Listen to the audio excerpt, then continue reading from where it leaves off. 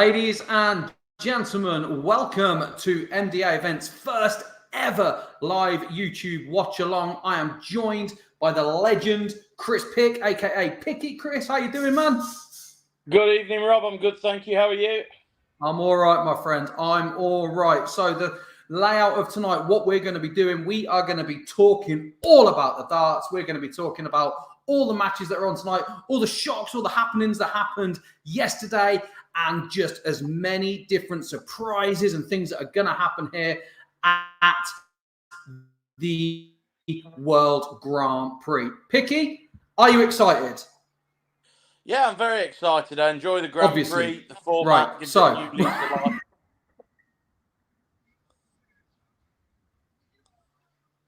Well, what we're going to do, just quickly, because we have got on his way to the venue right now, is the boss himself, Matt Ward. He's in the car, he's driving up to the Morningside Arena. Matt, how you doing, my friend? I'm all right, just negotiating the Leicester City traffic.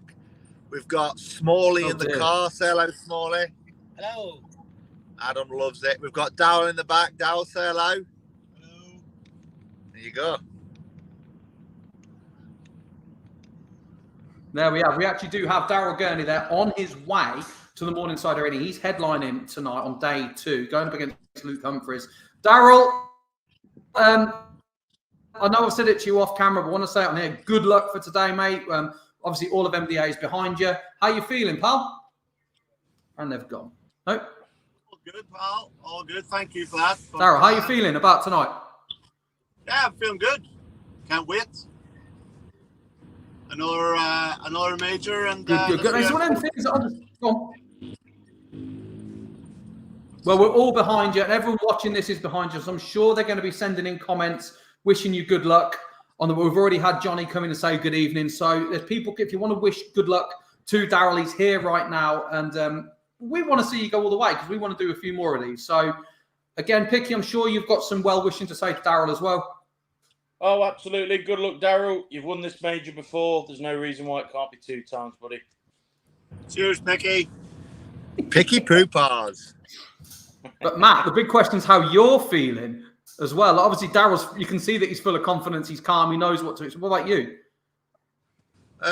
Yeah, I'm all right. I'm feeling a bit full. We've just ate at the posh Portuguese restaurant, or is it South African restaurant, Nando's? I don't know if you've heard of it. Wasn't quite the emotion I was going for, but it's good. Right. Well, you know, it's just nice and settling to have some spicy chicken before a big night of darts. So, yeah, we're all full up from that. It's very, very, very, very, very cheap for chicken and chips, definitely. Well, rather than talking about chicken, let's talk about darts. It's just starting now, so we've got it. It's coming up in front of us. We're going to be watching it as we go. And the big surprises yesterday, Matt. Is there anybody that you're hoping Darryl's going to avoid when he gets through to the next round? Not really. Or anybody that surprised you thinking, oh my God, this is a threat I didn't see? Or tell us about how you think of the playing field. Not really, because it's first of 2 sets. It's such a leveler that I don't think there's an easier draw. I don't think there's a... Andrew Gilding got outclassed for a lot of the game last night, and because it's such a short format and cutthroat that he only had to play well for 3 legs in the second set, and he's down in legs, but he's leveling sets. Then once it goes to the last set, it's anybody, especially double in, because you could lose your throw within 3 seconds. You could be throwing for the match. A normal play, you hit a 60, it's a bad score, but you're still knocking off your score. Whereas if you double in and you don't come in, you're effectively given the throw away, and it's such a dynamic where the momentum can shift. I mean, seeing so many games that go 1-0 down, 2-0 down, and they end up winning that set 3-2 and then winning the deciding set. So not really looking past Luke Humphries. He's one of the best players in the world.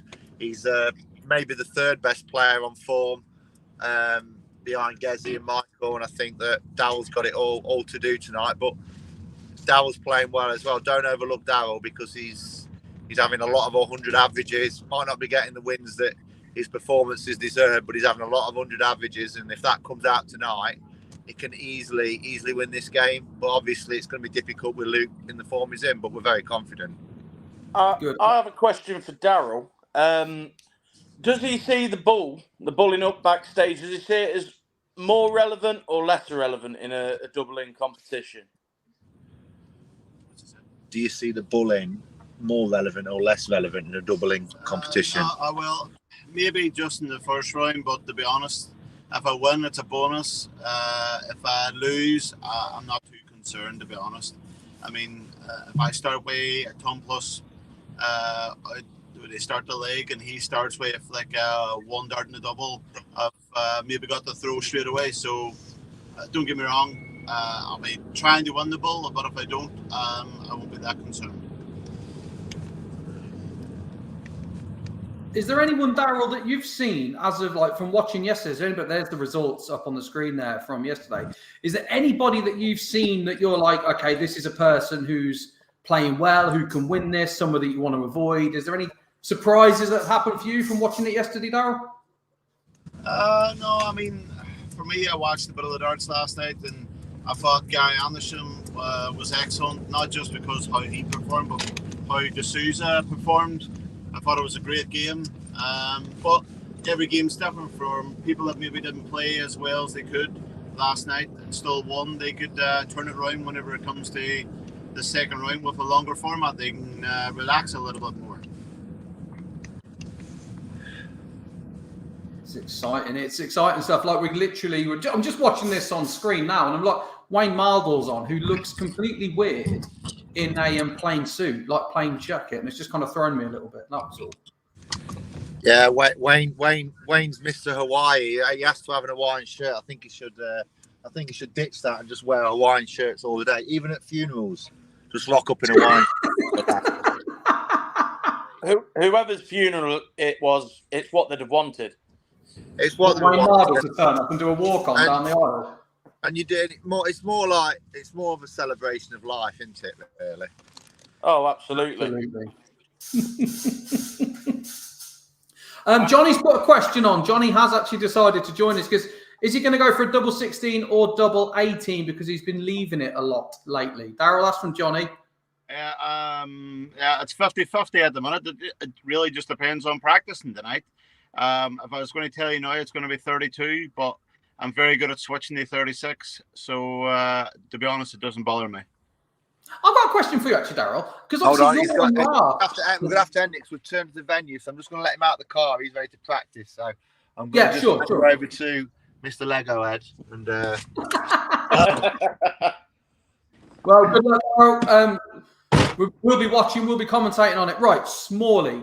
Tell us your pick then. Tell us your pick for this whole tournament because, like, all the names are in the hat. We know half of who's in the last 16. Who are you picking for the overall winner? I mean, for me, you can't look past Van Gerwen. I was there last night, and Gezi, apart from the first couple of legs, Gezi was fantastic after that. First two legs, I thought Danny played pretty good, and Gezi couldn't get going. And then all of a sudden, he took out the ball checkout. I mean, you could hear him screaming in there when he gave it out last night. And then that was it. It just literally just whitewashed Danny after that. Danny didn't know what to do. Danny was done. Fair enough. So, Gezi, your pick for the overall? Yes. I mean, he's the bookie's favourite as well. We managed to get the odds, and Gezi is the bookie's favourite at 5-2 on. Only as of this morning, though. As of this morning, of course. As of this morning. I mean, these are going to change throughout this whole broadcast as well. Picky, what's your choice? Well, who do you think? Because we did speak about this off air. Who are you saying? I think I'd agree with Smalley to a large extent. I think, I'm saying sometimes my heart rules my head because I'm a big Gezi fan. I do like the way it might not seem a big deal. He plays on tops. He's doubling in and he leaves it a lot going out. I think that's see you later. It can be a big factor in terms of getting off the mark. I think it's a reliable double. But then again, you can never overlook Michael Van Gerwen. What the man has managed to accumulate in trophies over the last few years is ridiculous, and you can never write him off. But for me, I think Gezi Price edges it. I think that reliability on tops will see him through to a title. What? Can we get Johnny on stream? If Johnny wants to come on, he can come on. By all accounts, he's got the link, so we can get Johnny on if he wants to do that. Matt, we just talked. Has he got any spare time though? Because I know he's got put. I think it takes 3 hours to put his daughter to bed, doesn't it?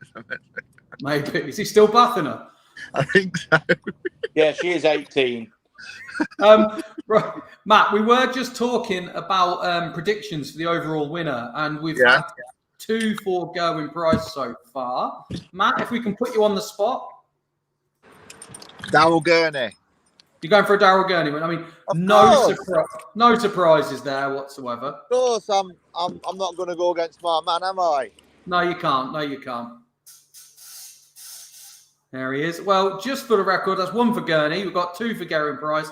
I'm going to go on record and say my pick is Chizzy for this tournament. Chizzy? Bit of a dark horse. Picking Chizzy. I think Chizzy's quite a sensible pick going on form. Obviously, he's picked up a Euro Tour and a Pro Tour in the last week or so.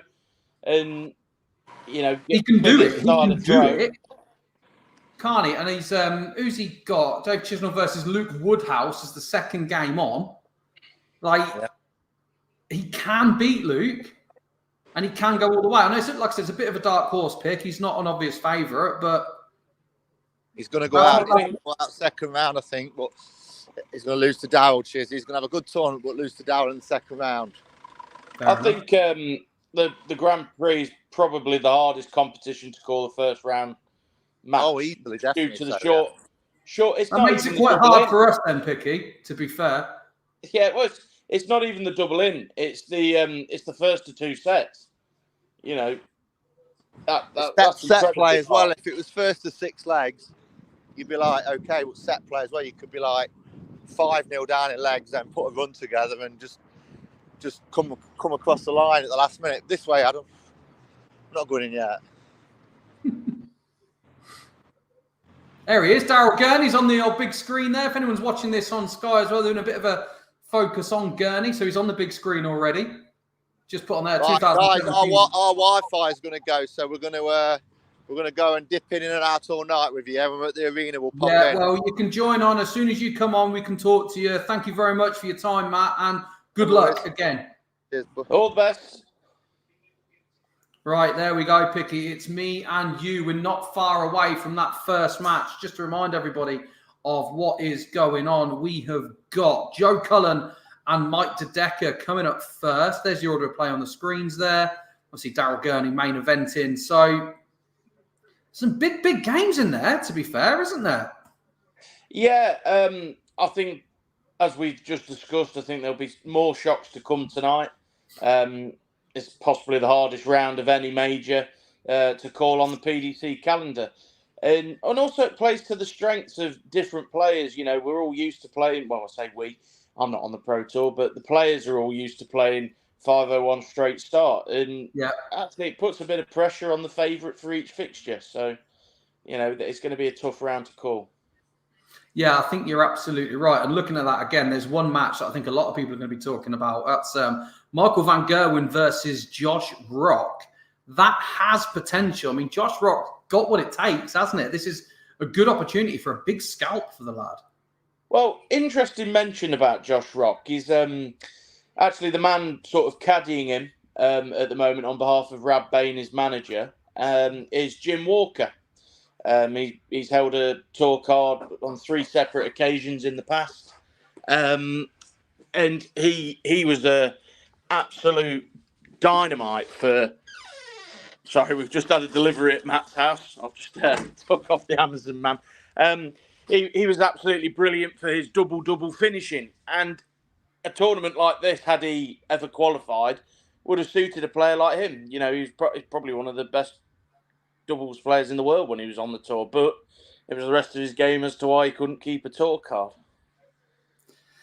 Well, you never, like you said, shocks have happened and do happen in this round. And that's got potential to be a good one, hasn't it? Let's see what else we've got on here. Anything else on that list really strike you as a potential hiccup? I'd say Chris Dobie might do Dimitri Vandenberg, but whether that would be a shock or not, I don't know. I don't know whether this one will be an upset or not. I believe Ross Smith will get the better of Johnny Clayton tonight. I'm less fixated on the difference in format there. It's more so, I know Johnny has had a decline of form. He's still obviously proven that he can do it, but for his own high standards, he's not quite been at it the last couple of months. And I feel like Hickey, as you can see, there he is, the rock star opening up game 2. So we are about to get going. It's Joe Cullen versus Mike De Decker. Here he comes. One of the best walk-ons in darts as well, this lad. Yeah, it's a shame. It's a shame. Obviously, the players walk out together in the first round of the Grand Prix. Yeah, well, there is that.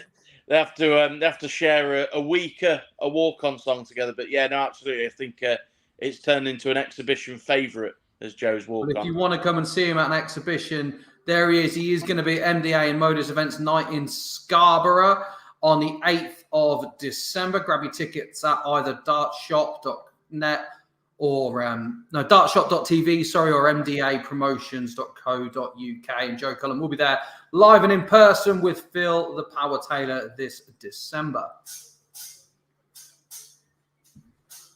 Done a few exhibitions with Cullen, haven't you, Picky? How's he going to cope under pressure like this?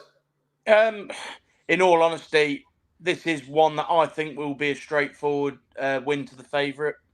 No disrespect to Mike, I just don't feel he's more of a floor player in my opinion, and he can get lost on that stage.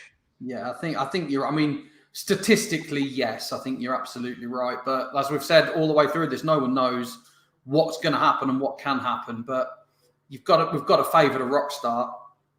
Absolutely, but if there is any round for Mike to overcome him, I'd suggest it'd be the first round. So yeah, we don't know what form he's in, do we? We don't know what how Cullen's feeling, what's going on there. I mean, he's got the Man United badge on his back. Like, if his form's anything like them, he's stuffed. Yeah, absolutely. And we look at obviously they've just got underway, and De Decker and Cullen are both going to vie for the double 16 to get off, which I know missed doubles can affect you when checking out, as they will when checking in, but also if your opponent's checking in on it, it puts some pressure on you anyway. As well. We are off by the looks of things. I believe I'm slightly ahead of you, Rob.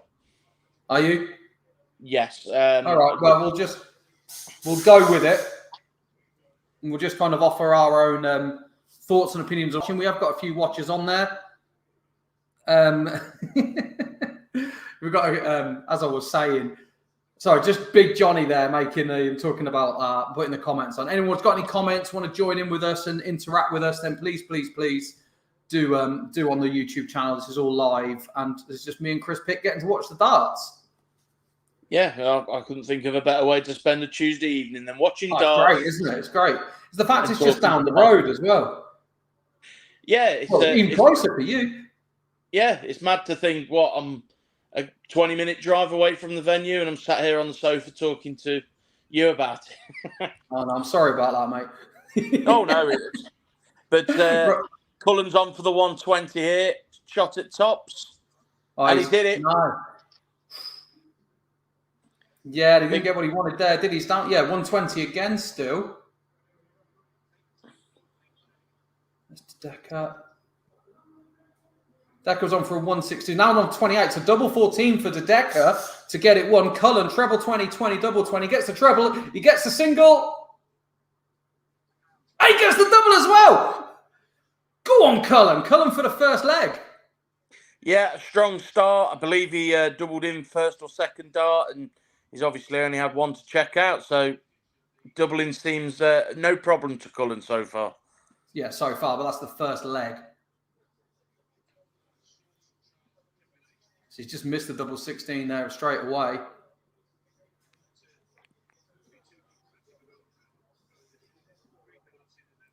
But did you enjoy yesterday then, Picky? Did you enjoy the darts yesterday?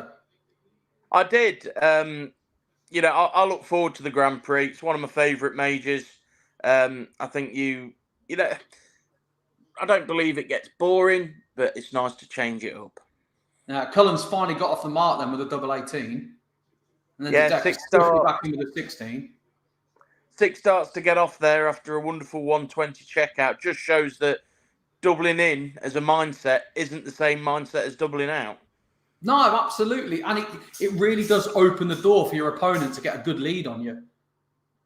No, absolutely.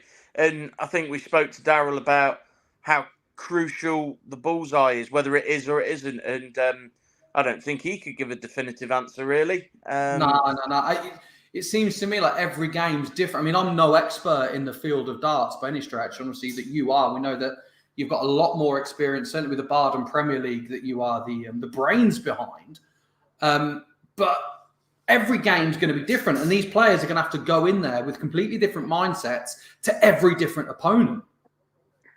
Yeah, absolutely. And it's probably the old saying of play the board, not the man. 180 from Cullen, by the way. Sorry to interrupt you. Leaves him for 45. No, it's okay. The old saying of playing the board, not the man, is probably less relevant in this competition than any other. Oh, Mike De Decker, like Cullen for a double 16 to pick up the second leg, and he gets it straight away. I mean, 2 legs for Cullen, but he is beatable here, I think. Yeah, ultimately, it's a difficult one to judge when looking at the stats. I know yesterday when Schindler was playing Barneveld, they brought the stats up after a couple of legs, and they were both averaging 58. In what world does Van Barneveld, a 5-time world champion, average 58? But that's the mystique of the format. I thought Barneveld would have the potential to go all the way as well. Like that experience, I thought it would count for something, but obviously not. I think Mardle picked up on a good point last night as regards to Barneveld. He'd suggested that he wasn't throwing the dart. I know he's got a laid-back throw, but it did seem rather floaty last night. Yeah. Maybe it's the romantic in me. Just wanted to see Barney just still do it. Don't we all? Don't we all? Right? Even Matt, in his predictions that you can see on this YouTube channel, he picked Barney for that. So, well, if it was anything like the rest of his predictions, they're rotten. Wrong. Absolutely rotten. I've got night 2s as well, to be fair. They might be going out tomorrow. Well, I'm just predicting match by match. And, I've gone for Cullen early doors here. I know De Decker's grabbed a leg back. Here, though. Double 16, he's done it. He's grabbed one back as De Decker. Yeah, he's grabbed a leg back. I don't know if that's going to make a massive difference in the overall thing, but at least for his confidence, that's got to make a difference, hasn't it, Picky? Yeah. It depends. Ultimately, your confidence can be shot again in a moment of madness in this game. It's a case of, does he get in well the next leg if he takes it to a last leg decider in this set? It's it's quite up and down motion wise. And that's something I was going to ask Daryl actually about, like the importance of a walk on from a psychological point of view. I mean, you know that my history is in like boxing, wrestling, etc. And the walk on plays a massive psychological advantage there. Like, is it the same thing in darts? Is there like a hole from the moment you're there? Is that how it is? Hey, up! Oh, 180 from De Decker. Puts him on to 98 for the finish. Cullen's on 2-3-1. De Decker could get this back.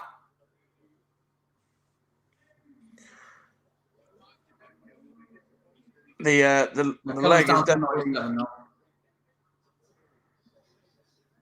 Oh, no! I think on for double 8 now to win it. Cullen on for treble 19, double 20 for the 97. Oh, left himself. We'll be looking at a last leg decider in this set. Oh, he's missed the double 8, De Decker. Missed it with a second dart. Come on, lad. Oh, he's got it with a third, so it's 2 legs apiece. Yeah, it's this is where the pressure comes in early in this very short format. I know ultimately it's 6 legs you've got to get on the board to potentially more if you lose a set. But it's an evil format, is set play. The fact that you can have legs on the board and then be scratched off, it's you've got to be strong. Though, Picky, like Cullen's the odds-on favourite to win this, and I think everybody who knows about their darts is going to favour Cullen, but it's even Stevens at the moment, and Tedeka's confidence must be rising as Cullen's is going down. Yeah, it's. I think it's almost a trade of powers, isn't it? As one goes up, the others goes down. Ultimately, for me, I still can't see past Cullen, even if he goes to set down here. I just don't think Mike quite has that stage confidence. Obviously, a talented player, no doubt. Anyone that gets to that stage is a talented player, Picky, for sure. Oh, without a doubt. And I've thoroughly enjoyed watching him in floor competitions when I've had the privilege of going to Pro Tour events. But I don't know, he's still a bit to learn on that stage, but he's got years ahead of him. And he's just scored 41 from a 330, and that could be the opening for Cullen. It's just straight in, treble 20, single 20, and another treble. So, like, he might have just gifted it to Cullen, who's now down to 110 finish.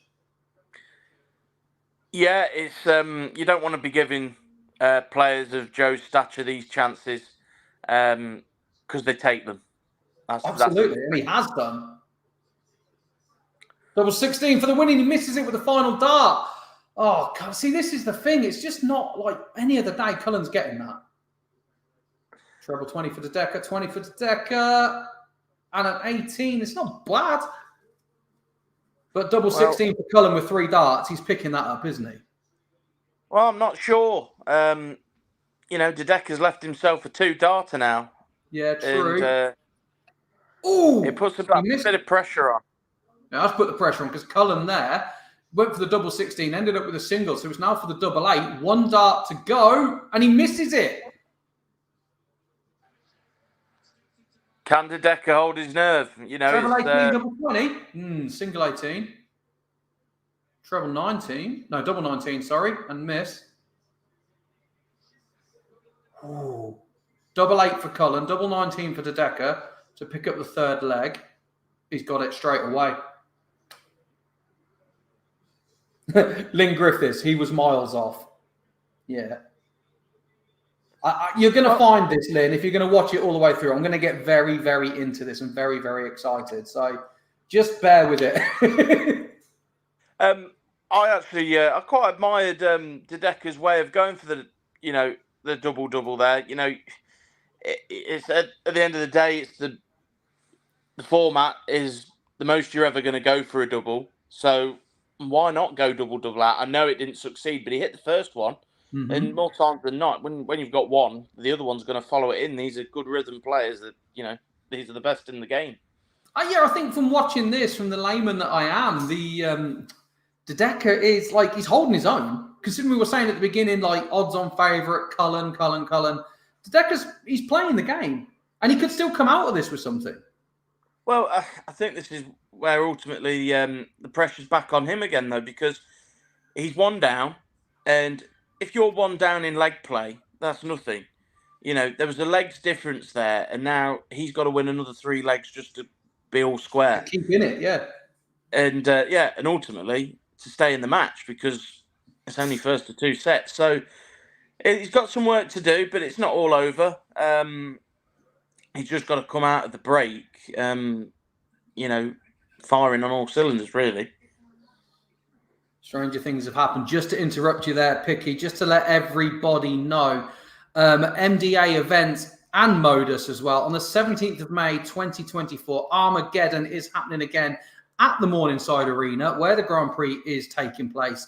And the lineup reveal is coming soon. If not, and I think I can say this, allegedly, this is going to be coming this week. So if anyone's been to any of the Armageddon events at all, Armageddon, the 17th of May, assemble to that. The MDA and Modus is the biggest event of the MDA calendar. The lineup is coming very, very shortly.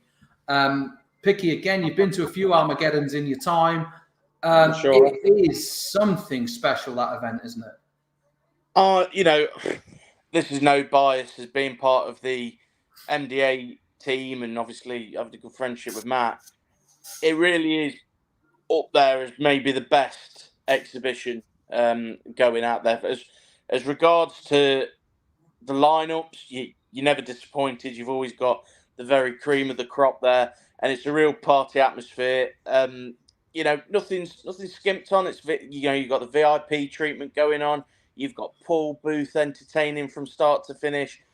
It's well worth value for money. That is. Oh, absolutely. When you see the VIPs are getting to play against the pros, they're getting autographs, they're getting meet and greets with like the legends such as Bobby George. It is a great event. And then while we're waiting on the break here as well, just a couple more to talk about.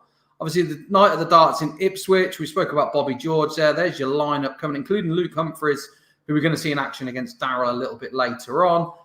And then a night of the dart Portsmouth as well. That's just from our friends Modus, the Untouchables.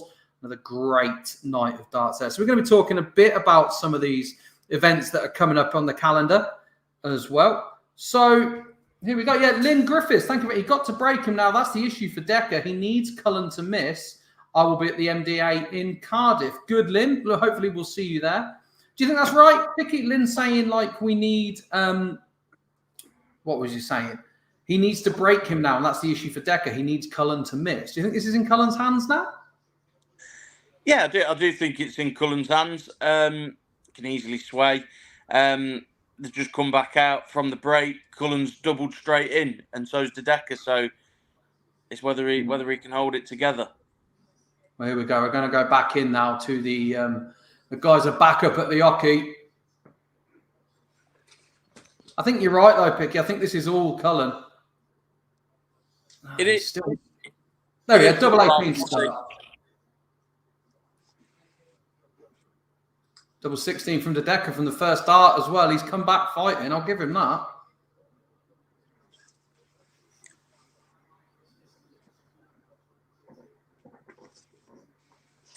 Oof.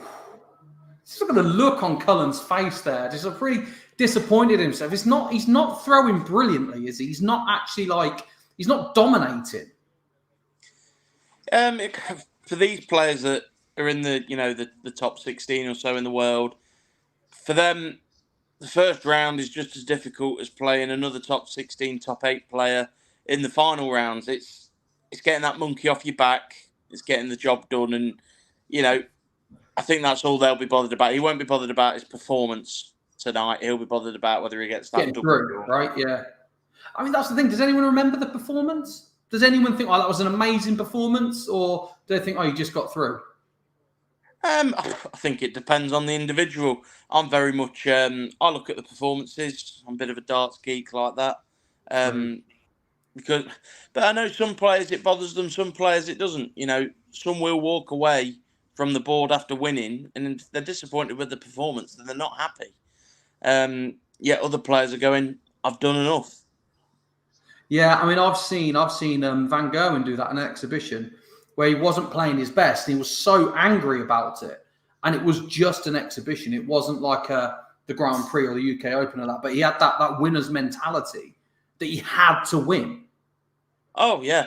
And you wouldn't believe that's their mentality at exhibitions. But that's their naturally competitive streak. And that's why they are where they are, because nobody likes losing. But these boys really don't like losing. That's why we're sitting at home talking about it rather than playing it, isn't it, mate? Yeah, that's why we have the privilege of watching them. But no, I think that's why I only reached a very minimal level in darts. I was never anything special. I played on the Challenge Tour. I can't say I competed, but I was a good local player. And when I struggled with a bit of dartitis, never threw the same, but I still wanted to be involved, and that's when I looked to go into management and things like that. So, that's my competitive edge. I have to live it through other people.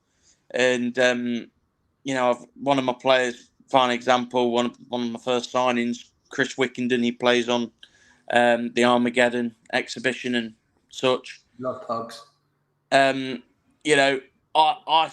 I feel like when every dart he throws, I throw, because I want to be, as a player, I want to be in his position. You want to be selling as his manager replica beards for the crowd. You'd be like Al Snow in ECW with the heads. All the pub fans with replica beards. You want to be getting on them. Yeah. Well, you're the man. You'll have to put me in touch with someone. I wouldn't know where to begin with. Oh yeah, that, my beard contact. Yeah. Well, Just want to point out that we are actually doing a watch along here as opposed to just talking about Pugs' beard, and it's now even Stevens with the legs again between Cullen and De Decker. It's 1 apiece with De Decker taking the first leg. So yeah, I'm telling you, Pugs' beards for sale at the next event. No, well, if you see a post in the upcoming days of merchandise for sale on the Barden Premier Management page, then you know what's coming. I think it's a great shout. I'll tell you what. The Decker's like a robot, isn't he? He's like a Terminator. He just no emotion, no stress. He's just doing the job. But the thing is, he must be seeing an opportunity here because the pressure's all on Cullen, whether he's favourite or not. Massively. Even if this was just first to 3 rather than first to 2 sets, it just gives you that bit of leeway. Yeah, it is all. Oh, look at that! It's all pressure. Couple of trebles there for Cullen. It's down to 197 for this one. Let's see what the Decker's going for him. It's up to 40, and then the 1959 takes him down to 194. So it's still pretty even. Yeah, it's. I feel like it's Cullen's leg. Yeah, well, he's just got it down to 20 now, so he's on for a double 10 to finish. So he can pick up the leg here, but then he's done that before and missed it. De Decker can finish with his 3, double 10. He misses with the first one, misses with the second one. He gets it with the third. Another leg to Cullen. He's had 2 great markers with his first 2 darts there, and he's just gliding in off the barrel. So well used. Puts him a leg away. It can happen, can't it? But I'm not seeing any signs of stress on De Decker. It's not fading him, and I like that. I think possibly he's been in that position a few times now, especially at the Worlds, where he's been a bit of first round cannon fodder. Picky.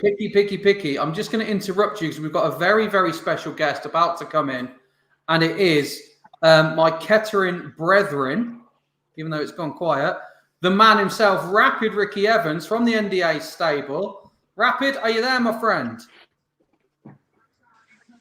He's frozen. He's frozen. We'll just pull him out a little bit. Good old Ricky. Beautiful face to freeze.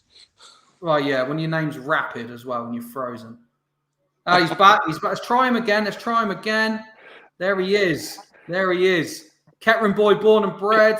Kettering Wi-Fi. Rapid Ricky Evans. How you doing, brother? As good as my Wi-Fi, yeah. Up and down. Not that well then, mate, no? No. Well, in Watchalong news. news, Wi-Fi, terrible. Cullen has got over the line. Has he done it? Cullen has done it. Cool. Ricky, we're obviously the big talking points like Daryl Gurney going up against Luke Humphries as his MDA stablemate. How are you feeling for Daryl? How's Daryl going to be feeling? What does it mean to you for MDA to be representing the Grand Prix? I think he's got a better chance than a lot of people are putting him down for.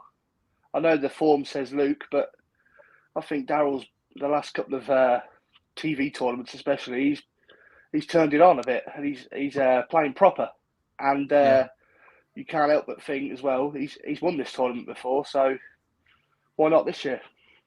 He's got all the talent in the world and the ability. It can happen. Can't you? I mean, do you see that behind the scenes with him as well when you're at exhibitions, etc.?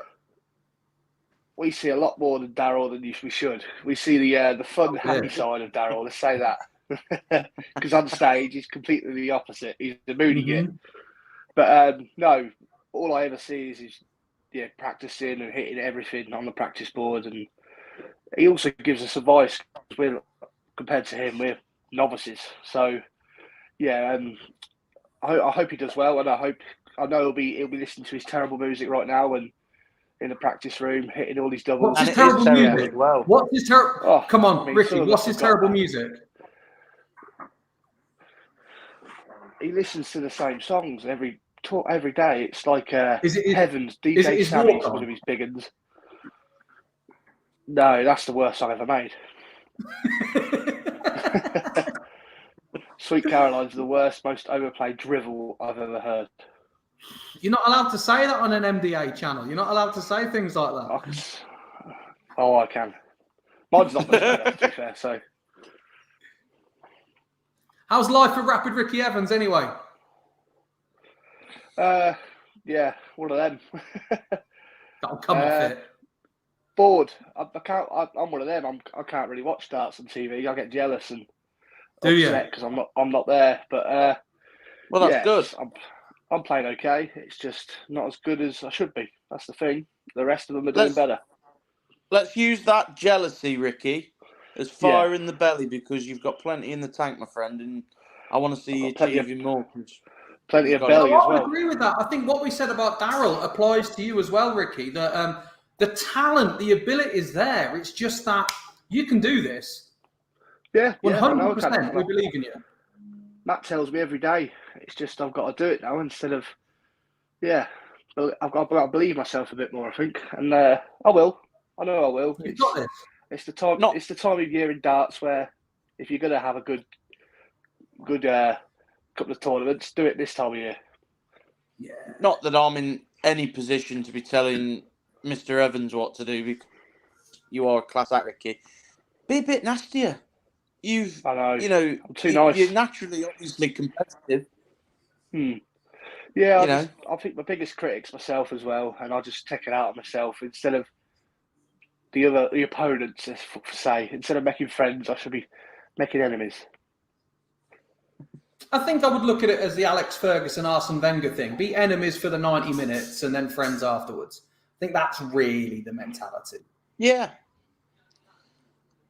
There's no doubt in your ability, Ricky, and I'm sure we're going to see the best of you. No doubt. Oh, this time next year we'll be commentating on Ricky Evans on it, because the beauty is, Picky, as well, and I don't Ricky knows this. Me and Ricky, both from Kettering, both Poppies fans, so I want to be supporting him on the big screen with his little Poppies badge on his collar.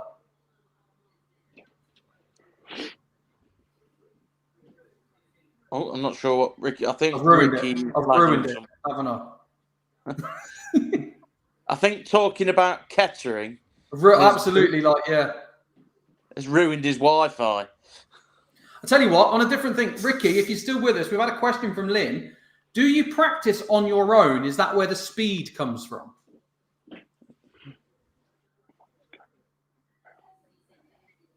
The Wi-Fi is rotten. The Wi-Fi is rotten there. We'll give it. Oh, he's gone. He's gone. We've lost Ricky. Well, great to see Ricky Evans as well. And I think everyone watching will agree. Lynn, if we get him back, we'll ask him your question. We'll try and find out an answer for you.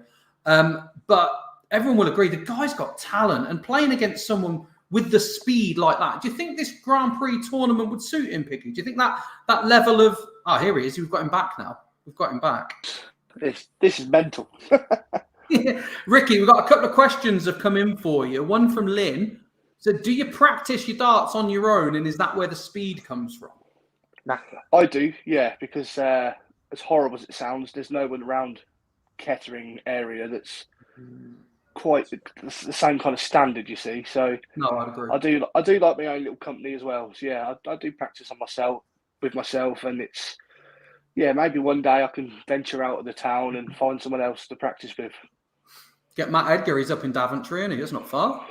Yeah, he's not too far. He's offered a few times. It's just with everyone's commitments these days, it's hard to find someone, because I'm a weekdays person, and obviously next year the calendar's going to be weekdays. Yeah.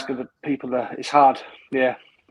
Mike's just been on and said we really hope Ricky can make the Grand Slam. So there are people out there supporting you, Rick.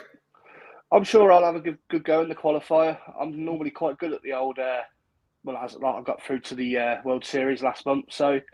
Yeah, 8 spots up for grabs, and anyone on tour is capable of getting through it. So, yeah, why not? Question I asked Picky, the format here of the Grand Prix, is that something that would favour you with the speed that you throw? Is that something you think would favour your game, or would that be a problem for your game, from your opinion? I thought it would. I played in it 2 years running, and I got dished both times. Not dished, but Yeah, I lost out 2 times to 2 quality players, but I used to play so many local leagues, and the double off was good for me. But yeah, on stage against world-class opponents, it wasn't as good. You've got this. Well, Mike, who asked that question as well, he's a Kettering boy as well. So he's just wishing you all the best from the hometown. There's loads of us Good out old there, boy. mate. Oh, we don't mess about. Absolutely. How big is Rick? Final question then for you, Rick, because we're going to go into Chizzy next. Who do you fancy as your pick for the Grand Prix? Obviously, away from Daryl, Yes. I was going to say Chizzy. See, I said Chizzy, and they took the mickey out of me. No, I agree. It's time. Chizzy, or I was impressed with. Yesterday with what's his name? Gary Anderson. Yeah. Yesterday. Oh, what's his name? 2-time back-to-back world champion. I was at darts yesterday, so I might have been a bit merry myself. Gary Anderson though always turns it on for a tournament, doesn't he? Always like one to beat, and he looked great. Well, so. Sorry, mate. What did you say? Yeah, Michael Smith was quite good as well, so he can never rule the world champ out. No, absolutely not. Absolutely not. So it is going to be a great day with that. Ricky, we are going to let you get back to what you're doing. Thank you so much for joining us, my friend. No problem. Local And league we'll be doing a watch along on some of your matches very, very soon, I imagine. Let's hope so, yes. No Let's problem. hope so. Good man. Rapid Ricky Evans, everybody. Ricky. What a legend. Good to see you, buddy. What a guy. What a guy. Right, Yeah. Picky, so we're up now. It's Chizzy versus Woodhouse. Chizzy's the man I've said is my pick to win the whole thing. Yeah, I'm going Chizzy. I know he's the favourite. I just think the guy's in too good a form. Yeah. Two-time runner-up as well, it says there on the screen. I know mine's a little bit more behind you, but as Ricky said, is it time? Is it time for him? Well, another great stats just come up on the screen, courtesy of Darts Oracle. Since his debut in the World Grand Prix, no player has thrown more 180s than him at this tournament. Just had a comment come on. Mike's come on. He said, I look like Woodhouse. All right. And this could be worse. You do a bit. Yeah, it could be worse, couldn't it? Woodhouse, may I add. Well, there's that fact. Yeah, the fact you've just said shows how far behind we are. There we are. Look like Woodhouse, but I don't throw anything like him. Right, Picky, I'm going to leave you to yourself. I'm just going to flick a light on here because it's getting quite dark now. So I'm going to leave you just for a second to talk about it, and I'll be back in a sec. So now I'm on my own now, guys. Obviously, we've got Chisnall versus Woodhouse on. Chisnall, he's coming off the back of a Pro Tour and a European Tour victory. The man is in great form, and I feel with his style of throw, he's not, technically correct. He's all on feel. I feel like doubles will not become a matter of the mind for him. Although Woodhouse rocks in a 180, leaving himself 117 in the first leg here. Chisnall coming back for 186, so can't take that out. Can set up strong though. 140, leaving himself the 46. Woodhouse coming back for a 3-dart combination. And he's going to have to look downstairs for this conversation now. And here we go. He's got a shot at top. That. Big 180 there. And Woodhouse is 1-0 in the first set. Wow. And like I said, you are just that little bit ahead of me. But Woodhouse to pick up a 1-0 when, as we said before, with Chizzy being the odds-on favourite, is that a massive advantage psychologically for the pair of them? I think when you're in such good form as Dave's in, I don't think he's going to be rattled by being a leg down. I think he's just going to go about his business. Happens on the Pro Tour all the time. It's they have to respect that they're all of a certain level. Yeah, I get that. And like we said earlier about that winning mentality, like it's not going to matter who he's playing against or what tournament he's in. He wants to win it.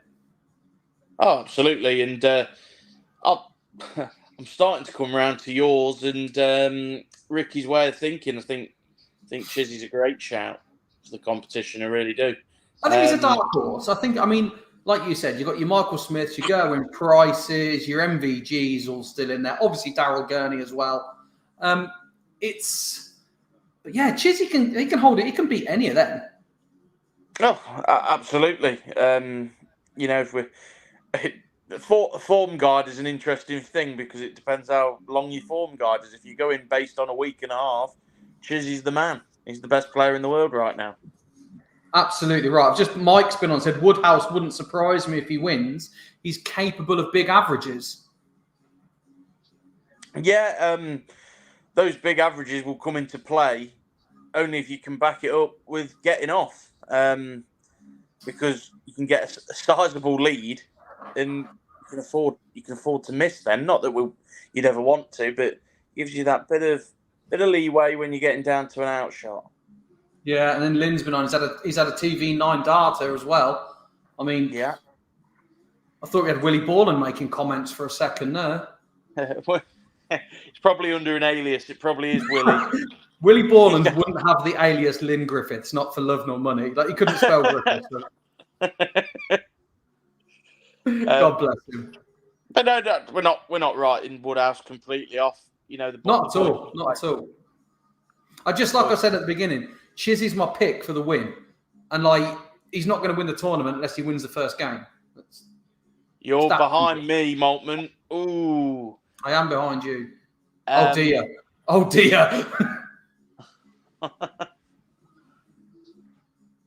Oh.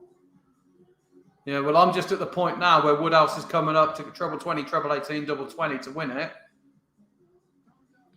And he's gone downstairs. Yeah, he has. He's pulled him out. Ooh, I didn't finish though. So it's double 10 for Woodhouse and double 8 for Chizzy to get this second leg. And he's gone. Where's he gone? Come on.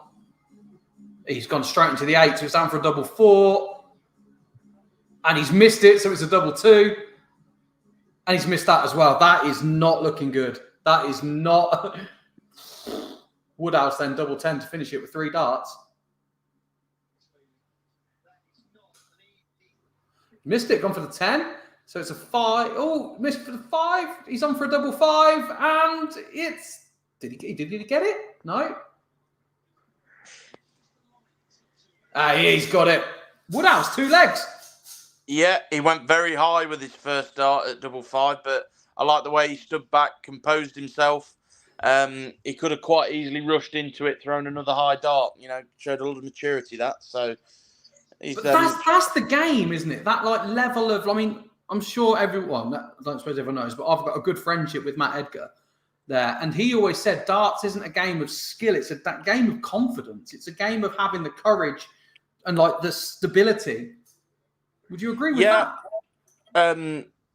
I can't disagree with Matt's comments there, surely for the fact that I've seen hundreds, if not up to 1,000 players, all of a similar ability over the years.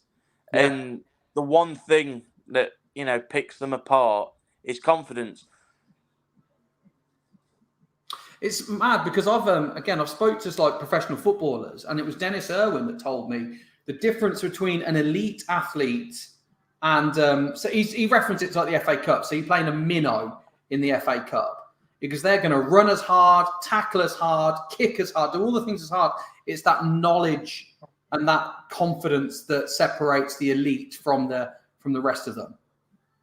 Yeah, absolutely. Obviously, even as great shape as I'm in, Rob, I've never been an elite athlete, but it's I know enough about the amateur game, and I've got a lot of involvement with people that have played the professional game, and a lot of it is belief and confidence. Yeah. And what. Well, you're managing the old Barden League. You must be imparting some of that to them.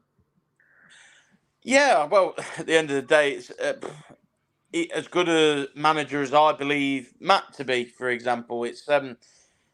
Chizzy's picked up a leg. Sorry to interrupt. Chizzy's just picked up a leg. Okay. It's 2-1. No, it's all opinion, really. Management, my management style would obviously change dependent on players, and also I might not be able to manage certain players, or they may not like my ways. So it's all, same with Matt and other successful managers. I mean, I look to say like an Andy Murray who went from Judy Murray to a different trainer because he felt he'd learned everything she can teach him, and that's his mother. So it's like there are them other trainers that can teach you other things. Managers do the same thing, I would imagine. In sport, sometimes it's not personal. It's not. Never. Bettering yourself is the only personal side to it is doing it for yourself. If I've got a great relationship with the couple of players I've got, I've started out recently, starting from the bottom, and sorry to cut myself. Use the cliche. Start from the bottom. Now we're here. Oh, yeah. 180. Is that Woodhouse just picked up a 180? He's going for it. He is. It's it's very, very interesting leg now. It is. Oh, Chizzy's pulled one back. Go on. 14 double 20 for the leg for the set. He's done it. Well, Luke goes into the break 1-0. Here we are talking about Chizzy being the overall competition winner, and he could be out at the first hurdle. He's on the back away from being dumped out. Fantastic comments though from Mike and Lynn. Mike said with darts players, they just don't overthink, which is fair.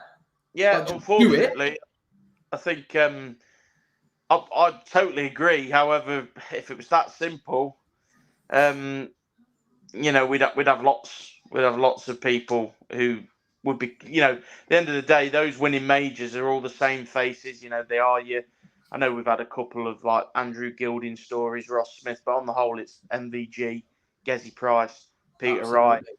And I agree with him. Like, it's the less you think, the better.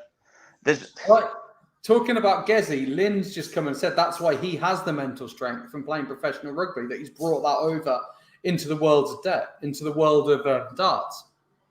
Yeah, it's to be an ultimate or an elite sportsman.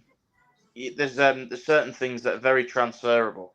Yeah, and mindset is one of them. And it comes from desire and sacrifice. I think sacrifice is one of the biggest things because we get to see them on the stage. We get to see how they perform and what the results are and the statistics, but we don't see their family lives. We don't see, we don't see the struggles that they go through in everyday life. It's such a wider picture to all of this. Do you know what? You're absolutely right. And you can liken that to someone in their own day job. If you're having a rubbish home life, your work is going to suffer no matter what you do for a living. It's the same with athletes, isn't it? Oh, absolutely. And I think more so, I remember, I'm not sure if it was Wayne Mardle or possibly even Chris Mason, because I know he likes his boxing, but the sport he likened darts most to was boxing. Which one-on-one, isn't it?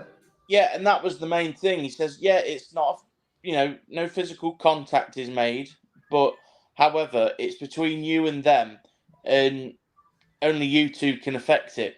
Whereas in football and other sports, it's a team game.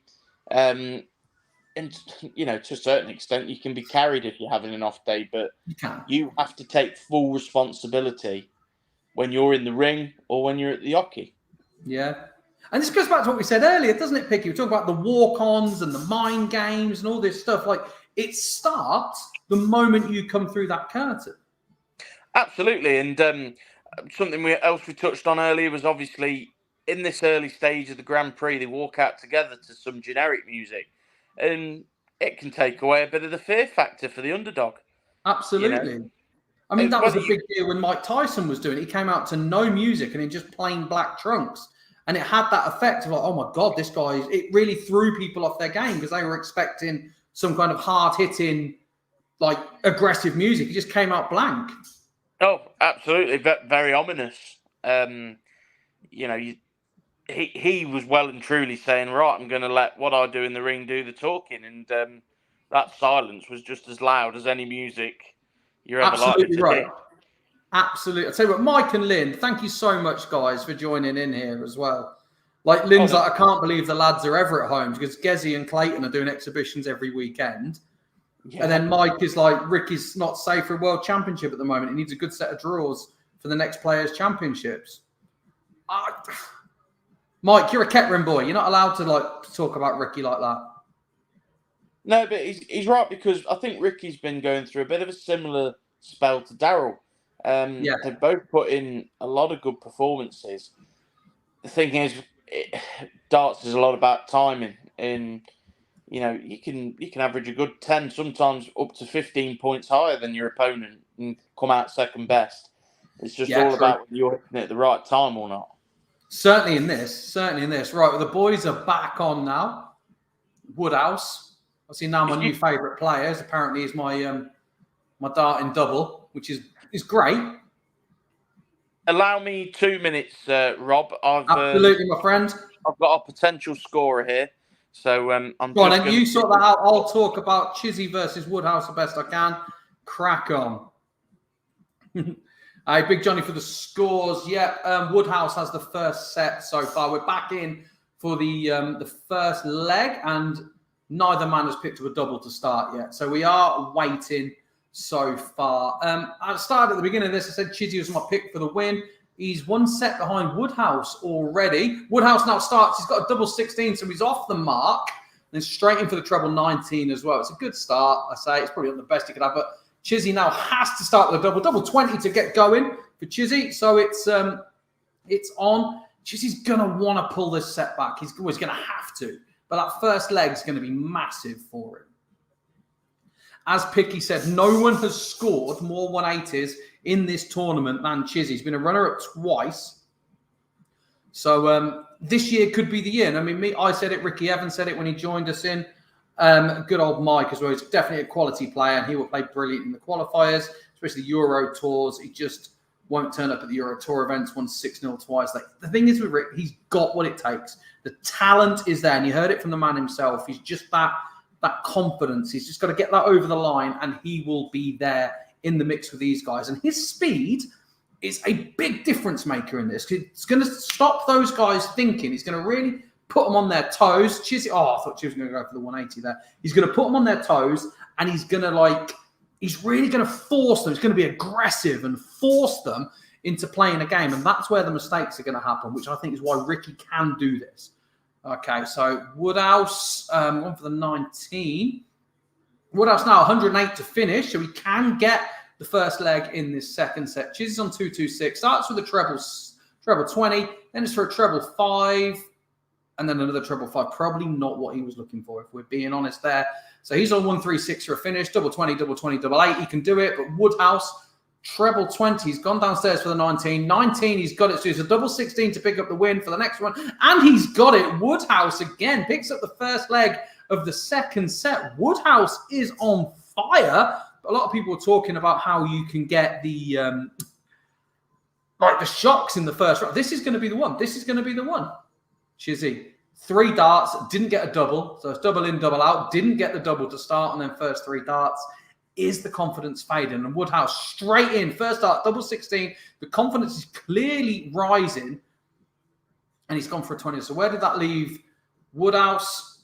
Yeah, he's down to 430 already. Chizzy still yet to get off the mark. Double 20 with his second hand. Chizzy going all out here from Lynn. Yep. 180s are all good, but this is about doubles starting and finishing. You're absolutely right, Lynn, and he is not doing it. He is not doing it the way that we all know that he can. That's the thing. We all know he can do it. He's just not. Then Woodhouse, treble 20, treble 20. Oh, just misses for the 20, but still a great hand. Down to 290 for Woodhouse, and he's got a 97.61 average as opposed to Chizzy's 91 average. I mean, that's all these stats are great, but like as Lynn said, it's a different format, and it's great. It's all about starting and finishing. It's what it's all about. And if you miss that double, you're done. Here we go.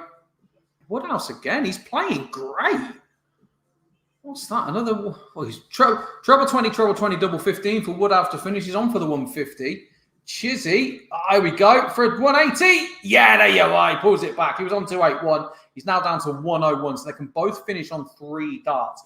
5 180s in this match so far. This is great. And I agree with you, Mike. Some people don't like the event. Fine. Some people don't like chocolate ice cream, but it sells. It's all good. Right. Woodhouse. Are you going to pull it back, my friend? No, you didn't. He's down to 86. treble 18, double 16. Chizzy, treble 20, 9, double 16. Goes for the 19. He's a bull. He's got the bull. So double 16 for Chizzy to pull back the leg. And he misses it. It's not his day. It is not his day. The format in these early rounds is too short. I don't know. I quite like it. It's quite exciting, I would say. Right. Oh, Woodhouse is failing at the final hurdle. He needs a bull to finish it. And he just misses again. Goes in for the 20. Is this where Chizzy pulls it back? He wants that double 16. Is this where he's going to pull it back? For the first leg of the second set. 3 darts for the double 16. He needs the 1. He's got it. He's back in the game. Woodhouse threw that one away. It's that simple. Rightio. Rob, am I wearing a Johnny Clayton shirt there? No, I'm not actually. This is, if you want to know, MDA event shirt and Modus darts as well. So this is just a corporate MDA shirt, as we are on the MDA channel and our good friends at Modus as well. So that's what I'm wearing. It's not a Clayton shirt, but I can see why you'd think it. No, it's not. A lot of love for Johnny Clayton, though. A lot of love for Johnny Clayton. One of the nicest guys I have ever met. Right, where are we then? Chizzy and Woodhouse. 1 set to Woodhouse. They're a leg apiece in this second. Woodhouse definitely threw that one away. But he's in a good position. We'll take that. Of course, while you are watching this, don't forget to give us a follow. We've got Facebook, Twitter, Instagram, and TikTok. Just follow MDA events on all of those platforms, and you can see all kinds of goodies, from like tickets to highlights from different shows to all sorts of bits and bobs going on as well. There's lots of great things happening there. So you enjoy that. Yeah.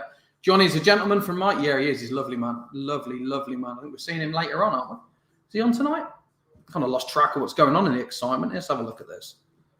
Yeah, Johnny Clayton versus Ross Smith. That's coming up later on tonight, just before the main event of Daryl Gurney. Right, Woodhouse, 229. Ooh, ends up with a treble 19. What we got there? Oh, no. He bust out. Oh, dear. I was miles away there, seeing what was going on.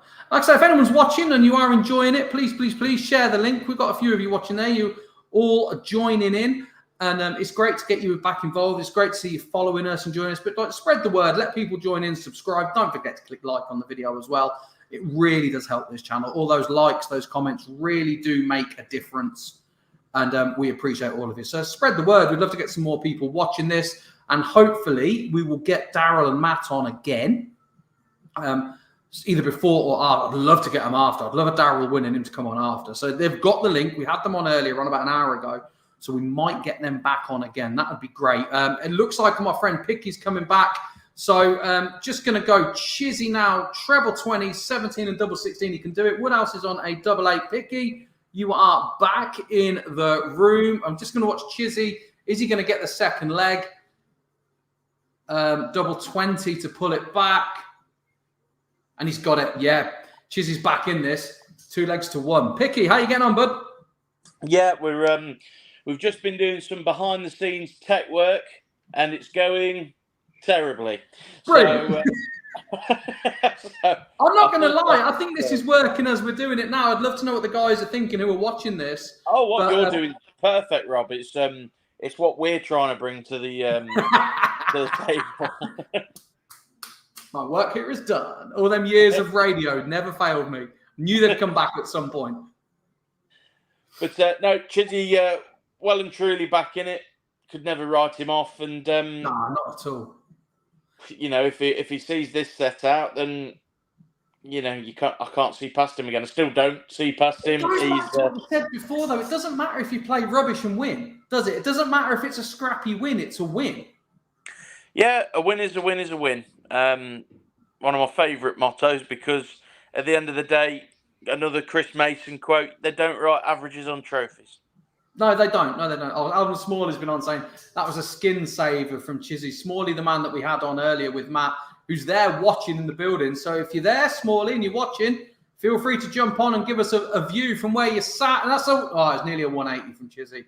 So yeah, Smalley, we'd love to see your view from where you are. Look at that, Mike. Mike said, you can answer this one, Picky. You can change your answer from the last time you were asked it. Okay. Who is the nicest dart player you've met? Who would you say is different behind the scenes to what they are on screen? I can see why you want me to change my answer.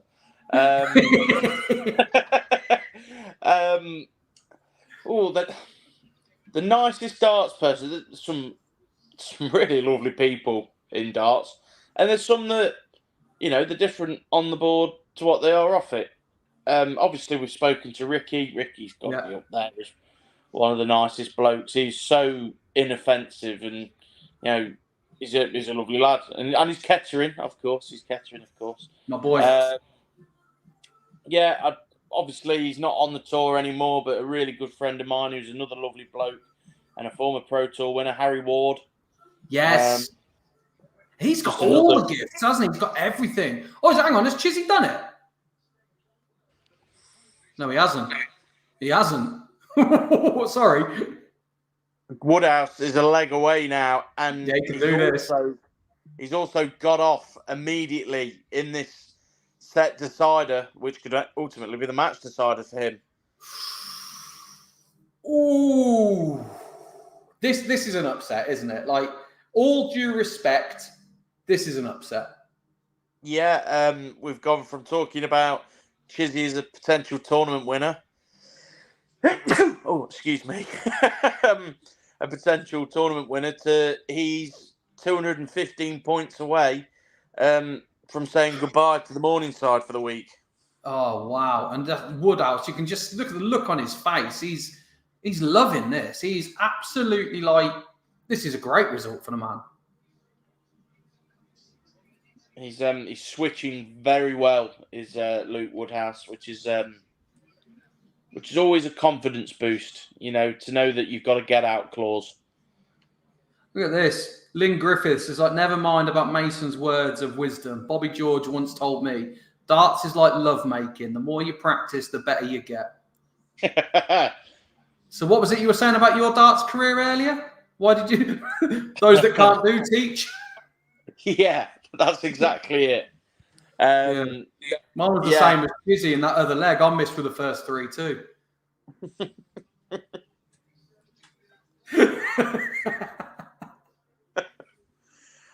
Well, right, back to the darts, shall we, Picky? Well, I'm ahead of you, and it's just seen Chizzy's bounce out.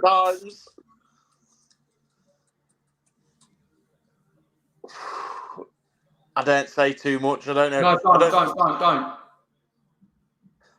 I mean, there might be people at home who are ahead of me as well.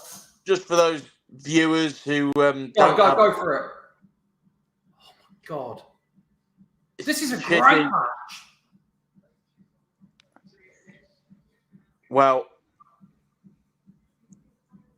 I'm at the point now where Woodhouse is coming back after missing 3 match starts already. Oh, is he? Double 16, he missed them. He's missed 4 now, but he's hit the 5th. He's hit the 5th, and Dave Chisnall is out of the Boylesport World Grand Prix. Well, so my pick for Chizzy, yours and Ricky's pick, rubbish, is gone. Rubbish. That is what you say about this event, isn't it? That is what this event is all about. Talk about shocks. You join Matt Ward in the terrible predictors pile. Yeah, absolutely. Sign me up for that. Rotten. This is why I can't gamble. Rubbish. However, I did have Chizzy down to win this game, so I can't, those two. But it just goes to show you, doesn't it? We had it there as this guy can potentially win it. He's got 3 Euro championships or 3 Euro trophies this year, and you're out in the first round of this tournament. It just goes to show you, the guys are saying earlier. Averages there. They've had impressive averages. Woodhouse, I know mid-90s, I think we ask for too much sometimes, but a double start competition, Chisnall's had a 94.62. Luke's had a 95.96, so, just shy of a 96 average. That's some going. That's some going to double start. I just think on the day, Woodhouse was better. He just kept going and going and going, didn't he? Didn't stop, and that's great.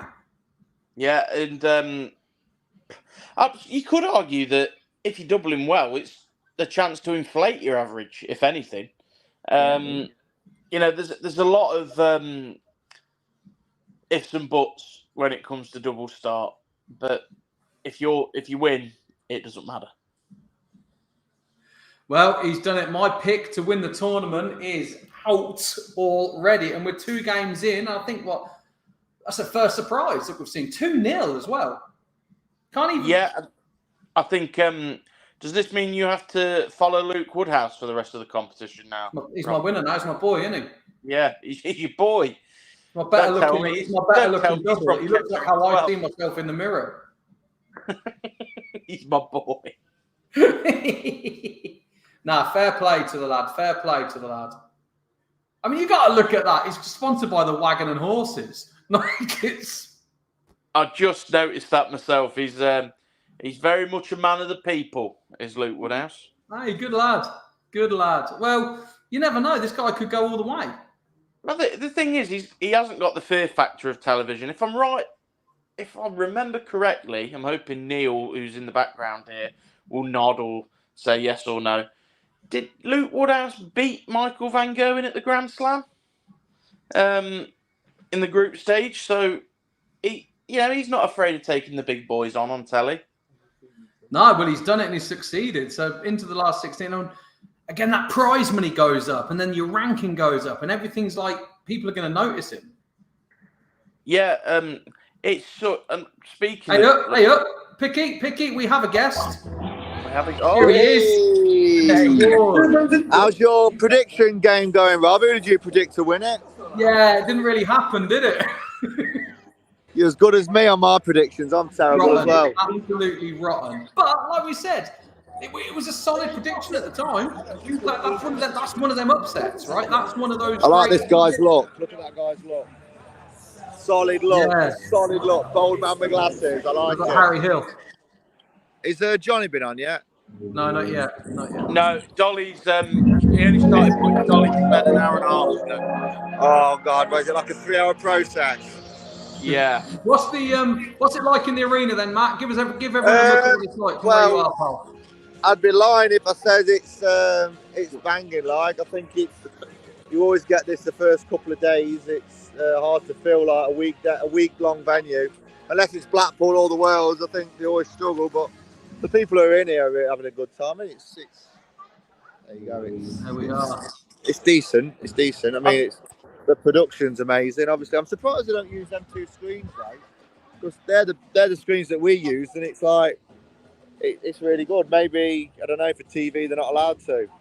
I think we can be overcritical when watching at home. We see empty seats and we go, "Oh, it's not filled." And I feel like this is the only sport we do it in, because there's plenty of Championship and League One football on the telly where there's empty seats. It happens in everything. Very famously this weekend, Edge debuted in AEW, and there's a great shot of him coming out like that to an empty crowd. Like it happens in every single sport. Adam Copeland. Yeah, him too. You don't just say random words about wrestling and think you know everything about it. I built a career on that. He's been one event, and now he's ringing me up, telling me he thinks he knows everything about wrestling. You don't know everything. Is this me, by the way? Well, it's not me. Pardon? Is this me we're slagging off now? Yeah, I'm slagging you off. It ain't going to be me, is it? Can we try and get... I wonder if we can get Phil Bars on. I'll send a link out to Phil Bars, see if he'll come on. Get them all in. We'll speak to anyone in between all this. See if we get Phil. I'll try and send a link, but the next game's setting off, so I'm going to watch it from here, but I'll come in and out on the night. One more thing before you go, Matt. How's Daryl feeling? Because that's not well. The last time I seen him was the last time you saw him, because Jose's got in the practice room, so it's a bit like having Jose Mourinho just serving the teas and him having his missus up there. So actually, what I liken it to, Matthew, is going to Cardiff to be in the players' room with a player and then being discarded to the private bar. Yeah, but it was a free bar. Oh, it was as well. Guys. Right, I'm going to try and get some guests on for you now, all right? All right then, mate. Thank you very much. Mate, no worries. See you later. In a bit. Well, that was a surprise. Right, coming up next, and let's have a look what we've got coming up next. Damon Hayter versus Ryan Searle. Well, I think that's probably one of the hardest games to call tonight, if not the hardest. I would agree. I actually don't have an opinion yet. I'm looking at their names blankly on the screen and thinking I could say either for both a number of reasons. I think I'm a big fan of Ryan Searle, though. I like the lad. Like he's a good little player. Look, Neil's here in the background shaking his head. What? I think Ryan's a lovely lad. He might go in that nicest bloke category, actually. From when I was on exhibitions with him, he's a lovely, lovely bloke. But I don't see him as the bloke when he's on screen. I see him as the darts player, and his image. That's a bit Warhammer for me. I'm not into that. A bit Warhammer? Yeah. Imagine he's into elves and Lord of the Rings and things like that, and that's just not me, Rob. I'm into my big burly blokes that drink beer and I don't drink, but talk rubbish. That's me. So based on that fact alone, I'm picking Damon Hayter as my choice. See, this is where it is with this match, isn't it? Like that's the level we're going to pick a winner on it. And I don't even think that's a justified reason, but it's the only reason I've got to split them. Here we go then. So, MDA fan... Oh, if Gurney beats Humphries, he'll have Woodhouse rather than Chizzy, apparently. One game at a time. But I'm sure, regardless of us, Daryl having the strong mindset of going, I've got to get tonight out of the way, he'll be thinking, get the hard work done now. And I'm not saying he'll see Luke as a pushover, but he'll certainly have one eye on it because we all do. We can all say, oh, I wasn't counting my chickens, but, we wouldn't be human if we didn't have a peek. Again, I know it's becoming like a cliche now, isn't it, Picky? But, it's that winning mentality. He's going to want to win this again. It's been, 6 years? 2017 he had it last. Hey, up. Here's the heat. Look at him. He's got a little blooming fire extinguisher as well. MDA fan page asked what we think of Hayter's walk-ons. Look, yeah. I'll be honest. I'm going to be overcritical, right? I love a good laugh. I love being silly. But I don't feel that's Damon's persona. I feel this has all been done because he's thinking, the closer I get to that top 8, the more likely I am to get a Premier League call-up doing these daft walk-ons. Yeah, true. Don't get me wrong. Once again, another great bloke. Worked with him in Scotland on exhibitions, but he isn't a loud, proud geezer. He's he's very much goes about his business, and I think he'll have a laugh with you. But he keeps himself to himself on the whole. That's a big part of darts, though, isn't it? Mardle's done it. Peter Wright's done it. It's a big part of the whole thing. Well, but the thing is, when you mention someone like Mardle, that is Mardle. He is. Yeah. He's a lunatic. He's a crazy. He is that kind of guy. I'd love to know what Alan Suter thinks of that. Yeah. We should try and get Matt to get Alan Suter to come on the stream. We'd have that. See what he thinks of the fireman walk on. He's I tell you what, we were saying that who's the good guys in darts. I think the last 6-7 names we've mentioned between us, I can't say any of them are bad blokes. I think we've it is, and the guys are saying it in the comments as well, and we thank you so much for all the comments. It is a good sport. There's a lot of good camaraderie and brotherhood within the sport. There's not many bad eggs, is there? No, and don't get me wrong. We all hear stories, and we've all seen things that have happened between players. Nothing, ever comes like fisticuffs or like that. These boys are performing at a high advanced level, and if they didn't, tell one another to bugger off, am I allowed to say that word? That's not a swear word. You've said it, so yeah, and it's live. Yeah, it's live. So yeah, I should have thought about it first. But yeah, if they didn't tell one another to sod off every now and then, they wouldn't be the performers that they are. No, absolutely right. It's not a marquee match, this one, is it? I'm afraid it's not that exciting. No, it's at the end of the day, I think this one might go all the way. I think this could be a last leg decider. I think this will get more exciting as it goes on. I really do.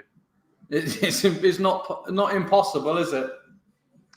Well, neither of us. Which version of them turns up, doesn't it? I mean, Searle's just opened up with a double straight away, which is something the other guys haven't been doing. No, it's and that could set the tone for his confidence. That could really be his marker that he's put down. He can play off that for the rest of the game. It's amazing how these things stick in your head. I just can't get past that Dungeons and Dragons thing that you were talking about. I'd never seen it in him before. I just went for the whole, heavy metal Ryan Searle look and thought he was like, like Van Hammer or something like that. And now you're like, yeah, he likes elves and Lord of the Rings. I can't shake it. Have I ruined his image for you? You have ruined Ryan Searle for me.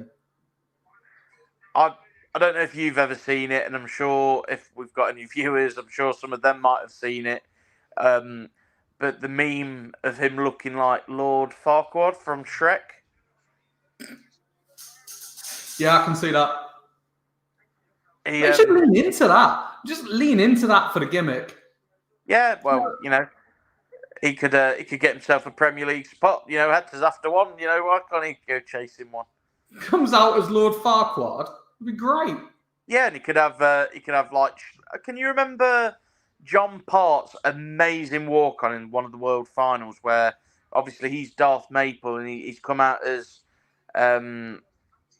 what's his name, Star Wars chap, the Darth evil Vader? man of Star Wars, Darth Vader, and he's got all the what are those white? Crikey, your knowledge, your pop culture knowledge is shocking. They're called my pop culture knowledge is okay. My Star Wars knowledge is horrendous. What's that baddie in Star Wars called? Like, come on. Yeah. Ewoks. Peter's got the first leg, by the way. Well, ours is randomly cut to the adverts. Oh, has it? Oh, mine hasn't yet. So we are watching from a slightly different. It must be a bit of a delay on mine. But this wasn't. Peter's gone for the first, and Searle's on for 400. Treble 20, 20, and a treble 1. Not that good, really, right? 317 though. Yeah, bizarre on ours. We've got, the official Sky Sports channel on. I tell you what it might be. You've not sat on the remote, have you? I know what it is. We're watching on main event, Sky Sports main event. So that's switching over to the football. Oh, I'm on Arena. So now we're on Arena. We are back with you. Excellent. I thought that's bizarre. They've just cut to an advert halfway through a leg. Well, it's only the first one.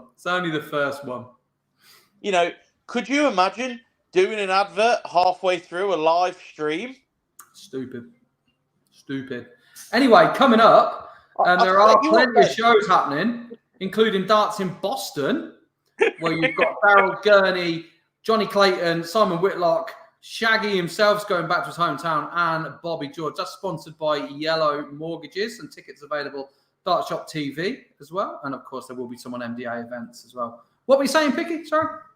I was just saying, cutting to adverts halfway through live streams. Yeah, it's shocking. And Dazzler 16 is coming up as well up in Leeds on Wednesday, the 6th of December, with a fantastic lineup, as you can see there on the screen. So tickets are still available for that one. That's the next one. That's coming up on the 6th of December. Yeah, so we wouldn't do that on this show. I wouldn't advocate it.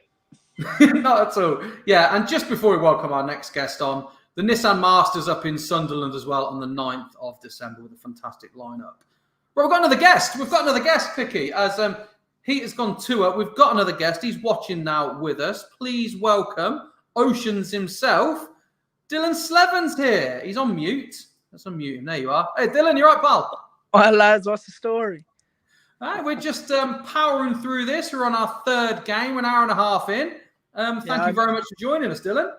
Good, no, pleasure to be here. Literally just got a text there 5 minutes ago off Matt to come on, jump on and say hello to you. So that's the most Matt thing ever. Are you watch? I assume you're watching the darts. Oh yeah. What's it like to watch a game where both players have got 3 darts, Dylan? It's a bit weird, I'm not used to that. No. But sure, look, I found you live quite and you learn. interesting earlier. They interviewed Callan yesterday before he played Michael, and he says, "Yep, I've got 3 darts now," but he still hadn't got a spare set. No, and I've noticed actually as well that he doesn't have the same points as he did against me. He's just normal standard points now. So come on then, Dylan. Put your name in the ring, because my prediction to win this has just been knocked out in Chizzy. So give us your opinions, mate, and what you've thought of the tournament so far, and who you think your overall winner is going to be. Obviously Daryl Gurney, but apart from that, he'd be in for a shout. Won it in 2017. I don't really know. Like I watched some of it last night. Like Dirk would have been a pick for me, but sure, he got bet by Dolan. As I always say, the Grand Prix is kind of Dolan's, it's his tournament really. I don't really know who to say. Like it's hard to call. Like everyone is thrown well, like, and especially with double start, double finish, it's hard to call. But I'm probably going to go with Luke Humphries. Ooh. Wow. Probably, but you don't know. Daryl is playing well, so we'll be rooting for Daryl. But Luke would be my pick, but hopefully Daryl gets over the line. I had a question come in for you, Dylan. It's from Mike, who's been watching all the way through. He says, "Are you good friends with Keane?" Keane Barry? Must be, yeah. Must be, unless he means Roy Keane, but I'm guessing Barry. Yeah, no, I'm good friends with Roy Keane. I know. Keane. Me and Keane go way back. When I started throwing darts, Keane was the main face of the organisation over here in darts. So I've been very good friends with Keane since I'd say I was about 15 or 16 years of age. So yeah, I'd be good pals with Keane. Yeah, he's good talent, isn't he? As well, he's really like. Yeah, when he was younger, he was the man to beat. He was, as I said, he was the face of the organisation. Like everyone knew who Keane Barry was. Like, and you'd be trying to avoid him in the tournaments. But then once I started to get to know him and all that, like then I started beating him. So it was easy then to play against him. We've had a question: when are your shirts going to be on sale, Dylan? Someone wants a Dylan Slevin shirt. I don't really know, but from the talk, I think the mission launches either next week or the week after. I'm not too sure. I don't really be told much, but hopefully they'll be out soon. I've got to ask you this, Dylan. What is going on over in Northern Ireland at the moment? Because there's a lot of good players coming out of there and young players. And what's in the water over there at the moment? I don't really know too much about the darts up in the north. Like I don't really go up there to play as much, but I know Rafferty and Daryl do be playing in like a big weigh-in darts thing up in Oma. So yeah. And they were saying to me that I should go up. Like it's there's good standards, good throwers. Shane McGurk, another MDA player, he lives up in the north, like but I'm not really too sure about how darts is progressing up there, because I don't really go up and throw up in the Northern Ireland. So I'd say I know they have an organisation up there called the NIDO, the Northern Ireland Darts Organisation. I know they have a few good throwers, men's wise, but I don't really know too much about their youths. So I don't really know, to be honest. We just keep seeing a lot of good names coming out of there. Like Rafferty's a hell of a talent, isn't he? Yeah. and some of the names you picked up as well. I wondered if there's a thing in the north and the south of Ireland, or it's just like darts is growing. There probably is, but they're not telling us. Yeah, just in case you ask for a bit more money. Yeah. Yeah, no, look, Josh has come onto the scene really, he's, Daryl put the Northern Ireland on the map, but Big time. yeah, no, Josh is coming on leaps and bounds now. With darts, more than likely going to be a top 16 player, top 10, more than likely. So, but yeah, no, I'd love to know what's going on up there north. They're producing very talented dart throwers. So what's the end game for you then, Dylan? Obviously, you're in the MDA stable now, you're building a name for yourself. We've had people here saying that Dylan in line for the Worlds now. What's the end game for you? What if you could wave a magic wand? What does Dylan Slevin get?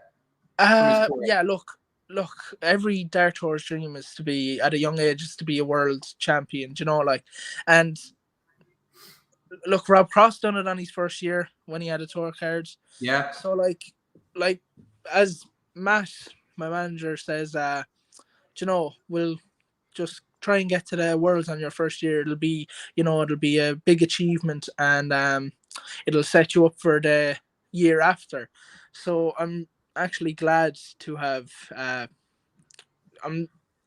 we won't say qualified, but we're high up in the order of merit rankings. I don't like to say until I see that dark green on my name, I'll say I have officially qualified for the Worlds. But yeah, no, that was my main goal at January once I got my tour card, to qualify for the Worlds. But look, Grand Slam qualifiers are coming up, and it's winter time, and that's when my darts normally kick on. And I threw okay last week at the Pro Tour. Didn't pick up too much results, but got 2 wins, so I was happy with that. And look, hopefully I can do well in the Worlds. Well, I'll tell you something, Dylan. You've got a fan here in Mike who's watching us. He went to watch you at the Irish Open in Killarney last year, and he's very impressed. As before you know it, he'll be a tour card holder. So you've got fans. There's people who are believing in you and buying into you. So it is, and under the tutelage of Matt as your manager, it's going to happen. You've got all the opportunities in the world there. Yeah, no, I'm happy to hear that I have fans out there. You play over in the likes of Germany and all that, and you play on the first day, and you hear your name being shouted, and it's kind of nice to hear that people are actually following you, and people are actually talking about you. And so someone's asked to buy your shirt. There's going to be people who want to wear your shirt. I know, yeah. That's what I said to my partner actually. I go, all I want to see is just one fan just wearing my shirt, just walking around. That's all I want to see. It'll happen.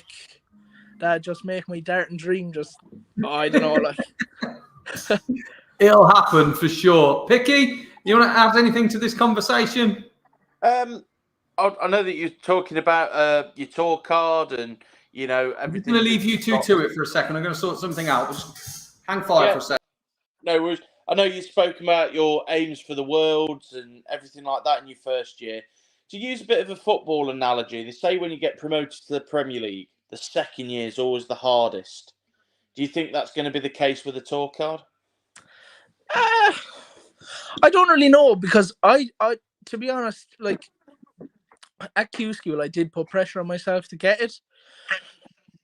But I don't know. Now that I have it, I feel like I can be more relaxed in myself, and just throw darts. I was at the exhibition there on Friday in Derby. You beat my man. Pugsy, legend, that lad. And Colin Osborne was just in.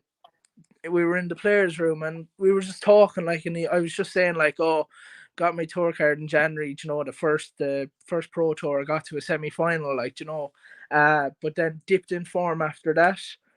And he said, look, every dart thrower has it. He says, every dart thrower is going to have their ups and downs, and one day it might click for you, and then it'll never go. So, and I just said to him, look, it's winter time now. That's when I like wintertime. That's when my darts start to kick on, and I'm actually starting to throw well in practice as well. I was practicing there and I was playing well, so I'm happy with where my game is going to be going. So hopefully next year won't be too hard, you know. Yeah. So, What makes you say winter time? I have a few ideas on why you might say that, but why winter time?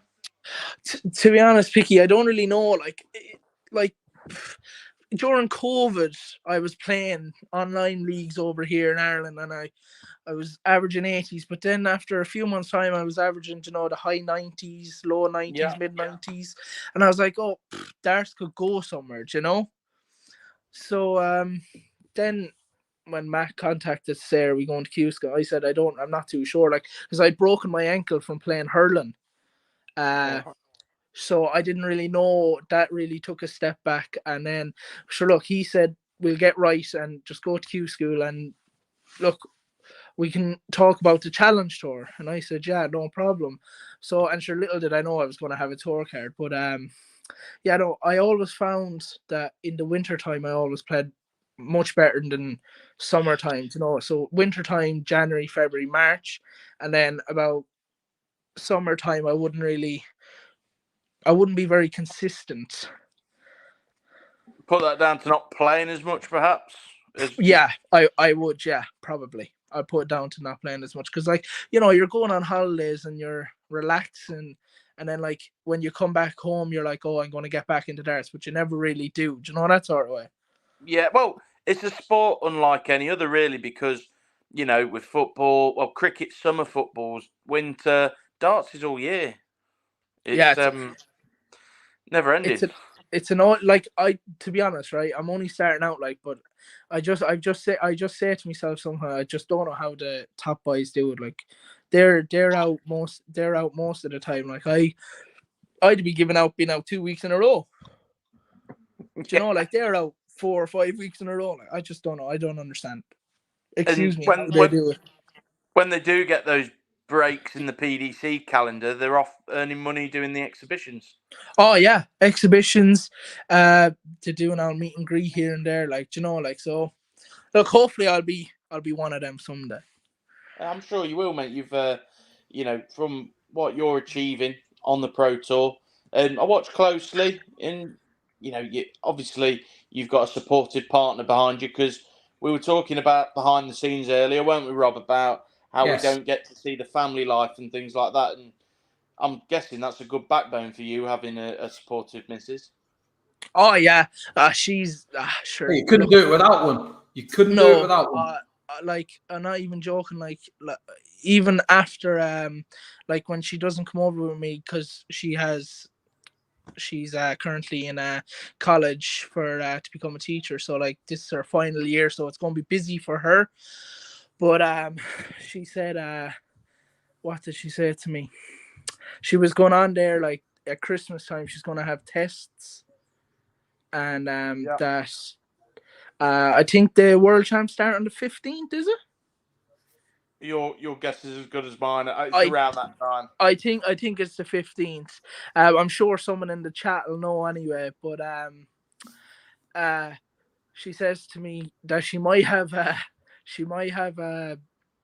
test on that day. So I said, oh, look, you have to do that test. Like, it's a given. Like, you know, it's your final year. It's the most important year to become what you want to do, like, you know. So but she says to me, no, I won't. I'll be coming over to watch you in the Worlds. Like, I'm not missing your first game and your first year in the World Champs. And, like, you know, like, that it helps, like, you know, like, I have her support, my mum and dad, like, all my family, they're very supportive, like, you know. So I'm lucky, to say. Just to interrupt you, Dylan, for those that are asking, Damon Hayter is one set up, but Searle has just picked up the second leg in this next set. So Ryan Searle is battling back. Dylan, I assume you're watching this. What's your fancy with these two players? Well, look, I had the privilege to play the two of them. I played Damon on the Euro Tour, and I played him once in Hildesheim in the Pro Tour, and I averaged 101 and still lost against Damon. So like, you know, like it's it's a bit of a mind baffler. Like you're looking at the stats, like, and you're saying, look, I averaged 101, like played out my skin, like, you know, but Damon just hit the right finishes at the right time. And I played Ryan, I think, in Wigan. I can't, don't ask me for the love of God what tournament it was. I know it was the Players' Championship, can't remember what number. And yeah, I got bet 6-5 to Ryan, like, you know, but they're two class throwers, two nice men. I get along with the two of them, practiced with Damo a few times, you know. But like, you're sitting on the fence nicely there, then, Dylan. Yeah, it's a hard game to call, really, like, isn't it? It's it is. This is the one that, I mean, everyone we've spoken to is just like, this is the one that can go either way. It's the flip of a coin. Yeah, really, like, it's hard to really call, like, you know, like, I don't know. I think Searle might sneak it over the line in the last leg. Well, not if he's throwing like that. He's not going to. Sure, most of the like, it's a short format. Like, I know it's first to two, like, you know, but it's a very short format for a big major, you know, like, so you have to get off in the first 3 darts. Absolutely, we noticed it earlier with Chizzy. Like, he didn't get a double to start off with his first 3. Yeah. And Woodhouse just took advantage of it and absolutely like picked up the leg. And then you're like, well, that's how it happens. I think. I'm not really too sure, but I think he has the best stats for starting off Woodhouse, like, you know, starting off the leg with the double start, like, even though I know it's only 2 days in, like, you know, but it's good for a debut game, like, you know, anyone would love that start. It were good. So, there's one set apiece now. Hetter and Searle, one set apiece. And Picky said this one's going to go down to the wire. And I think he might be right. This could be, well, it's the next one that wins, isn't it? But this could be 2 legs each year. And now he just hits an 83. Should have switched to the 18s. Triple 19. Oh, double 16. I'm not seeing I mean, this might sound awful, but I'm not seeing a tournament winner here. In the 2? No, yeah. I don't think so. I'm not seeing a tournament winner between the 2 of them. No, I can see one of them getting to the quarters, possibly semis, but I don't see a winner in the 2 of these boys. But look, it's darts. You don't know. It's all exactly. On the day. It all comes down to that finishing on a double. What I'm going to do, Dylan, I'm going to love you and leave you, my friend, because we've taken up a lot of your time. It's been an absolute pleasure, and good luck with the future. Obviously, everyone in the comments is like waiting for the shirts, waiting for the memorabilia, and we'll see you over here in England before too long. No problem. Thanks, Rob. Take care, brother. See you now. Bye, lads. Bye. Here he is. Picky's looking different. It's Johnny Bryan. How are we? How are you? All right, me dog. Right, 1-1 in this game. Second leg. I thought what we might do at some point is mention the watch-along that we're doing. Not when you've got a Dylan Slevin on. It is 1-1 in this game. And like I said, Hitters just took the first leg. Picky said this one's going to go all the way down to the wire, and he's been proved right at the moment. Well, you can see it at the minute because Searle's at like 200 odd in front in this leg, and Hetter's only just hit his first treble. Yeah. But here what have you thought of the tournament so far then, Johnny? Been good, isn't it? I think I've been all right. I've always loved the Grand Prix because of the short format and the shocks. It's always good, especially the first round. I mean, you can see that fella there in the grey hoodie. He's loving himself just above Hetter's name on the score there. He's having a whale of a time here. You can't keep him down. Oh, look at him! Big 5 off. Oh! Searle's left him down to a 180. So it's like, you're about 5 miles behind. You what? Sorry, you're about 5 miles behind. Me? Yeah, I am. I am behind from you guys. That's that Kettering Wi-Fi you've got, whatever it is. Same with Ricky's. Yeah, it was. It's dodgy. I think Ricky's Wi-Fi sounds like it was on bloody dial-up. It was. Yeah. Come on. He had to get his mum off the phone before he could come on to speak to us. That's why he was late. Ricky's mum taking all the bandwidth up. What? Yes, exactly. Yes. Thought Thought there was going to be an in-joke there that I didn't know about. Oh, no. There's no in-jokes here, me old dog. So come on then, Johnny boy. We've asked everybody else, what's your prediction so far for the overall winner of this tournament? I just think Gezzy's going to win it. I really do. He's just so good at tops. Tops is so crucial in this. I mean, how he starts to sit above the treble and above the double so often with no problems. It sounds silly that the most hard bit about this tournament is the getting off. Yeah. Well, we've seen, like I said that to Dylan. Like you saw it with Chizzy. Like he spent like 3 or 4 darts just not being able to get a double to get going. And Woodhouse just absolutely capitalised on it. It's so hard because you can break the throw and have a great leg, say a 12, 13 dart leg, miss 3 to get off, and you feel so deflated after breaking the throw. Yeah. It's mental. But you are talking here to 2 doubling experts because both me and Picky have won doubling tournaments in the past. I think experts is a stretch. Well, we're experts on snacks because I just bought a bag of snacks with me. I didn't realise Picky had food, so I bought a sweets and supplies. He took in. He's not offered me a slice. He just took it into his pizza. Don't lie. Don't lie. It's not as funny. It's not as funny to actually offer me a slice. Oh, there we are. Well, I've just seen him hit us 180, so he's now put himself in position for a finish. There's the third 180 in this match. It's just so on the back leg. Yeah, you just don't see so many 180s in this format, obviously, because you're getting at least one less go at it or at 180. Yeah. The last game, Luke and Chizzy hitting, was it 5 or 6? Yeah, I think it was 5 in the end. It don't sound a lot in a normal game, but for this format, it's mad. I think I've still got. He's done him. Yeah, 2-1 now in this set. That's what I've just cut. That's where I am now with it. So it looks like we're back on the same page. But Sell straight in again with a double to get off the mark. Yeah, he's so good because he don't dip below tops too often, from what I've seen. So he can follow that first dart so many times if he goes above.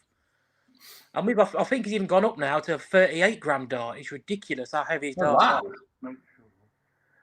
Because he was always 32, so I think he might be 30. He's on 36 or 38 now. It's ridiculous. Is that the heaviest? Like, is that one of the heavier ones that people use? Are there people out there that are using heavier than that? Not that I know of. The heaviest I've ever seen anybody use years ago was a 50 gram. That was ridiculous. They were the size of bloody bowling pins. They were, but I think 30. I think definitely the heaviest darts on tour. Most players will use between say a 20 and a 24. I think Taylor used to use a 26, and that was considered a bit heavy, but. So I was well in position for this one. Take it into last leg decider. It's going to happen, isn't it? Like Picky called it from the beginning. It's like the first prediction MDA have made that actually is valid and relevant. Here we go. Oh. I don't make any predictions. Wearing an MDA shirt, they'll all go wrong. Searle's he's still in it, but I don't know. Oh, 180 there from her. Yeah, I'm going to spoil it for you. Just after Searle hits this double, makes it 2-2. Okay. I was like, he's only gone 6, 7 on 20, just for a laugh. Just for a laugh. I know. It's even funnier because that actually makes 22. Madness, really. But Hetter's not got off the last leg. No. The last leg even finished.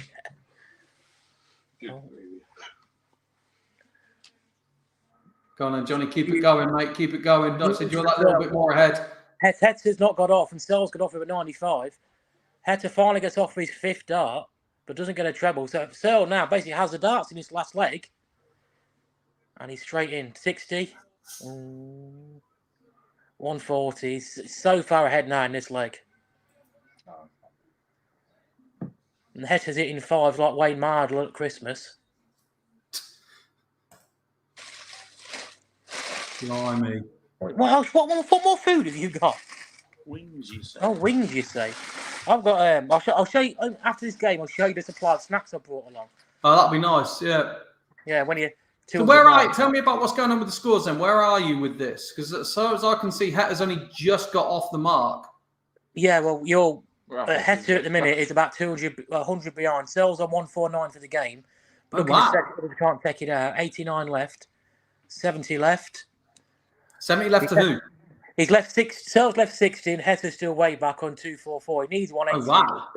just to make some kind of pressure on this leg, but he's just dropping short all these darts. Last treble, last dart, but Searle for 60.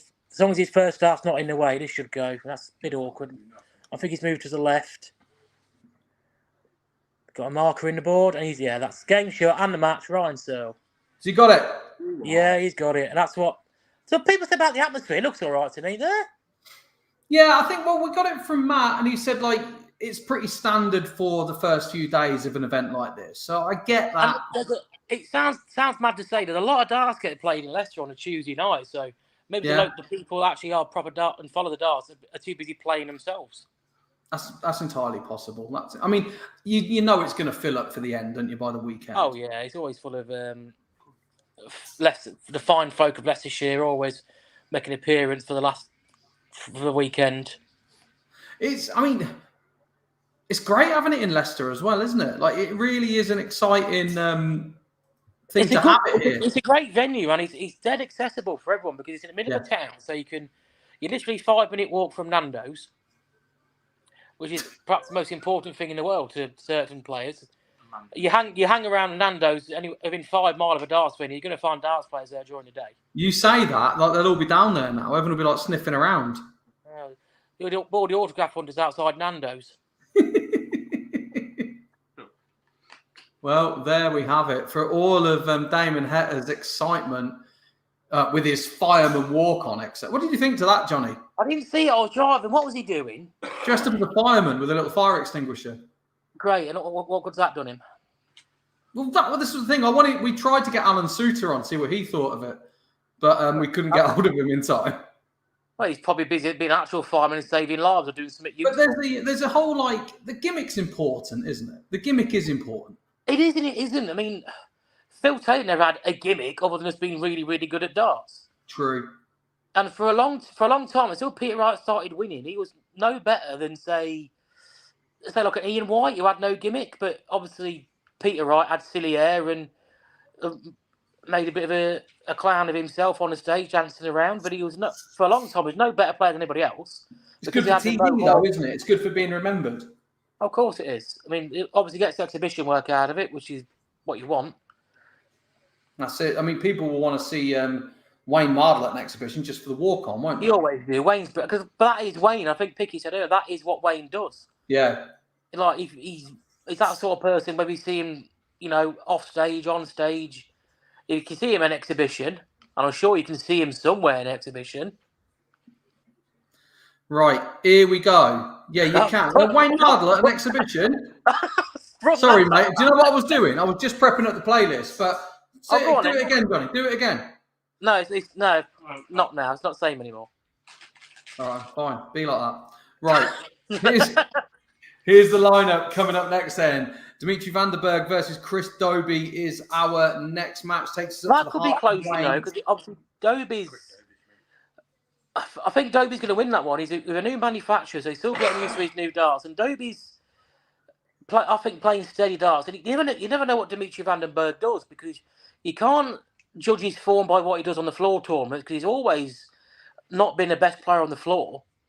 But he seems to come alive on stage with his, and it's another one, does a little dance, and he's happy to do his little dance on stage, and he just loves being on stage more than the floor. That could be a difference maker. So go on then. So let's call it. While we're waiting for the next match to start, we've got Dobey, you've called. Peter Wright versus Gabriel Clements. What are you saying there, Johnny? I'm going to go rogue here and say Clements. Yeah? For what reason? What's your thought process there? Wright's not been playing that. He said he's not been playing well. Then last weekend he smashed it. I've just seen the clip of Hetter. What on earth is he doing? Guy have just shown what he's doing. What is he doing? Anyway, so what we're saying, Clements. Yes. So yeah, I think Clements takes that one.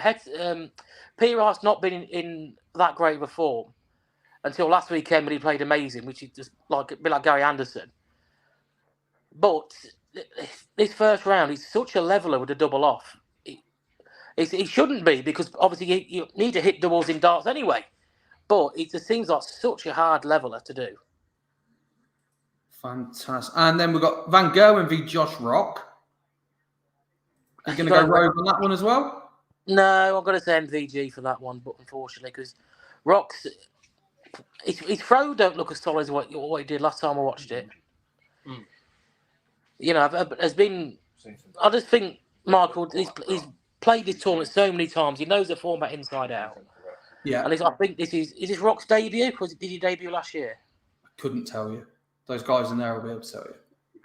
I believe it's his debut, so he wouldn't have played this format. If he did, he would have been in a pub a long time ago, where he probably even know enough to drink.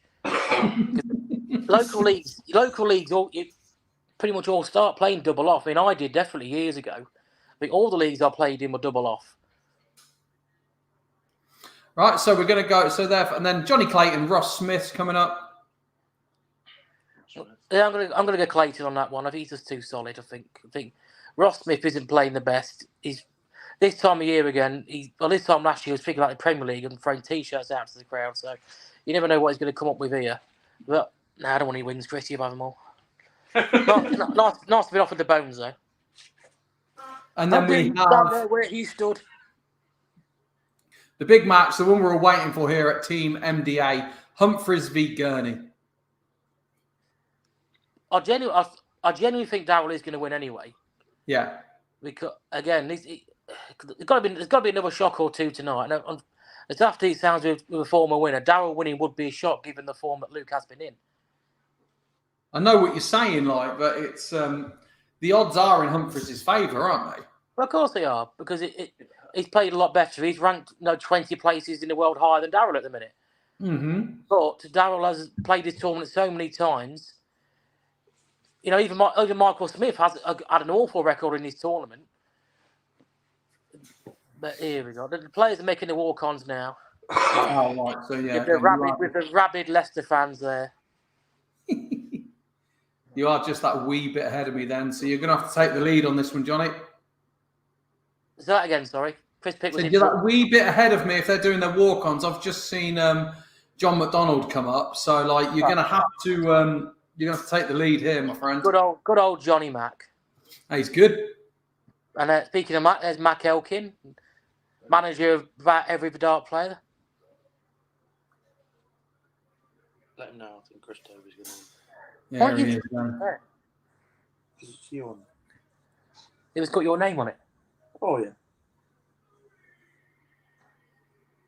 You tell. Chris is going Dobes here. Dobes, like he's our best friend. We call him Dobes in the exhibition circle. Does he know that you call him that? Oh no! Oh no, he's not got a clue who I am. I'm just the lad that tells him to sign stuff. Ah, right. I see. Yeah, I'm liking Dobie's new shirt, by the way. Like he switched manufacturers to Target. Yeah. From Unicorn, I'm very much liking this new shirt. Although I do think he's missing a trick with the Hollywood. I think you'll see where I'm going with this. Not having the old Jimi Hendrix NWO bit at the start of his walk. The Hulk Hogan stuff. Yeah. Well, look at that, Dimitri. I think WCW weren't, but they still made a copy of the music, didn't they? I mean, the thing is with Chris Dobie, his shirts are inspired by Newcastle United, aren't they, as well? So that's obviously the template they're using. Yeah, it's just a lot of black and white. I mean, I'm not sure about the blue and the yellow bits. I think is that Newcastle away gear. Yeah, they do have them trims every now and again. Oh, you're a Newcastle fan, aren't you? Yeah. Oh, sorry to hear that. It's all right, mate. Dobie, of course, going to be in action at the Sunderland Masters and the Nissan Masters up in Sunderland, should I say, Saturday the 9th of December with our friends Modus. There you go. Cullen as well that you've seen tonight. Oh, I need to show him bag of sweets. I've got a bag of Mawams. Nice. What else have I got here? I spent about 20 quid in the garage. I got a bag of chocolate brownie bites. They're all crumbling up to death, so I think they've been off on the shelf for a while. What else have I got in here? Got some pop. Can I just remind you all that when you first came on here, you were like, let's talk about the darts. So yeah, well, you're about half hour behind, aren't you? I am. That's why I told you to take the lead. Oh, I don't know. Here we go. Here we go. Right, Hollywood Well, Chris don't Bobby versus Doby straight Dimitri. in second dart. Vandenberg straight in on 152. Both choosing to start on double 16 at the minute. We'll see if that changes during the game. Well, I do think for players whose darts do stand up, going double 16 is a bit silly for me. But hey, Darryl did it and he won the tournament a couple of years ago, so what do I know? Yeah, why would you say that's a bit silly then, John? Let's unpick that. Why would you say that's a bit silly? Because obviously tops is a higher score, and you're putting the marker there above every time if you're throwing above. Whereas I think it depends on the angle you dart. If you're like a Phil Taylor, and he used to start on top, so he's sounding nonsense again. But if you're like darts land flat, you can block tops very easily. Whereas these lads will not block tops to go above. I give themselves a marker. I mean, Maxi for Dimmy. Lovely little 180 for Dimmy Vandenbergie. Vandenbergie, we call him. Doesn't he know He don't know we call him Vandenbergie. This is a great leg here, though. Just got random nicknames for them all. Vandenbergie. Yeah, they don't know these names. But 120 here for Vandenberg. Got single 20, treble, got for tops, got over the tops. But Dobie with a great setup with left tops himself. So I'm just watching the pair of them now, and they're both like, again, I think this one's going to come down to the flip of a coin. I don't think doubling will hurt Dobes very much. I think he does, as I say, we call him Dobes. So, because I think he still plays a bit of local league stuff, so he might still be playing double-in darts once or twice a month. Well, Dobes. But Dimmy doesn't get off on his second leg. Oh, wow.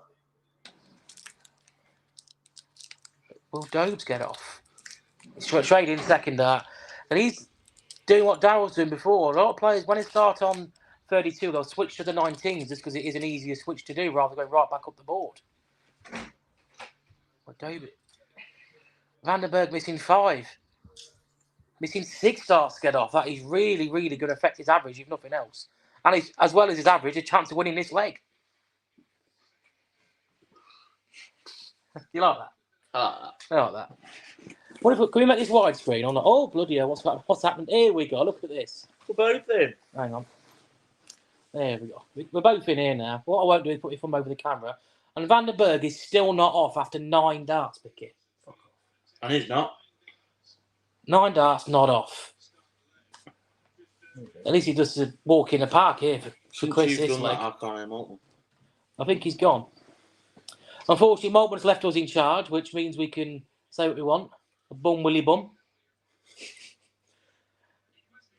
Speaking of bum, Vandenbergie's only just got off on his 12th dart and Dobie's on the finish. Hey?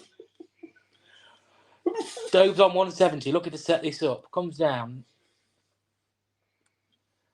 You say not a great setup, but being nearly over 300 in front, more or less, is not really going to hurt him too much.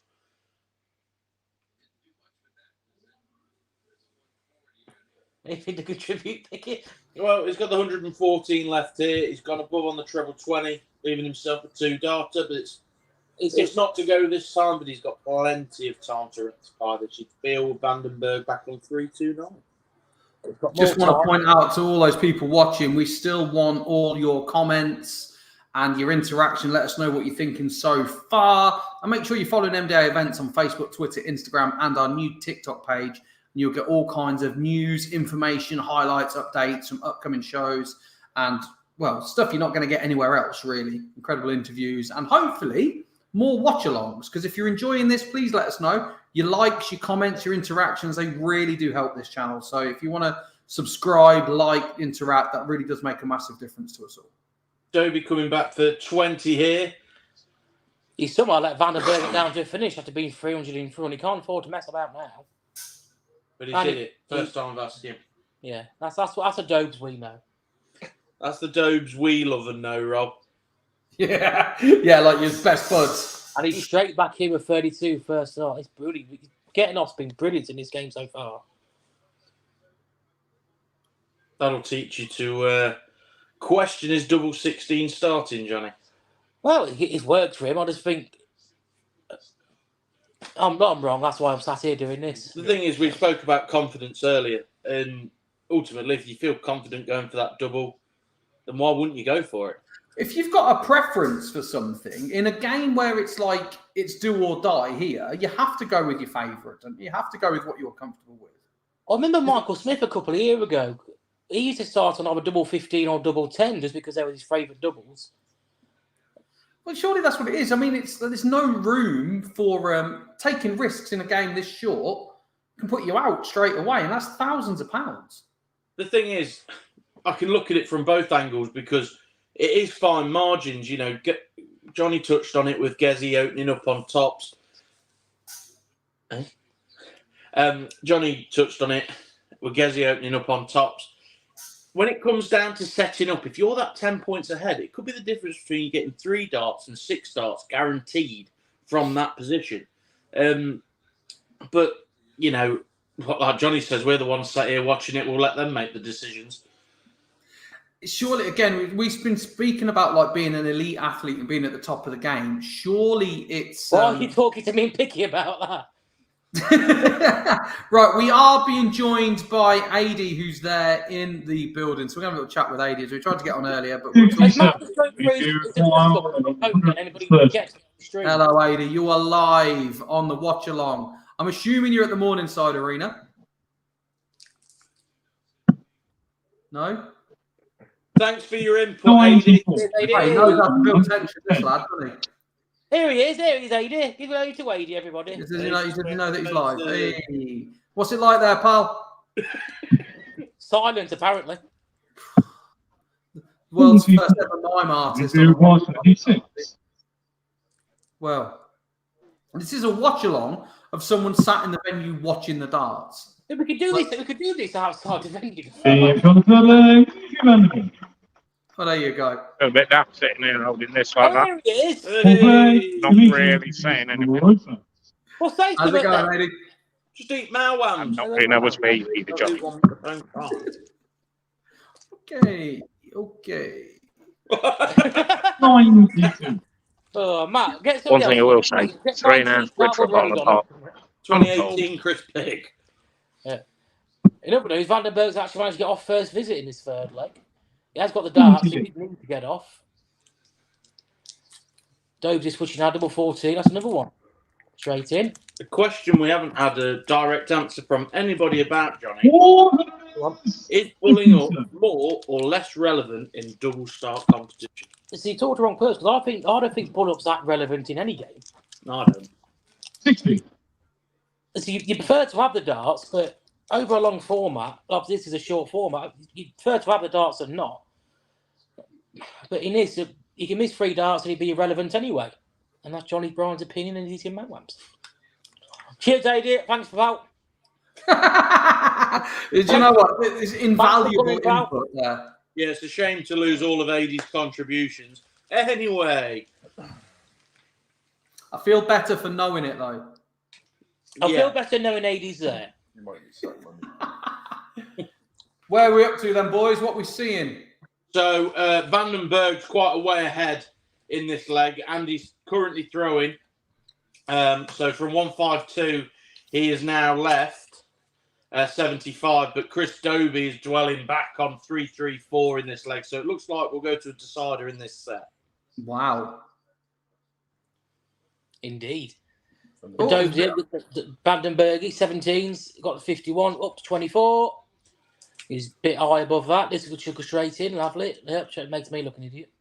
It's quite, I think, Vandenberg, after he's missed on the outside with his first of the 2 darts at double 12, I think he's seen what Dobie's on, and he's thought, I've got to aim top wide because there's no need for him to go on the inside and start chasing. You go aggressive, dope set, so he comes back to double 6, it's awful. But double 12 now, double he should be comfortable on when he eventually calms himself down. Straight in, first dart. He's pinned that. Dobie has the darts in the deciding leg of this set. He's been getting off brilliant thus far. And right on cue, his second dart goes in. He switches perfectly to the treble 19. So he's got a nice check in there. Vandenberg will be looking to do something the same, if not better. Yeah, this one's going all the way, isn't it? About again. He's faffing about again, is old Vandenbergy. A Leicester resident, by the way, Vandenberg.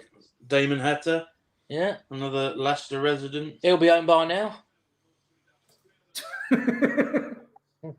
So he could keep your receipt and take it straight back to the pound shop, that outfit. But there you go. I've had a question come in from the viewers watching on YouTube. What do we expect from Vita Sedlak in the next few years? I think Vita is a cracking character. By the way, he's been out there, isn't he, Vita? I don't know if you know him that well personally, Johnny, but Vita. No, never met the bloke. No, never met him. Don't know him. But yeah, Vita, good darts player. Once again, mentioning Pugs, one of my managed players. He put 106 in against Pugs on the Challenge Tour in a 5-1 rout. And I think to nick that first leg, Pugs had to take out something like 167 whilst Vita was sat on a double. So something like that. So he's a high-scoring player. Naturally, with all those fringe players, just a bit of consistency lacking. But if he can level out his poorer performances and find a bit of a B and C game, I feel like we'll see a lot more from Vita. Just the introduction you Picky. Dobes is on 48 here for the first set, and he's straight in. No messing about. First set to Dobes. Oh, amazing. Nice little fist bump between the players. I'm not into that. All right. Nice to see you knock him out. You're not into a fist... Oh, shut up, you idiot. You say you're not into a fist bump? I'm not. I don't believe you should be doing any of that with your opponent during a game. Yeah, after the game, tell him he's great or he's rubbish. But during the game, do your own thing. Leave your opponent alone. You've got a job to do. Interesting. I think we should have had a good kiss. No. I'd enjoy that. Right, come here, Dobes. Unfortunately, although you haven't seen him on the stream tonight, we have had Stone Cold Steve Austin, Neil, here in the background. He's been working away tirelessly trying to get the trying to get the scoreboard up. However, we've failed, and Neil is going home. Fair enough. Through the window of Kendall Place, Alice Town. That's how much. So if anyone knows any good glazers in the area, Stone Cold's up for some business. Well, maybe next time. And if this is a success and people like it, we will definitely be doing a few more of these. Well, Neil thinks we're good, so that's one person. Well, I'm certain the people watching it think we're good as well. I'm hoping they do. The benefit of Neil leaving is that he can actually join. He can actually add to the numbers on the stream, so we can go. We might make double figures at some point. We're doing all right, considering the first one. Oh, yeah, Mike has asked, Rob, are you from Kettering? Yes, I am. Yes, I am. And Mike actually agrees with you, Picky. He said he wants to see a bit more of a rivalry between the players. He wants a bit more tension. You do and you don't. You want a bit of rivalry, but you don't want anything to turn nasty, which when you're playing for big money, as these guys are, it soon can. You've seen players over years that sort of get heated with each other. Isn't it nice to see? Well, the one that springs to mind is obviously the Gurney versus Gezi moments. Like these little het-up moments there. But it's like, I don't have an issue with the little fist bump at the end. As long as sport goes on, players will have ding-dongs. You know, you're a Newcastle United fan. You've seen two of your own players have a go at one another. Hey, Bowyer and Dyer. Yeah, that definitely happens. Right. Cheers, pal. Thank you. Say bye, Neil. Bye. Let's wait for him to go, then we'll slag him off. Yeah. Shut that door. Shut that door. Anyway, couldn't get the scoreboard up. What a waste of time he was. I know. Well, we could do it next time for sure. Ripley. He drove all the way from Ripley to here to eat half a Picky's pizza. No, he didn't, did he? Yeah. Crikey. Oh, dear. By the way, we are going to leave the MDA lounge a massive mess of sweets and the MDA Live Lounge. The MDA. No, we can't. Well, we need a name for this. We can't call it Live Lounge because somebody else has got that. Live Lounge 2. The MDA Sty. As in pigsty. No. As in that little thing on your eye. I had one of them, didn't I? Remember? That's what made me think of it. Oh. My little mate just there for about 6 months. I think it froze off. But anyway, back to snooker. Next up, it's the second set. Right, yeah. While these two boys are That- chattering away, generally- just to let generally- everyone who's watching know, Armageddon, I'm going to mute you two. Armageddon is happening on the 17th of May 2024 in the very same arena that the Grand Prix is taking place in, and the lineup will be revealed later this week. Then in order of shows coming up, we have got the Dazzler up in Leeds. 16th annual Dazzler is happening on the 6th of December. Then a Night of the Darts in Scarborough on the 8th. The Sunderland Nissan Masters, that's on the 9th of December. So some great nights coming up Christmas time. 7th of December, the Boston Darts in the Gliderdome. Portsmouth have the Untouchables coming up. That's on the 2nd of December. And then Ipswich has the Night of the Darts in Ipswich on the 8th of December as well. So there's loads of great dart shows coming up from Modus and MDA. And then we're going to welcome the boys back in. Here we go. Right, lads. So just do the corporate stuff. Covered in excrement. So No. they're just returning out for the second set. Obviously, Dobie has the lead. Dobes. Dobes. I'll make Dobes. Dimitri has got the darts in this set, and he makes use of them with getting in second dart. Unlike Dobie, he does kick off on the double 16, but he switches back up to the treble 20 once he's checked in. Dobie's now in 2. Yeah. Dobes, it'd be interesting to see if he can get his stats up on the getting off. Because he must be hovering around sort of the 40-50%. Because I don't think I've seen him miss 3 darts at getting off, definitely. Not to my recollection, no. That's it. But Vandenberg's not kicked him with a treble. Dobie straight back in the treble here. 140. Yes, lovely. Lovely 140 for our Dobes. I don't know whether it's a game for not really a game for the rhythm player, is it? This double star. No, it can affect you. But again, we say that, and Marco Van Geur's won it 3 or 4 times. He's been a different gravy at the level he's been on when he's won it, though. Yeah, I remember. Do you remember when his first one was Mervyn King? Yes. So it was 3-0 down to Mervyn King, ended up winning 5 sets on the bounce. And that's his first major since turning to the PDC after BDO. And that was kind of the kickstarter of the MVG era, really. Maximum from Vandenberg. Good to see. Good job, Pugs ain't there. So Pugs is getting a lot of mentions Straight tonight. back for Dobie. How good was that 180? All in a line down the treble. Yeah, love to see it. 150. It's not going for Vandenberg as he strikes with a single 20 first up. He looks downstairs for 2 treble 19s. He gets one of them. So he's left it handy on 54. That's if he comes back. Dobie, 70. Two darts, double 8. He's gone inside. He looks up for double 4.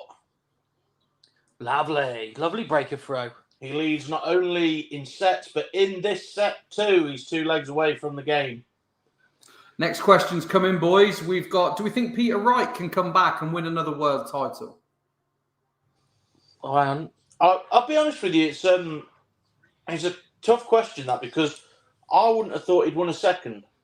And don't get me wrong, I know this is a bigger dip of form now to what he's had previously, but still he's gone against the odds and he's come back and become a 2-time world champion. So there's a possibility he could be a 3. I don't see it anytime soon, but no, not for me. I think there's too many players now that are so much better than him at the minute. A lovely 171 from Dobes. It's a great theme to go around the board and all 3 big trebles. Or so I'm told, anyway. Yeah, I'm just enjoying this. I'm up to the point where Dobie now he's got the first set and he's got the first leg as well in the second set. Yeah. They just walked on stage on your telly, haven't they, Rob? They're not far off, right? Oh, that's a cracking I'm set still on of Chizzy. It's a cracky miss. But yeah, for me, Peter Wright, because all these players are so good, you can't see them not winning anything again. But for me, I think the switching darts is going to catch up with him eventually. And we might see that. And Dobie, you look at 164, gone below twice. Could do with a treble. He's left 104. Vandenberg back on 229, looking to set something up. Well, he's had to go downstairs second dart. No, he's best He's got to go back upstairs for the third because he's not at a treble. 170's left, but will he get a shot at it? 104 for Dobie. He's going to get a dart. He's going to go in 10 because he blocked the 18. Tops for Dobes. And he's missed on the outside, which I think could be preferable. But Vandenberg for the big fish. Will he reel it in? Get your rods out. Put them away. No, what a waste of time that was. Put them back in the bag. Back in the bag. Fancy carrying them around. What inconvenience. So Chris Dobes here for tops. To go 2 up in this set. And 1 leg away from the match if he pins this. Straight in. His double has been great this game. His scoring hasn't been too great, but he's averaging around 90, which for double in is pretty good. I mean, you normally say take away 5 or 6 points at least for a double in game. So he's averaging in realistically around the mid to high 90s, which is bloody world-class darts in my eyes. Well, we were arguing earlier that if you double well, it could actually inflate your average. No, not to me, because you're losing that 180 potential. And you are going to miss at some point, have a no score, or just to get off with a 32 or a 16, something like that. So I can see what you mean in a way, but these are my sweets. Yeah. All right. I'll have one. Maltman's not got any sweets, I know. No. No sweeties for Maltman. No mates for Maltman. Anyway, back to the done, dart. mate. Anyway, Done. the game of darts. Vandenberg, 290 in the leg. Yeah. You'd think Vandenberg is a good ways in front of this leg, and that's Dobie piles him with a maxi here, which he's not going to. He knows he's got 6 starts from this 192, so the aim will be to set up nicely. It's a nice number to set up 192 because he's straight in with a treble.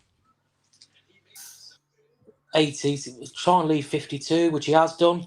192 is a great number to set up because whenever you can switch around and hit a big treble, you leave yourself sort of 100 or 96 or just an easier finish. Just one of nice 2-dart finish. Yeah, it's a nice numbers. But Dobes down to 154, 52 for Vandenberg to hold throw in this set. Going for 20 now for double 16. But even if he holds throw with this double 8, which he hasn't, and he's bust. He's caught the flight on the way, and he's bust. He's back to 52. 154 here for Dobes. He'll go downstairs. 57. No, he's back up now, trying to set it up for the ball. He's going for the ball, don't know what he's left. So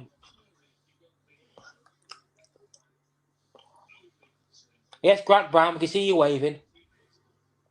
Eh? Grant Brown was waving in the background.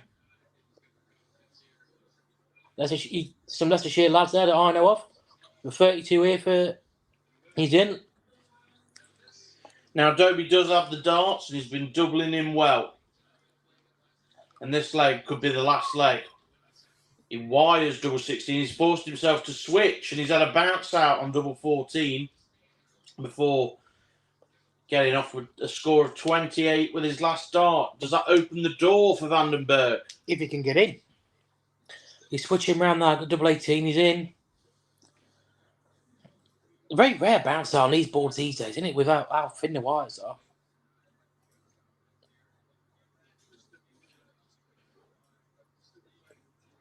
Dobie's steady tug. Yeah, it's come up on there now, Chris. Dobes is 9 out of 19 for starting and 5 out of 10 finishing. Around about 50% for everything. He's 48.5%. Yeah, around about 50%.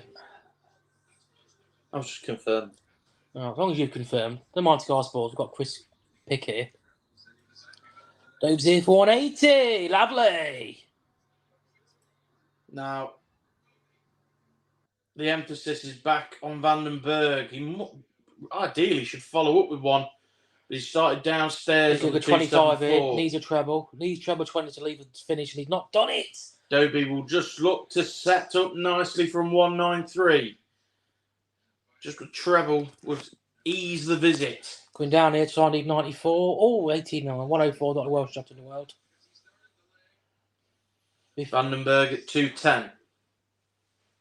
Like to leave a possible 2-darter. We'll be looking for another one in back up now for treble 20. He's scored the 174, 134. He's left himself 76. But 104 here for Dobes for the match. He'll go 18s like last time. That's awkward. But he switched. He got it. Realistically, he could treble 20 now. How blocked it is. And he did. Although he's missed the treble 20, it was the right decision. Yeah, he can't go for that treble. I mean, double 13 is good as anything else. He throw treble 20 all the time. There's 76 here for Vandenberg. Do you think he looks tired? Must have been the long car journey. Yeah, but 2 big 20s now for double 18. Shots. That's a great finish. He needed that. This set has gone all the way. So Dobie remains 1 leg away from the match. Vandenberg has the darts to take this to a deciding set. But can he get in, though? Because that's what he's been struggling at, getting in mostly. No. Well, he'd sooner go inside with his first dart like he has done to use as a marker. And he gets off with a 52. Will it prove steady enough? Dobie's been good at checking in. And he's in. Straight First dart. in, first dart. Lovely.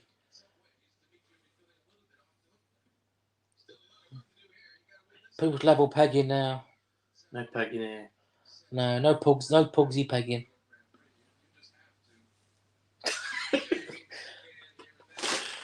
Are we not live now? Live? These are the questions you should be asking me. Vandenberg fight with 45. Dobe's following in with a 140. Well, he's lost the darts, says Dimitri. You feel a maximum's required now. 404. 404 playing 290. Vandenberg throwing out from 404. There's a ton not enough, we feel. Oh, that's a disaster, really, for Dobes. He only gets a 43. Snuck that in last He half. salvaged something from the visit with an 83 as he walks away from the board. Vandenberg. 304, switching down to the 19s after a single 20. No treble visit. Dobie in control now. 207. A treble here. He's going to switch? No? Yeah, lovely ton. He knows he's coming back at a chance for the match. 246. Dimitri Vandenberg. Does he fill the treble 20? No, 140. Where will he go? Will he go downstairs? He will. What is going on here? He's 50 with two darts in hand. We've almost got some scores on the go. Oh, you beggar. That's where he's gone. Double 16. Oh! One match dart has gone for Dobes. I just feel Vandenberg's going to get a dart here. You'd fancy it because you've thrown at treble 20 all the time. Treble 18 now. Took 2 of your main trebles. But no. Dobie comes back for 32. That was a lazy last dart to leave 67 as well. Well, he's pretty much thrown a dart away there. Will it matter? It won't. Will it bob? And our mate Dobes, the Dobe man, Dobemeister, has defeated Dimitri I like to Vandenberg. call him Chris. Yeah. So, Hollywood Chris Dobie, another prediction correct as of the way of Johnny and Christopher Pick. What's our next game, Johnny? Do we know? I believe it's the Clemens Peter Wright and Gabriel Clemens next. Oh, you're back. Here he is. Hello. Hello, Rob. Well, as it happens, boys, we're hoping I should be able to do the scoring. As I am slightly behind you, I'm going to attempt at doing the scoring for the next game. That's random. So we've got Peter Wright. He's up next against Gabriel Clemens. I'm going Clemens. Yeah, I am. Well, depends what dart Peter is. He got them gold element darts, so any a straight barrel dart, he'd probably win. But knowing Peter Wright, he's probably got some weird bombers with feathers and an odd point on or something like that. Yeah, and no points. Or he could go completely rogue and do a. He's seen how well. And colder ones are, isn't they? Yeah. Right, well, here we go. Anyway, still to come. It's Peter Wright and Gabriel Clemens' 5th match. Then it's Michael Van Gerwen, Josh Rock, Johnny Clayton, Ross Smith, and then Luke Humphries versus Daryl Gurney that we are all here for. Yeah, exactly. We're all waiting for that. This advert's terrible, by the way. This bloke smashing a bell through someone's bathroom. It's terrible. Yeah, we watch along the adverts as well. We're full time for the old watching along. And he's just walked in the shop now. He's asking to pay for pub number 4, and he's paying for pub number 4. It's a missed opportunity, isn't it? Like, Got a goggle box, but even worse. But worse, And we've had Mike who's been watching all the way through this. So about 2.5 hours in, and Mike's been watching all the way through. He says, I think a lot of players are going to leave the tour, even if they aren't in threat, like Simon Whitlock will struggle and so many others will. Would you agree? I understand. I believe this all stems from Matt Edgar. He said in one of his videos about how you could make more money off the tour than you could on it. And I think when he says those who aren't quite in threat of losing the card, there probably is more money to be made for some of those fringe players. However, that's not being an elite sportsman. That's not wanting to be at the pinnacle of your game. That's making a living. Yeah. It depends what you want. I kind of understand it. If you've been there, you've done it, and you just want to make a few quid in your later years. If you're a young darts player with the world ahead of you, then I just think it's such a negative step backward. As in to give your tour card back? Yeah. Yeah, I can't. I don't think many players will actually do it at all. I mean, yeah, Surely it leaves you with that nagging doubt of what if. So if you throw your tour card back in, then start playing amazing darts on exhibitions, and you just performing for money. Surely there's going to be that nagging question of what am I doing here? And then your value to an exhibition will diminish. It depends what you want out of the game. I mean, Wayne Mardles, as I said before, he cannot play competitive darts. He can't do it. Whereas if we see him at exhibition, he can still throw decent darts. I mean, you see Andrew Gilding this year, he's in his mid-50s and he's finally won a major. At the end of the day, I think if you're striving to be the best, then it's not an option as far as I'm concerned. I just think it's backwards. I really do. From an exhibition point of view, why would anyone pay to come and see you at an exhibition if you're not competing with the big boys? You're just an exhibition player. You're not going to be that much of a draw, surely. Obviously, it's dependent on whether you're a retiree or whether you're somebody. That's a different thing. That's a different thing. Yeah. If it's nobody, here's a fine example, and he won't take any disrespect me mentioning his name. Harry Ward had to hand in his tour card for personal reasons. The reasons there are a completely different circumstance. However, he knows full well if he was back having a tour card and he gave it up to go and make a living playing modus and other, means of making money outside the tour, he knows people aren't turning up at exhibitions to watch him. Yeah. And that you have to accept that is just how it is. If you want to be the big fish, you've got to go play with the big boys. I couldn't agree more. And there's always going to be that, for me, there's always going to be that want and desire to win something. This is how far I got.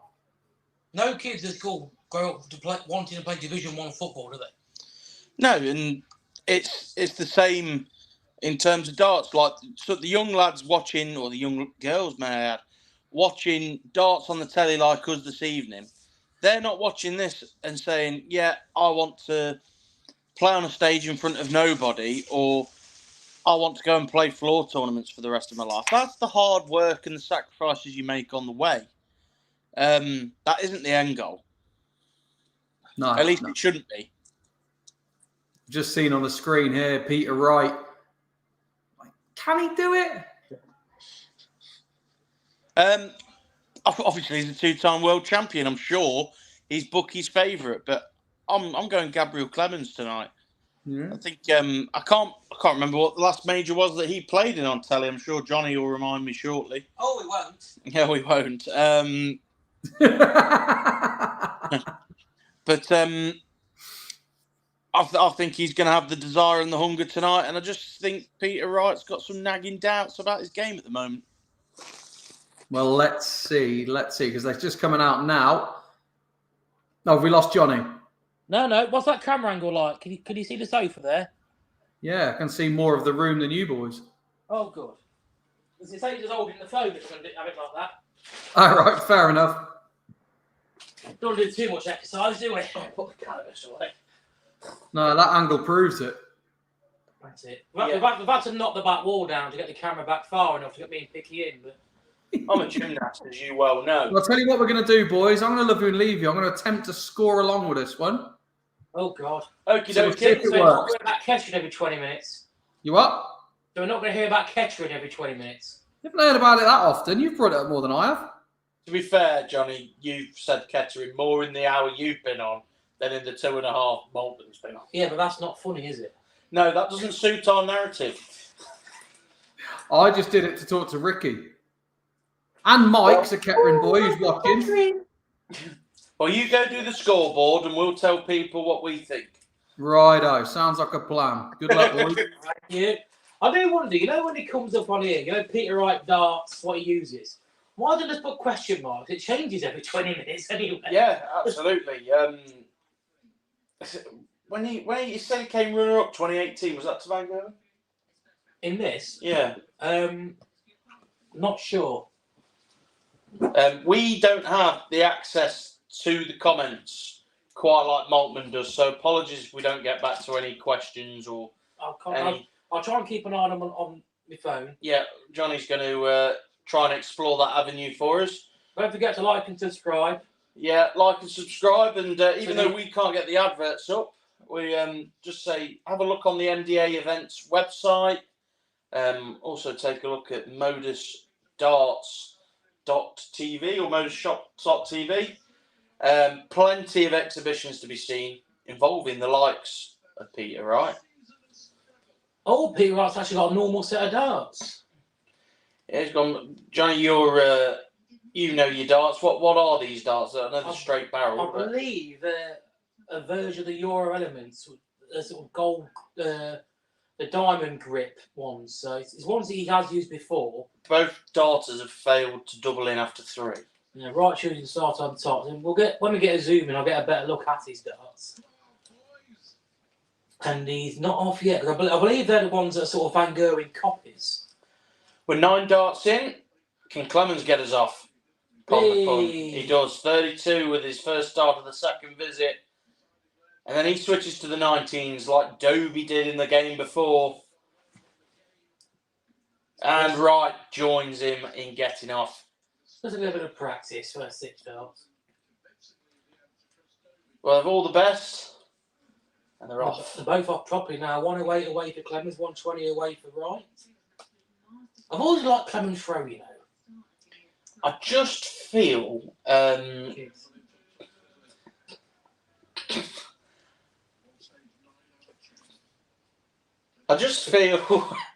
that with the Clemens throw, it's a lovely throw, but your wrist follows through with your arm, and it just seems to push a little bit. Yeah. I was a bit wrong there. They are they're not the diamond darts, but they are the ones that are Van Gerwen inspired. Ah. So slightly wrong there. I do apologise. Answer on a postcard. There we go. Oh, I think they are actually Van Gerwen darts. They are. They've got a Van Gerwen signature on. So that's another tear in Van Gerwen's pocket from old Peter right there. It's nice to see Peter Wright supporting the MVG Fund live on Sky Sports Arena. Well, Clemens first down to an outshot. He's got 96 left as Peter Wright goes up for 215. Landed at a funny angle though. They're kicking over to the right quite a lot. Yeah, they're not necessarily blocking anything though, are they? When they're kicking left or right, his arse kicks to right at the best of times. They seem to be doing it a bit more than usual. Clemens here, double 18 for the first leg, lovely. 96 in 2. It's 1-0 Clemens. Another crisp pick prediction incoming, I imagine. One leg in. How are we doing with the scores? Looks like it. Well, we'll have a look in a minute. The Clemens straight back in. No messing. No messing Clemens, they call him. Yeah, Peter Wright will be looking to get in sooner than he did last time. I think it was 7 darts last time, and it's 2, and he's failed this time, and he's in with a double 4. Lovely little double 4. I'd imagine he was switching for the double 18. That could be wrong.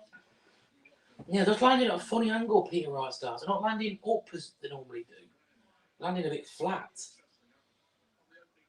And then we've got Maltman's face on the screen. Oh, here he is. Yeah, we've come back. We've come back. Oh, I missed you. Have you done a Neil?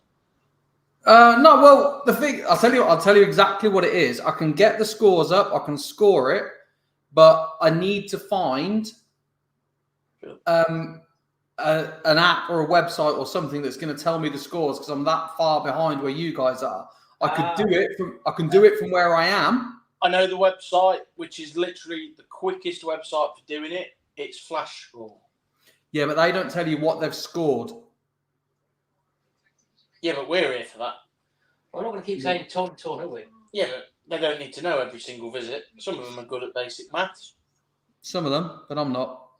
So we're just going to go with it as it is at the moment. I think next time, should we do this again, I think we'll all be in the same room. Oh, that'd be nice. Essentially. Makes more sense. We could all sit in the same room. I'll just come up to Leicester. Yeah. Neil could drive down from wherever was he? Scotland. Neil could drive down from Scotland just to fuck off back again. Sorry. Language. Sorry. Do apologise, Mr. YouTube. It's all right, pal. It's all right. Right here, looking at 153. Not a finish you see hit often 153. And you want to see it hit this time? Because we don't have visual. No.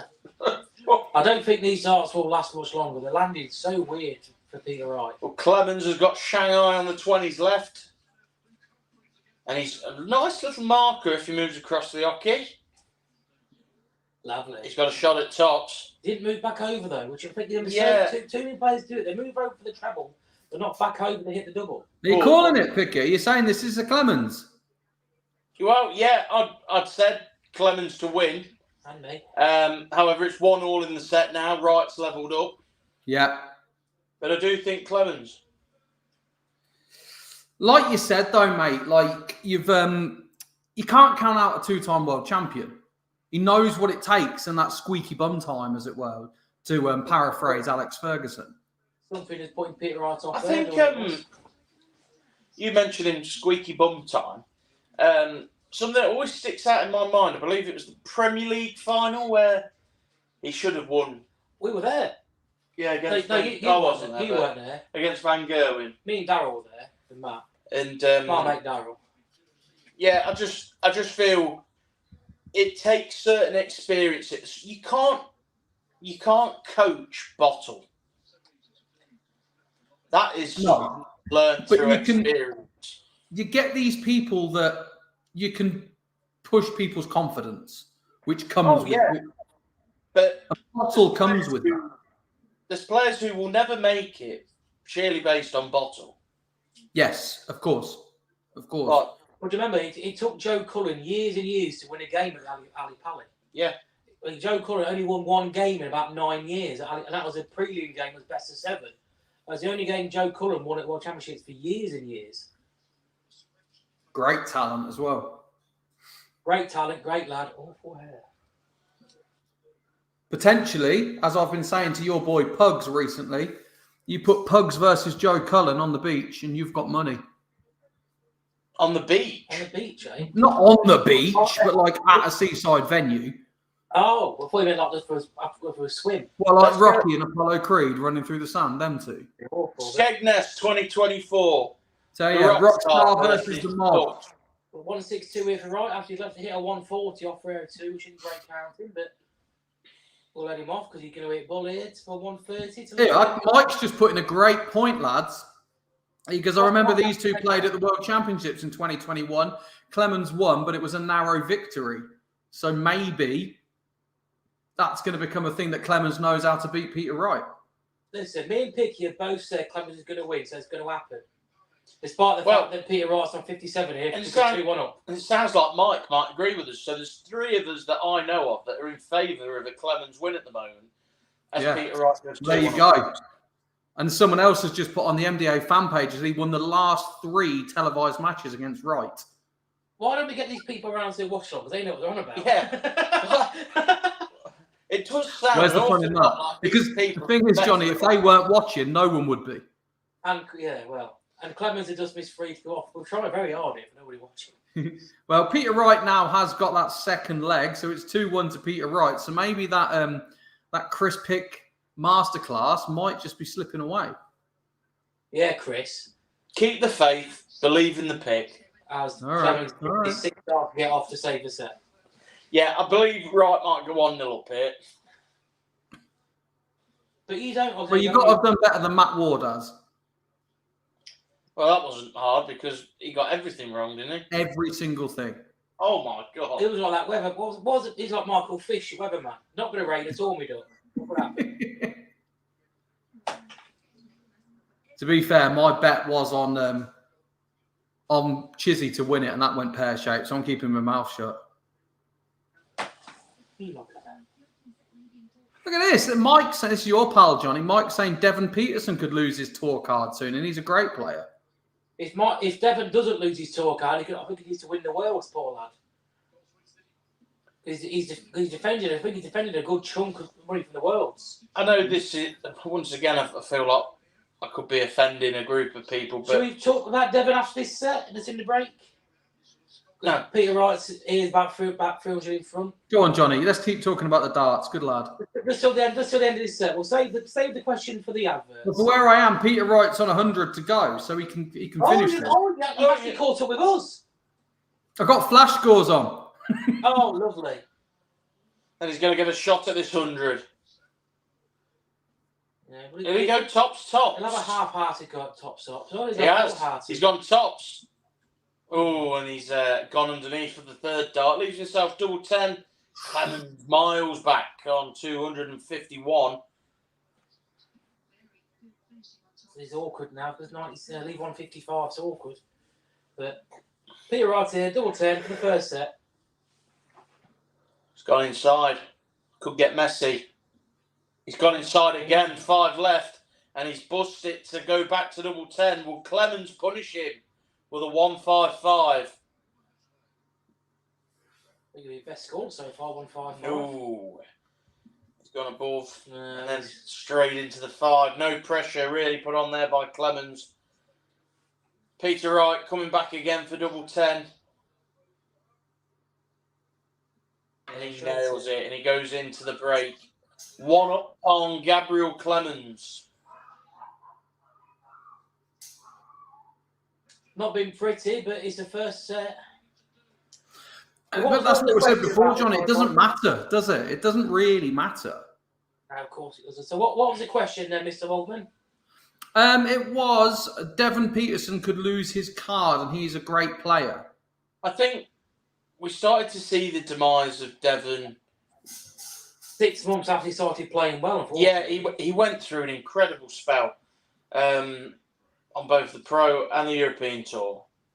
And I think a big sign to his lack of confidence, and once again, like I say, this is no disrespect to a group of people, but he was a shoo-in, year out, to win the African Championship qualifier to get to the Worlds. He didn't make it through that system. I don't know which player beat him. No, I know the lad's name. I can't think off the top of my head. We'll come back to that. Decent player, but it's things like that for the. I know Portilla's not on the tour anymore, is he? No. But it's for players like Portilla of the past and Peterson, being from an obscure darting nation, has always played on the side in the order of merit because you've got a way into the Worlds. No, I mean if you're a German woman, you've got so many options to get onto the World Championship and stuff like that. But Devon can play great darts. I mean, we see him average like 110. A stupidly good darts, but Devon's throws are so inconsistent at top with a snap of his elbow. Doesn't look natural. No, it isn't.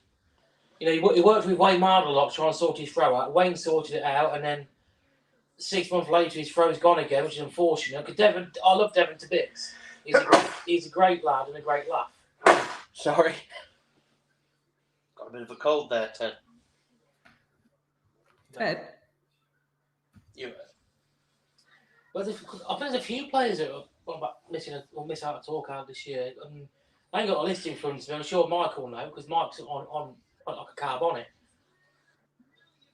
I just feel there's a lot more pressure on Devon as well. You know, having to make a living in a country, not only a different country, but a different continent. He's a long way from home. And is he living in Bradford? Is it near Joe? He used to. I don't think he still does. I think he's moved, but I don't think all his family's over here. His wife and his kids. So, but there's the pressure to say, look, I've changed the whole family's life by bringing you all out here. And don't get me wrong, he'll be all right with that tour card. He'll be a shoo-in for Modus. And because of his personality, he gets quite a bit of exhibition work. And actually, Shield is a great one. Yeah, he's a nice guy. But this goes back to what we just said, isn't it? Like, he can make a career being a darts player on the exhibitions. And he's got enough of a name value and a character that people are going to want to see it. Oh, yeah, absolutely. It's just the thing... Sorry, I don't drop my phone. I'll go like this. The thing we were disagreeing was with that the tour should be priority. You know, that's worst case scenario, losing your tour card. Ugh. Anyway, Darcy's back on. Clemens has just got off. Is there a change of darts from right yet? No, there's not, which just surprised me, to be honest. He's used his first dart. He's gone underneath on tops, and he's used the second dart. Almost as a stack. Yeah, and he's checked in with 100. The German Giant. That's a great nickname, that is. Yeah. Ironic, really, because he's from Belgium. Is he? Nah. Well, I can say, he looks like he's 140 in a Peter, right? Saying that, you say that as a joke, but Jules Van Dongen is American, but he's the Dutch Dragon. Yeah, because there's a huge Dutch community. I think he's from Pennsylvania, and like a lot of Dutch. However, you said that, and there is a case in point where that's happened. And the flags are pretty similar. That was what I checked. I was like, the flag. I thought I'd got the flag wrong. No, you're correct. His nickname does make sense. That's why my name's Tall and Handsome. Mine's Big Fat Messy Mess. The Fat Mess Monster. The Fat Mess Monster. But 81 here for right for a break of throne, the first leg, second set. I'll tell you what, my prediction's going extremely wrong, but Clemens could bail me out with a 95 when he comes back if Wright misses the ball. Which I think he will. Yeah, I mean, it doesn't matter so much, does it? Like I said, to be one set down still doesn't mean you're losing. Well, you're losing the game, but it it doesn't mean you're losing the whole thing, is what I mean. No. 95 here, but he's completely flat this up. Well, having said that, we have only had 1-2-1 so far. He's made a hash of that 95. I think he's left tops, which could be handy. Right, having to go at 33, hits the big one, and he nails double 16. Just. He's 2 legs away from the match. Yeah. Clemens looks disappointed, like someone's nicked his schnitzel. Other German food is available. 105. 105 away from right.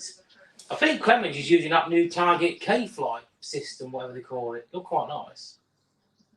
The new moulded fly. A lot of players are now using a moulded fly. So where hey, Pete Burgoyne's watching. Hello, Pete. Do you know what Pete's nickname is, Rob? The Feast, right? It's the Feast. That's the one I know. Yeah. That's the one we'll stick with. So, back to the snooker. Oh, God. Peter Wright's on 256. What I've actually noticed, which worked in favour of Peter Wright, regardless of him being a 2-time world champion and world class, he is more prone to a stray dart. I don't know whether this is due to changing his setup so often, but it's actually happened when he's checked in. So he's had 101 and 105, and it's not been quite as detrimental to the leg. Clemens. Mm-hmm. And Clemens bangs in a 180 to leave 136, which he will get a shot at. Wright's left behind on 174, but he could leave it nicely. And he's paused. He's hit the treble 20, and he's stepped back. He's in a bit of an awkward place, that treble for him. But treble 18 now to leave tops. So 98 scored. Wright leaves himself 76. Clemens with a go at 136. It's a great finish, 136. And he's gone underneath. Can he do it at 136, lads? I know it's possible, but can he do it? Not going big 21st. No. He can do it. He's 136. One of them is a nice one. You get 2 darts at the same treble to leave a nice double. With 76 here now for Wright, 16. Shot at tops. He's a leg away. Peter Wright. Peter Wright's going to win this game. And yeah, it's going to happen, isn't it, boys? Past Johnny and Pickett, I don't know what the bloody hell they're on about. Hey, we're allowed to make predictions. It's the name of the game. But Clemens is in, and he's only checked in with a 40, so Peter Wright can capitalise here if he gets in first start, which he does with tops. And he follows it up with a treble 20 and a single 20. So 120 in for Peter Wright. He's 381 points away from the second round.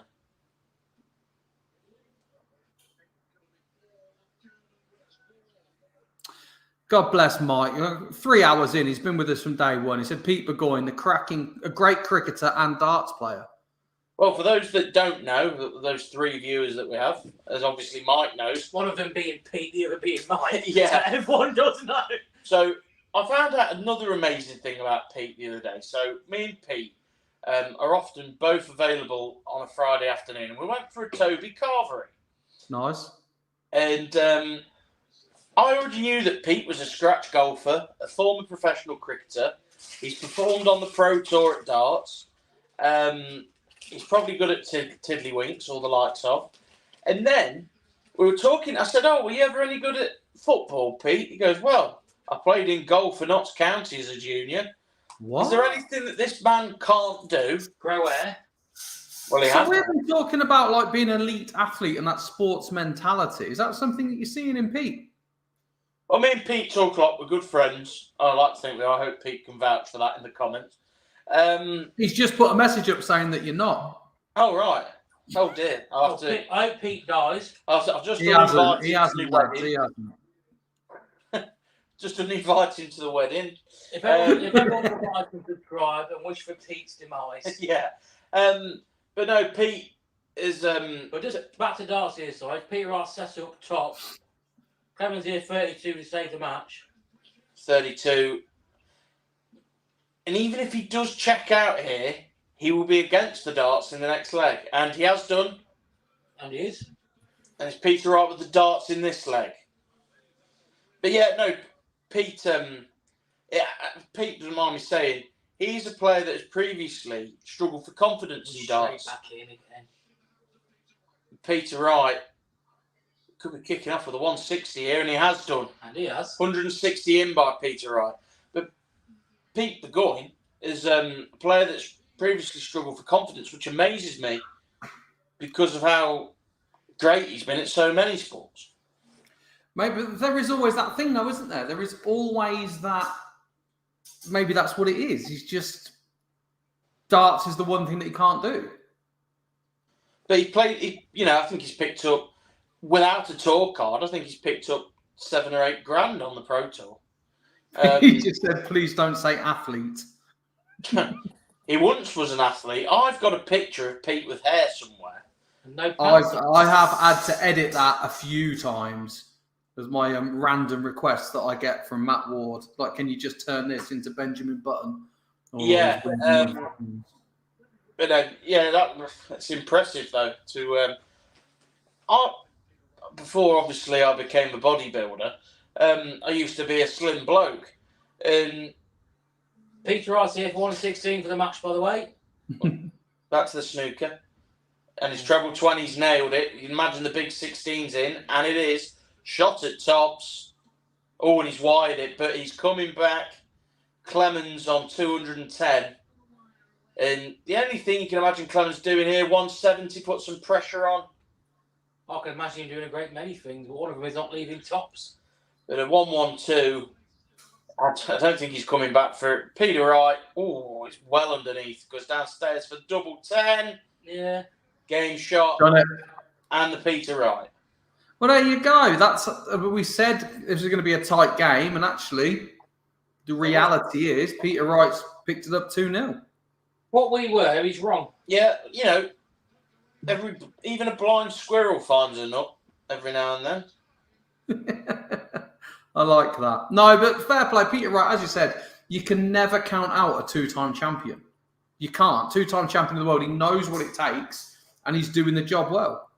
I think once you've overcome the nerves and everything to become a world champion, the pressure everywhere else just becomes that tad easier. I'm not saying it becomes easy, but it does become that bit easier. Once you know you've got what it takes to be called the best player in the world. Yeah. No one can take that away from him. Yeah, you know, and I think this is something that's been raised about this debate. The PEC have not allowed people who are going to take part in both world championships, which I totally agree with, because why should you get 2 bites at the cherry? Well, no, it's 1 bite at a cherry and 1 bite at a pip. Yeah, but however, Neil Duff, he said something, he said, yeah, I understand it's not as strong. He totally knew the standard wasn't as good, but he says, I'm still a world champion.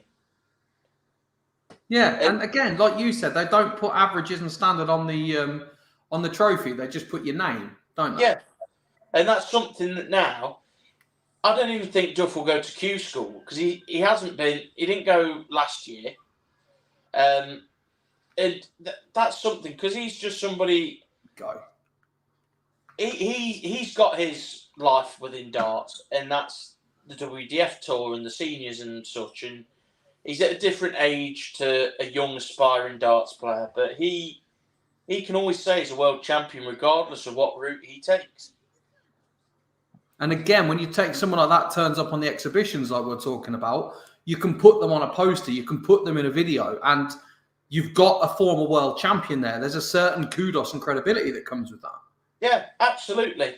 And, you know, I think that's why when we look back at Glenn Durrant and his swapping over of codes. Yeah, well, I was going to say about Webster as well. Like, Webster won it all them years ago, but he's a world champion. Yeah, and it's simple as, you know, it can't be taken away from him. And to be honest, there's only probably boxing, which is similar, where you've got multiple belts, so you have multiple world champions at the same weight division. I'd like it just to be one. And I know the WDF would never take it upon themselves to do this, but I wish they'd call it the Amateur World Championship, because it's for non-tour card holders. It's not for pros. And just because... Yeah, it's a negative thing, isn't it? It's a negative word. Certainly if you're a lap starts fan, for example, what are you going to watch? The amateurs or the pros? You say it's a negative connotation. The ADC has come on the scene and it is absolutely thriving. And obviously that stands for Amateur Darts Circuit. And that is targeting the darts players that don't have a tour card. It's just knowing your role within the game. It doesn't matter what you aspire to be. It's just knowing your role in the game. And, you know, people have to accept at whatever point, if they don't have a tour card, that they're not a professional. I know there's the argument for if you're making a living and all this sort of stuff, but, you know, in terms of status for me, you're a pro if you've got your tour card, you're an amateur if you don't. That's fair enough. I think it's pretty standard. Pete and Mike seem to have made friends. He said, was Pete Burgoyne in the UK Open? Pete played at the UK Open. Don't know if he was at the last... Was he at the last one? Talk to Ron Mann here. You'll have to get Pete to tell us in the comments. Pete! He said no. He said he weren't. Here's Pete. He has been, though, hasn't he? Or has he not? He must have been at some point. Nobody else has. There's a lot of good stuff happening, though, down there in Barden, isn't there? Like, there's a lot of these guys are like... Why is it it's going to take a player like a Pugs from where he is to that next level? What's going to take them there? Car. Something that I shout and rave about Pugs, which I absolutely love, and he doesn't mind me saying this, is his natural ability isn't as strong as many people out there. isn't as strong as many people out there. However, his dedication is second to none. So when me and him sat down and decided whether I was going to be managing him or not, I could tell that his desire was there. And I said to him, you've got to make sacrifices. And also, you've still got to be happy at home. You've got to pick your battles. You've got to know when not to play and take the missus out for Sunday dinner. But that... Not on a Tuesday. Don't go down on a Tuesday. But that's something that will stand him in great stead. And I think that'll be what ultimately gets him on the tour. He's a player that would thrive on the tour as well because he'd relish the challenge. He likes being pushed. He's got that personality and that character and that recognisability. There's no one else that looks like Pugs, is there? He could really make a except the other player in my stable, Alex Long. Yes, true. And various other bearded short fellas I can think of. And any other fat bloke with a beard. No, Pugs doesn't look like Alex Long at all. No, it's just he's got the beard. Yeah. I've got, well, sort of beard. Shut up, Joe. You know what I'm saying. All greats are recognised by a silhouette, and Pugs you can recognise by a silhouette. Yeah. Maybe because it blocks out the sun. Yeah. He's that's the difference between those that are going to make it out of, say, like the Barden system. The Premier League that we've got going now, by the way, whilst I've got a time to put our little bit in, we've got the likes of Colin Osborne, Pete himself playing in it, Pugs, Aidan Kirk, who once beat Phil Taylor on telly. Was it the Players? UK Open it was. UK Open, he beat him on telly. Yeah, we've got some real solid players, and there's a lot of them, they want to be either back at the top or they want to get to the top, So there's a lot to come out of there, and they know it's the place to be locally outside the professional game. Yeah, but it's an avenue into the professional game, isn't it? Like, your guys are playing, you've got the links with MDA, they're getting to rub shoulders with the pros. So it is that avenue in, isn't it? Yeah, absolutely. Like we've even ran a qualifier for Armageddon, which Alex won last year to get himself on Armageddon in 2023. Chris, what you've got to do with Alex, right? From my point of view, need to work on them dance moves. Yeah, he was very stiff and rigid. Weren't he? If anything, if we're not going to focus on his darts, then he definitely needs dance lessons because it was atrocious. It was actually priorities to watch. Alex reminds me, Chicken Run? That sort of plasticine. Yeah, that sort of animation. Yeah, he's made out of plasticine, is Alex. Yeah, I could see that. And he's ginger. Above all else. Other than that, he's all right. Yeah. Apart from that, I love the lad. He's a good boy. Knowing him, Tell you what, speaking of things that we love, I'm looking forward to this next match. Van Gerwen v Josh Rock has got potential to be match of the night. I think, believe it or not, people will be saying the opposite to me. This depends on which Josh Rock comes out, I think. I don't think it depends on MVG. I think it's which... two of it. You know what I'm trying to say, John. Rock he's got nothing to lose, has he? He's got absolutely nothing to lose here and everything to gain. Yeah, well, Rock, which was it, the Grand Slam or where they played one another and Rock at the 9-darter? Yeah, Grand Slam that was. Yeah, but that's a Josh Rock who is fresh off the tour, winning everything. But Josh Rock now has had a few batterings. He's had his confidence knocked a little bit. It's a big difference when you're young, and I know he's still young, but when you're fresh on the scene and smash everybody up, when you dip for a couple of weeks, you start getting smashed up yourself. It's a completely different kettle of fish. Yeah, but when you're young, that confidence is there consistently. Oh, no, not for me. I was always crap. Yeah, but you knew it. You were confident in how crap you were. Oh, yeah, he was confident. Oh, I was extremely confident in averaging 54. But do you know what I mean? Like, Josh Rock is going to feel absolutely that he can beat Michael Van Gerwen. Oh, yeah. Whenever we're that age, you all think you're invincible, you can do whatever you want, and you believe in yourself that bit more. He's not going to be scared at all. When I was that age, I still thought I could do wrestling. There you go. There's... Yeah, we don't. I genuinely think Josh Rock has got all the ability in the world. It's just how you take the come down. Like, you don't. Thing is, he had a really, really steep rise. He won his tour card out of nowhere. Like, he wasn't a name that anyone was talking about at that Q school. He's won his tour card out of nowhere. He's come on the scene, started blasting in 100 averages on the stream. He's then started to dominating the development tour, become world youth champion, won a pro tour. It's a bit like what Luke Humphries is doing. Yeah, but what Luke had was a B game, and we don't know what Josh Rock's B or C game on telly is yet. The thing is, the flip side of that is it still takes something to come on TV and set that standard. And I'm looking at Willie Borland here. Like, he hit the 9 darter and then just kind of like didn't follow it up, for want of a better phrase. And like, Rock's followed it up. That 9 darter just kind of is what it is. It was one obviously amazing leg. Other than that, the game wasn't anything special. But my point is, the pressure and like all the awareness comes on them, and then how you react to that. Apparently, Liam Parrish's shirt is on order. What? According to that sign there, Liam Parrish.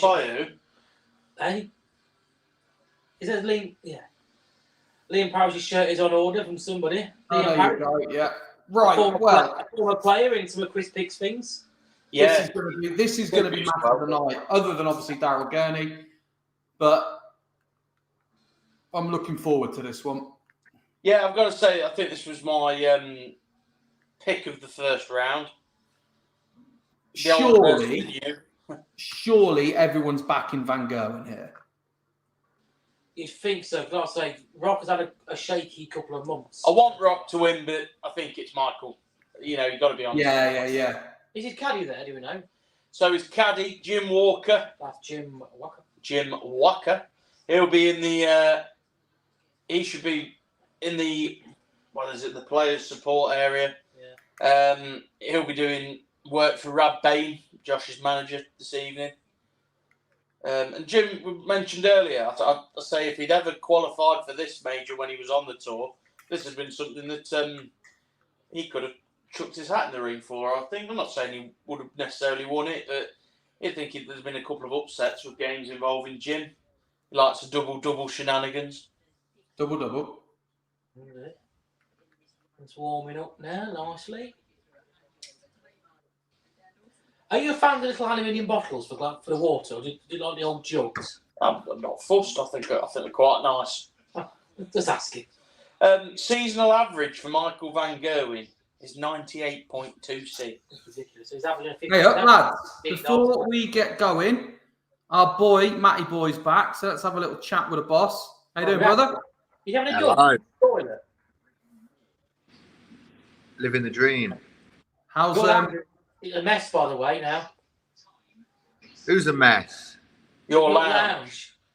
Yeah, I bet it is, because two people have started eating me out of house and home. Can you make sure I've got some milk? I bought the own, actually, thank you. We've ordered food in. I know, I've seen it on my Ring doorbell. No, you ordered food. I Anyway, back to the snooker. Josh Rock's got the darts. And away we go. Is Dolly in bed yet, or is she just getting ready for the last knock-ins? She's putting the last 6. Right, I've made my mind up on those first 3 darts from Josh Rock. Van Gerwen 2-0. Yeah. Right. So, just sort of give you a quick update. Dowell's feeling good. He's practicing well. He's ready to really kick on now, and hopefully we're going to go for a win. Have you seen a confidence in him that you've seen a few times? Do you know what I mean? Yeah. Like when you've seen him win it before, you've seen that same level of confidence in him. What are we doing here? What's going on? Hold on, what them pair doing? I don't know. Eating. Wait, don't drop the brownies everywhere. They're crumbling. Listen. In other words, Josh Rock's still not off. After 7 starts, off. Stop eating my sesame cake. Go. Let's play what's in Matt's fridge. Yeah, we're going to watch the Van Gerwen. Talk about the darts. Yeah, but as we said, Matt, are you seeing a confidence in Darryl that you saw when he won the tournament last time in 2017? Yeah, he's playing. He's probably playing better now. It's just there's loads of better players. So I'm going to get rid of these boys for a second. They can sit and scoff. But yeah, there's a lot of better players. But from you as the manager, we could see a win from Darryl today. That's what we're waiting for. 100%. Yeah, if he can get off in the first 2 darts every leg, he's got a massive chance. Well, again, we're glad to hear that he's doing well. Everyone's watching. Burgoyne's watching. Like, everyone's following on. So it's going really well. So we're just waiting for it. And we're going to watch Van Gerwen look like he's going to decimate Josh Rock here. But listen, I'm going to go. I'm going to get myself in the practice. Yeah, go on then. Well, keep it up, mate. And hopefully we'll speak to you later. Right, boys. It's looking good. We've got Darryl Gurney's looking great. Yeah, I've got that up here now. I've literally he's throwing darts at the start of the second leg, so I'm hoping I might have sorted out the feed. Feed? You not got actual Sky? No. You know what I mean. Well, Josh Rock's now shooting tops to get off because 32 is not working for him. Yeah, I've just seen that. Like, he's just missed with his 3 there. I think Van Gerwen's going to decimate him here, isn't he? Yeah. I think he'll beat him at darts. Good to see Neil Atkins. Thank you, Neil. Webby in the house, apparently. That's quite nice. Oh, Matt Webster's in the chat. The Neil Atkins. Oh, cheers, Neil. All the best. Is that Neil who just left? We've just got home. Oh, yeah. Van Gerwen tune up in this set. He's just like flying. Top straight back in. Little Joshy Rock. Rocky is off with a 120 in the third leg. Why do you call him Rock when his name's Rock? He's just terrible. His nickname is essentially just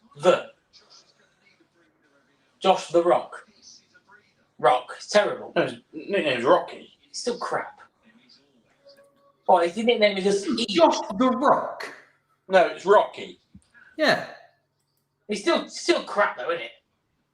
It's not the best nickname in the world, it has to be said. Why make up these daft nicknames? Like, that's what people call him. Like Super Chin or Lethal Biscuit. Yeah. Or Yozza. Did you say Lethal Bizzle? Biscuit. James Wilson's nickname used to be the Lethal Biscuit. There are some good nicknames, though. There are good ones in there.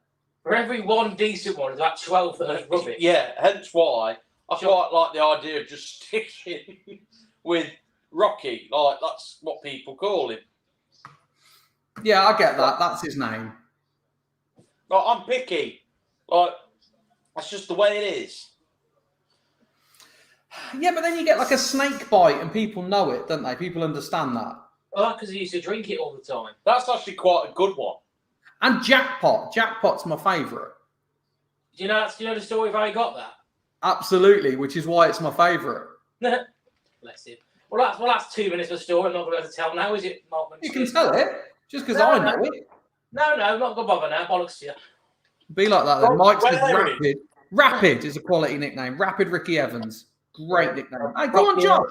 Josh Rock's pulled the leg back. Go on. Do you know what my nickname was? Not that I was famous enough for people to know, but do you know what my darting Another nickname was? 160 off of Van Gogh, by the way. It's his second. No. I was the Picky Blinder. That's good.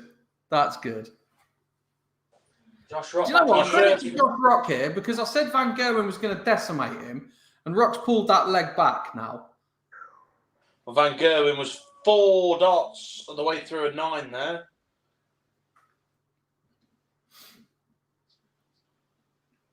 But like we said earlier, Rock's got nothing to lose here.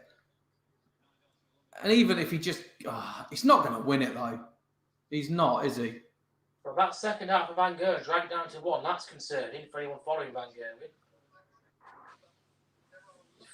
That 5 is even more concerning for Rock. Rock, I call him. I just feel there's a few loose flyers coming out from Rock. Yeah. And that Van Gerwen is going to get away from him. Is it the pressure of the event? Is it the pressure of I mean, you're standing there next to Michael Van Gerwen, and how old's Rocky? 38 years. About 20, 21. Do you know, is it? I mean, Van Gerwen's Van Gerwen, isn't he? He's like an icon of the game. Shot at tops for 120 for the first set. And he's gone on the outside, but he will be back. Josh Rock walks up to the hockey for 174. That little pause he's got on the back throw now, that wasn't there as prominent before. That way he brings it back. It's a good point Johnny makes. You feel that most players that either go on to do or... The boys have gone just quickly. Oh, they're back. You're back now, lads. You disappeared for a second. Oh, sorry. Johnny pointed out that Josh now has a pause on the back throw. Right. It has been known to be a real problem for players who are on decline or potentially even get the dreaded D. But he was one. He had a pause. As soon as he had the pause, he had problems. The more fluid it is, the less time you've got to think and less time you've got for problems to encroach. Well, this is what we said about Ricky, isn't it? It's what we said about Ricky Evans coming in. Like, and him playing in a tournament like this, he's going to just continue to press and be aggressive. Yeah, absolutely. I think John Park came out with a good one last night, talking about what do you do. There's a lot of players who are going up there, blocking the double and not knowing what they're going for instead. And John Park said he had a rule that if he missed the first two darts, he was swapping with the third, regardless if he blocked it or not. Just because he knew what he was doing then. He knew what the plan of attack was. Yeah. So, yeah, players like Ricky, nice, quick, fluid. You know, he's unlikely to ever have, like, a serious decline, like your Dozzers and... Andy Hamilton's and the like. Yeah. Well, a lot of players, when I have a manufactured throw as such, rather than a natural throw, it can break down very quickly, as Glenda and maybe Andy Hamilton a lot found out. Yeah, I suppose when the chips are down and you have to rely on what you've got, like, and who you are. It can be very difficult, especially if you haven't got sort of a pre-shot routine if you like to fall back on, or a little... That's why Gary Anderson, he's always, if you notice, he always like puts his foot on the hockey and kicks it. That's sort of like a pre-shot routine for him. Makes sense. So knowledge there, look. That's all, Yeah, good knowledge. That almost makes sense, that. Oh, aye. Anyway, back to this nonsense of Ionis, whatever this advert is. There's You like a good advert though, Johnny, right? I hate them. I very rarely watch the telly because I hate adverts. I even pay for YouTube Premium, how much I hate adverts. and on that note, Yes, on that note, plenty of adverts coming up later because we have got, coming at the end of this week, Armageddon, the 17th of March, 2024. Like, that's coming, one of the biggest events in the MJ calendar. And we are releasing the lineup this week. So we will find out who is going to be at the 2024 Armageddon coming this week. Stay tuned to this YouTube channel and, of course, all the other social media platforms that MDA use that are scrolling across the bottom of the screen. And then, of course, for one of the shows that's coming up, still to come in 2023, Dazzler it was the Everlast Scaffolding Dazzler. It's Dazzler 16. That's the 6th of December with all those great names on the card. God, Anyway, thank you very much for that. Right. Absolutely. Oh, hello, he's back. All right, mate. Oh, dear. Yeah, well, this is where we are at the moment then, boys. Like this match of the night thing that we were talking about, it looks like it could be a quick one. yeah, it's it doesn't look like it's going to be a three-setter to me. No, it doesn't, does it? Johnny Clayton It's a shame. very red. Johnny Clayton's here. He's looking very red, Johnny Clayton, for some reason. Looking very red. Looking very good. He'll take on Ross Smith in match number 7. in about a set's time, because I can't see Josh Rock building his way into this game at all. No. Well, there he is. Johnny Clayton. What a legend. Oh, he's actually got a logo there. Do you know what? That's the talking nicknames. The Ferret. Rotten. You know how he got that? No, I don't. I'm led to believe. I remember someone coming up to me and go, "You know why it's called the Ferret, don't you?" And I went, "Yeah," which I do. And then they proceeded to tell me the wrong story, in which they said, "Yeah, it's because he stinks." And I was like, "No." I went, "No, it's not because of that. It's a rugby thing, isn't it?" Yeah, it's I believe he was scrum half when he used to play rugby, and after he put the ball in or whatever, he always used to find him under the scrum like a ferret going in and out of it." Neil Atkins in the comments has just said the same thing. It's a rugby thing. I hate it. I really disliked the name, but that's his nickname. He doesn't like the name. It's kept with him. You know, I won't tell you who told me that, but yeah, he goes, "Oh, it's because he stinks." And I was like, "No, Johnny Clayton's very clean. Johnny Clayton's a lovely man." I'll tell you what, we're looking at this. And Josh Rock, again, failing to get off the double straight away. And he's opened it up to Van Gerwen. Well, he's just put in a 97 to leave 264. And Van Gerwen, all he knows, he's got 6 starts at 161. And he's probably... the likelihood is he goes 1-0 up in this set. He's then 2 legs away. In a set where he's got the throw. Yeah. And I just... Don't get me wrong. I said it'd be about which Josh Rock turned up, and he hasn't actually played terribly. Well, yeah, he's averaging in the 70s. Michael Van Gerwen's up in 98. He's played terribly. No, but you're right. You're absolutely right. He has just been outclassed here. Yeah. I think most people, especially double in, as I say, that average of nearly 100 double in is like an equivalent of 105, 106 maybe. No, it's all over there, I think, for the lad. I think this is just like a stay of execution now.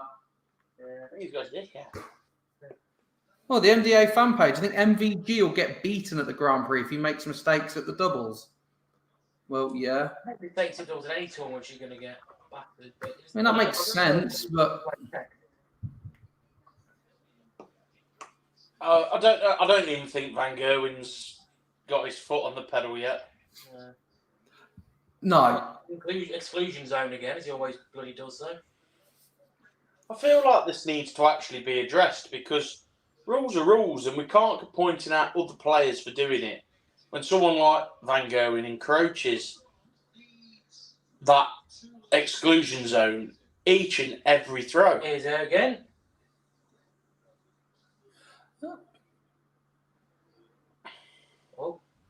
Anything from our friends Mike and the likes of, and Lynn? Mike has asked if Josh is married and is that a ring on his finger? I definitely know he has a partner. Whether he's married or not, I do not know. Interesting. And he said, I wonder what is 98 average here as if it was starting on doubles. Take from that what you will. I think he means if it was straight off. So yeah. You got to think he'd be around sort of the 105, 106 mark. But Van Gerwen, he looking left 72. Josh Rock still miles back. It isn't a leg drop through first again. So he's just dropping the darts. His darts always land at funny angles anyway, but it seems like it's happening even more now. He's trying so hard. What does it mean for a player if they go out early in this? Like, what does that mean for their whole thing? It just means, I think it's even worse. First or second night, you just don't feel like you're involved in a tournament at all. So you've gone there and it's got battered and gone home. It's been like a bit of a waste of time. Van Gerwen's 2-0 up in the set, and he's kicked off with a 117. And Josh Rock's just gone for tops, and I mean, it was nowhere near. And he's failed to actually double in on that visit. And you would feel it's all over by the shouting now. Yeah, I've just seen Van Gerwen pick up that second leg already, and he's on to a 384. So there you go. It's come up. And Josh Rock's not even hit a double to get into that. He's in now. He's at 117 himself. He's 100 odd behind, and with Van Gerwen's going to kick in here at least a 140. No. 200 lead for Van Gerwen. You know, Josh Rock can just say goodbye to this campaign at the World Grand It was Prix. always going to happen, weren't it? Well, I think we wanted to see the sparks flying like they did last time they played on telly, and it's just not lived up to that billing. Nah. And Van Gerwen, I mean, he's even making little mistakes, and it's not making a difference. He's that far ahead. yeah, we don't give him enough credit, Van Gerwen. He puts in performance after performance, and we take it for granted. Terrible down. That's almost a silly thing to say. I know what you mean, but so we don't give him enough credit, and yet he is like widely considered one of the best ever, if not the best. And he's done it 84 in 3. Michael Van Gerwen wins 2-0 in sets. Did Josh Rock win one leg? No. 2. One leg in the first set. That was it. Yeah, one leg in the first set. Absolute mauling.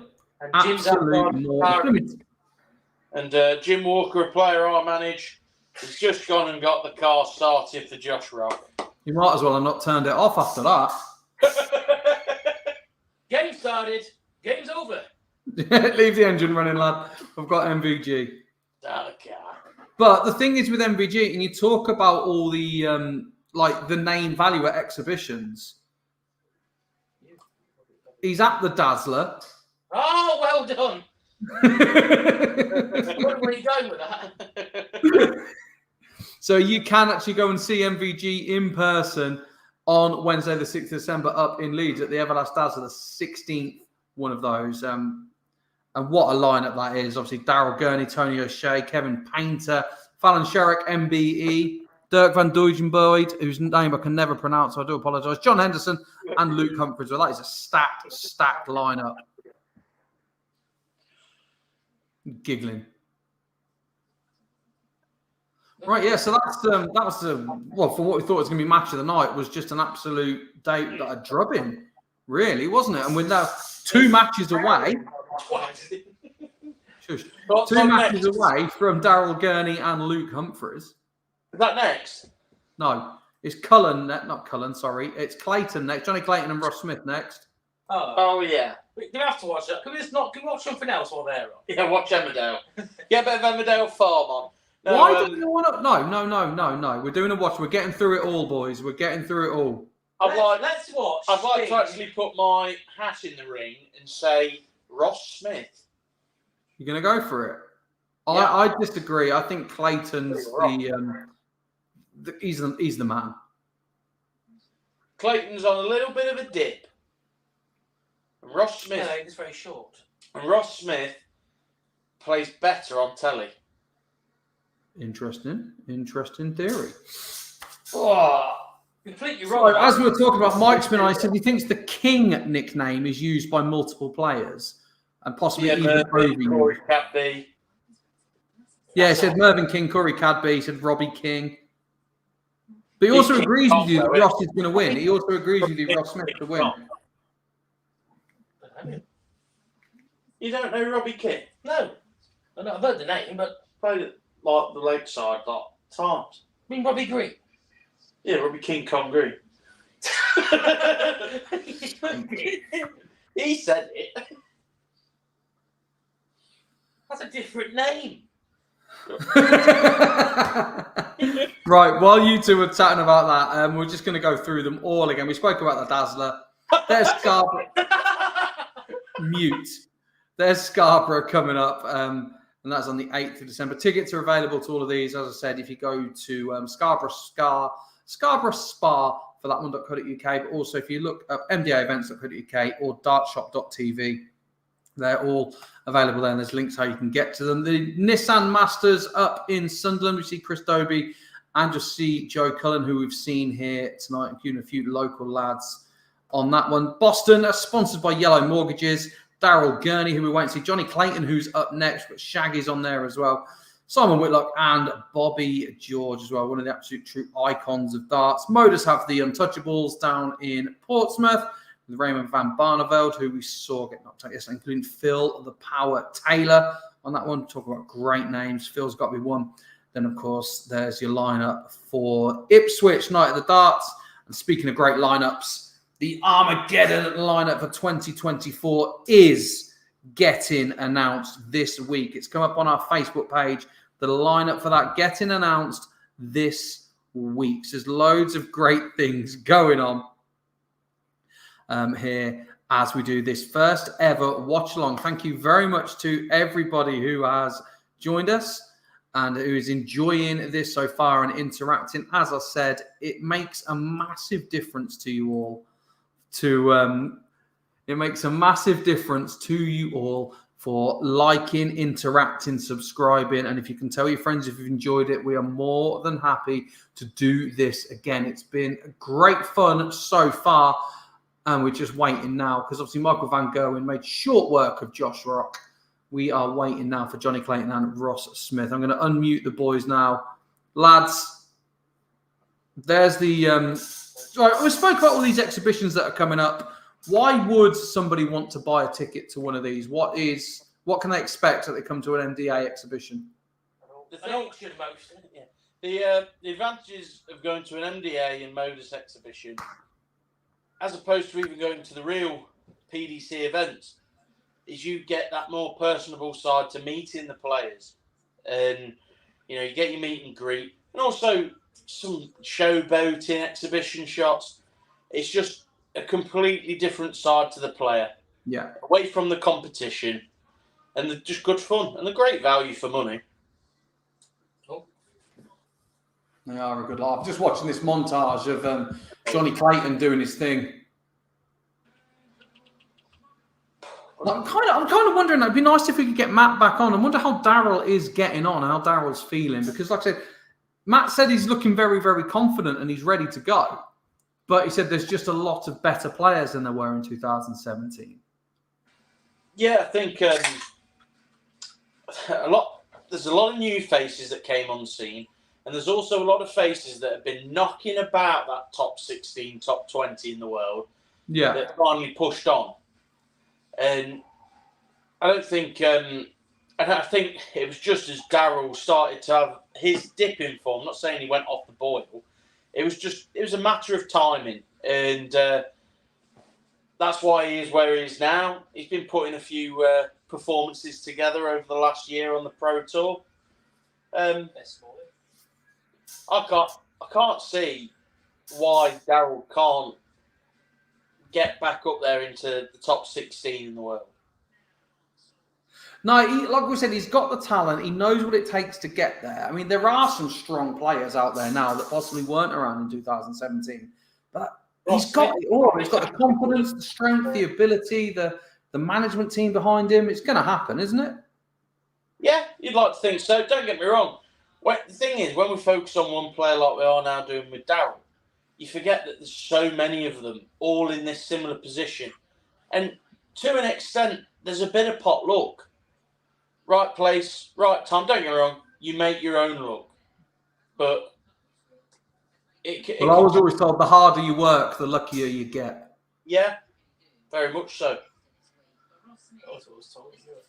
Yeah, well, we now know Daryl Gurney is getting warmed up and ready because he's going to be on after this match. We have Johnny Clayton and Ross Smith. Now, again, we speak about the favourite, and it's got to be Clayton here, hasn't it? I'm going Ross Smith. Yeah? Well, Neil Atkins is going for Johnny for the win. I have to admit, I think the Ferret is going to take this one. And they've talked about rubbish nicknames. Ross Smith, Smudger.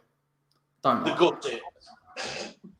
He's had that years ago. I think that was from I believe that was from his granddad. His granddad used to call him Smudge or something like that. Because Smudge is a common nickname for someone called Smith. That's why. Yeah, his granddad would call Smith. Listen, Bob, don't become an eager interested in Smith facts, making me look a twat. My Smith facts? Oh, yeah, I'm literally well renowned for my Smith facts. You 2021 champion of World Grand Prix. Title odds 20-1 for Johnny Clayton to do it again. He's not winning it. He's not winning this game. 20-1 is a huge outside odds for the man that only won it 2 years ago. That's no pressure. He's defending all that prize money as well. Yeah, I get it. I just find that that's a massive outside thing. Right then, boys, we are off. We've got another one, Johnny, for the win. So far, Johnny's getting this. Michael said got his name from dealing with bulls or cows. That was Michael Smith, weren't it? That can't be true. Well, Michael Smith, yeah, he used to work on a farm. And that's why he's called the Bully Boy. Yeah.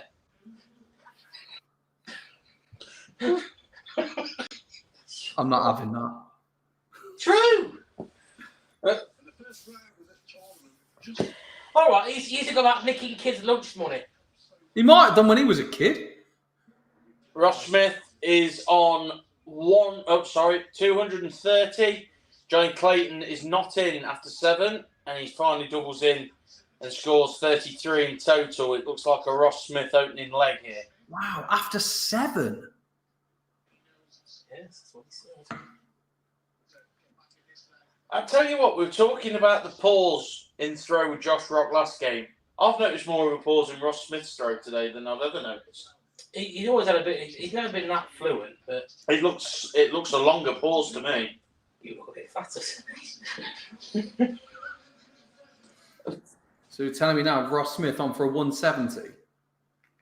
Yeah, and he's missed it. He's completely flapped it.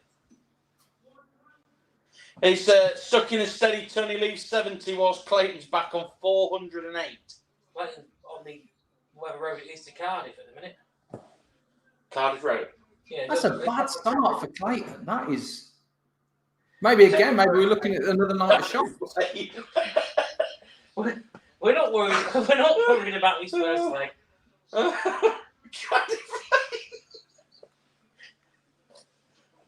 Well, Clayton's got the darts in the second leg, and he's making a hash of getting in again by the looks of things. Not off after his first 3 darts. Here we are, back to Cardiff.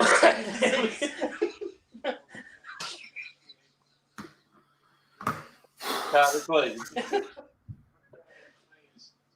And Ross Smith is in with 32, pinning the double 16 with his 3rd darts check in. Clayton comes back, still not in. Hey! 6th dart. It took him 8 and 6 darts so far. Is that the most we've seen so far? No, I think somebody had 9 last night. Dimmy had 9 tonight, didn't he? Yeah. Somebody had 12 last night. Somebody had 15 last night. 16. So I've seen it get up to 15, 16 in years gone by. 16 legs for that. So what have you been on the whole game? It's ridiculous. Terrible state of affairs. No one told him. No one told him to double off. He'd just been battering the treble 20 for 16 legs. No, I've done that for a while though. It used to be quite common back in the day for someone just to forget. Oh my life, we've lost the boys and they are coming back. Stop muting us, Malt. We're making fascinating points. Look, it wasn't me. You went for a second. Wasn't me. Actually happened to me years and years ago. First time I ever entered the local Monday night singles competition, which was double start. I was playing local player Andy Hibbert, and I've gone 140. Didn't look at the scoreboard.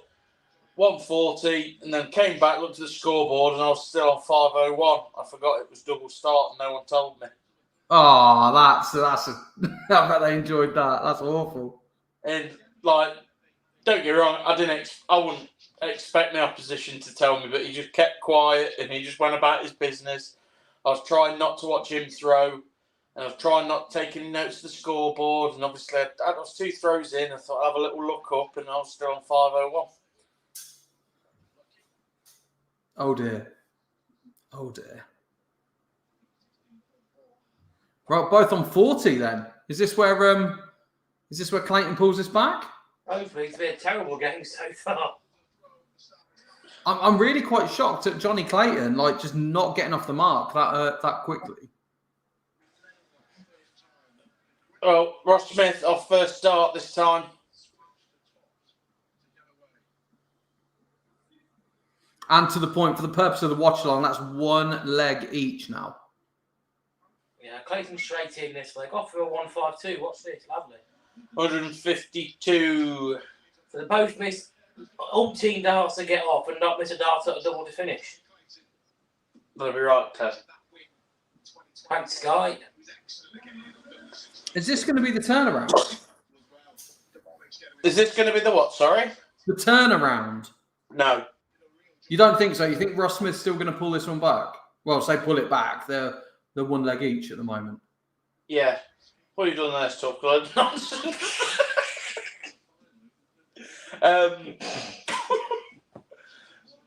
Sorry, it just had to be said. Ross Smith, for me, still wins this. Clayton does not look the Clayton of the last few years that we've seen. Although Clayton's done a right boober there off 269, staying on the treble 20. Clayton's renowned for not leaving a finish. Kid alone.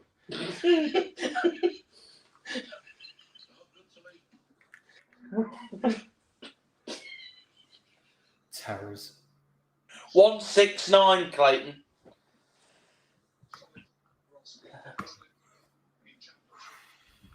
And he leaves 89. Ross Smith with a shot at 105. He's going 20s or 25? He's gone 20s. Treble 15 for a shot at tops. And no, he will not be having a shot at a double this visit. Johnny Clayton back for 89. He hit this on the ball, I'm telling you. 19. Oh, big 7. Oh, is it the big 7? Egg on my face. What on earth has he done there? Well, just an absolutely terrible visit from Johnny Clayton. Allowing Ross Smith 3 clear at double 8. He goes inside. Ball. And he pins it. 2-1. A leg away from the first set. Johnny Clayton with the darts. Will he double in any better? Bang! He sure will. 32. Johnny Clayton, he's going back upstairs to the 20s. As opposed to Ross Smith, who, when doubles in, is staying down on the 19s, which has been quite a regular tactic during this competition so far. Remember when Clayton had won it, the amount of times he got in with 112, 152 was ridiculous. That was one of the biggest strengths that year. Same as when Darryl won. The amount of times he got in with like 180, 100, and what would it be? 50. All right, lads, we've got to say a quick goodbye to Mike, who's been with us for all the way through. He's just off now. Mike's had enough. Mike, you've been an absolute pleasure to entertain, if that's the word. Thank you for joining us. But please come back if you need someone to watch this. People are watching, Johnny. People are watching. Don't you worry about that. 180 for Johnny Clayton. Leaving him on 190. I want Mike back. Yeah, Mike was class. He's from Kettering, Johnny. Ross Smith replying with a 140. 190 plays 210 in this leg. Johnny Clayton looking to set up nicely here. Loose dart in the 5. Ross Smith got a chance to put some pressure on here by setting up well from 210. The darts don't stick in the board very well, do they? He's on the mid grip point. Oh, that'll be Whitehead. 105 here for. Well, it probably ain't anymore, but it used to be. I think it is. No, he's a unicorn now. Yeah, I checked his points, does it? Yeah. Is Boltman gone? See you, pal. See you, Maltman. All the best. Let's talk about Boltman while he's not here. Right, Ross Smith 152. It's not going this time. Clayton will be back for 52.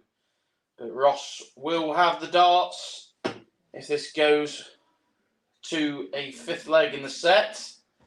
52 apiece. Johnny Clayton to have a shy first. Single 20 on the outside. Inside double 16. Ross Smith for the first set. 52. Single 20. Double 16, first up. And it's double 16. Goes into the break. 1-0 Ross Smith.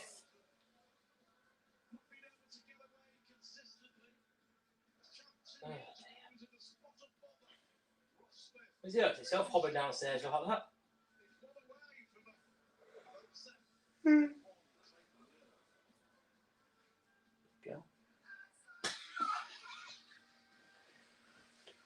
So they're just going to the television break on Sky Sports Arena. We could check the comments, see if there's any questions for us. Yeah, Johnny's going to get on that. Johnny, What have you found, Johnny? Bye, Mike. Why do I feel like Mike's been the star of this? We've got to love Mike. Mike, like I said, he's watched this for the full 4 hours with us. Mike should get Sky. No, he shouldn't. Mike should be encouraging people to watch this and get all his friends watching it with us as well. Yes, that. So we've got Ross Smith's 1-up at the moment. Yeah, Johnny Clayton, to be fair, hasn't been Johnny Clayton that we know and love, has he? Look, we're halfway to me being right again, Mr. Maltman. We're getting there, aren't we? We're getting there slowly. I don't even think Ross Smith has been firing all that well. So if he comes out well after the break, who knows? Could But it's like you said, when Clayton's going, what, eight darts, 7 darts to not even start scoring, you've got no hope, surely, after that. If Smith just, like, gets in early, that's it done, isn't it? You'd imagine so. But when Clayton's scoring well, even if he's getting in 4th, 5th dart, if he's doing 2, 3 treble visits, you can nick legs. Exactly. I'll tell you what, the big one, though, we're coming up to the moment that's inspired all of this. Daryl Gurney, MDA sole representation here at the Grand Prix. He's going to go up against Luke Humphries. That is coming up. That is the match after this, the one we're all excited about. And we've heard from Daryl today. We've heard from Matt at MDA, his manager, and Daryl's looking great. He's in great form. So, I'm what do you think, lads? After what we've seen so far and what we're seeing, has that changed your opinion of what can happen? No. Thanks. What do you think, Johnny? What do you think, Johnny? Come back to me.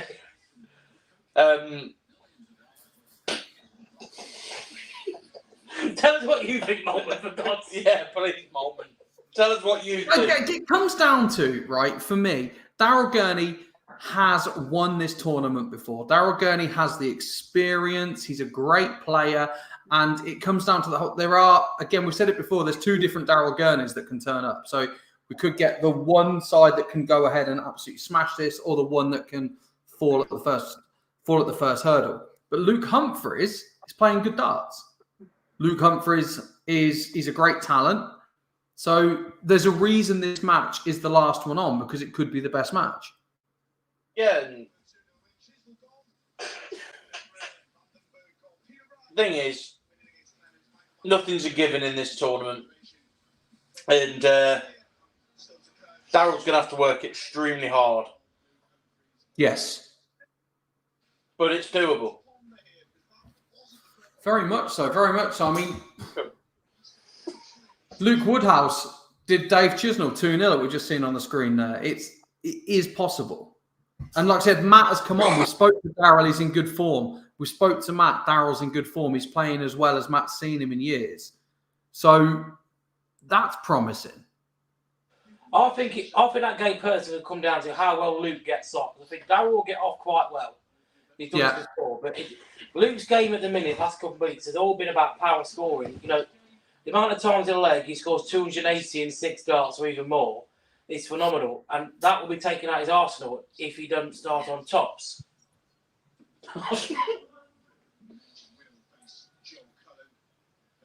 All right, we're back on this anyway, boys. So come on, let us know where we are with the darts. You said don't laugh.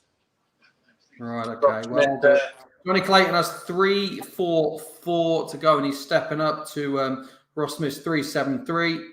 Johnny takes it down to 2-0-4. So maybe Johnny Clayton's coming back into this one after the break. He's regrouped.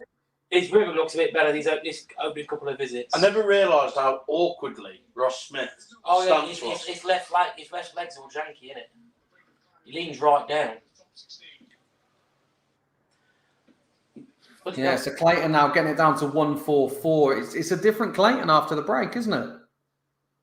And he got long legs, Ross Smith. Look at them. 180 incoming. I should switch it. Really. 140. Clayton still has 6 clear at 1-4-4. Need them. Switch to 18, maybe? No. Yeah, Ton, just a bit of a get out of jail free card then. Because they were very low, very high his first 2 darts, and 175, Yeah, 135 for tops, and it is. Bit of pressure on the 44 now for Clayton. It's the 12 double 16, pins it. Yeah. First time of asking. He's 1-0 up with the darts in this set. Ross Smith to throw first now. There you go. You see, so you can't count the man out, can you? Although it's a bit of a, I don't know, it's a bit of a callback asking to get that to win 2 sets from coming 1 behind. Is what I'm trying to say. Yeah, set play is completely different to leg play. It's because he could lose, he could win this set 3-2, and suddenly it's completely different, back on level.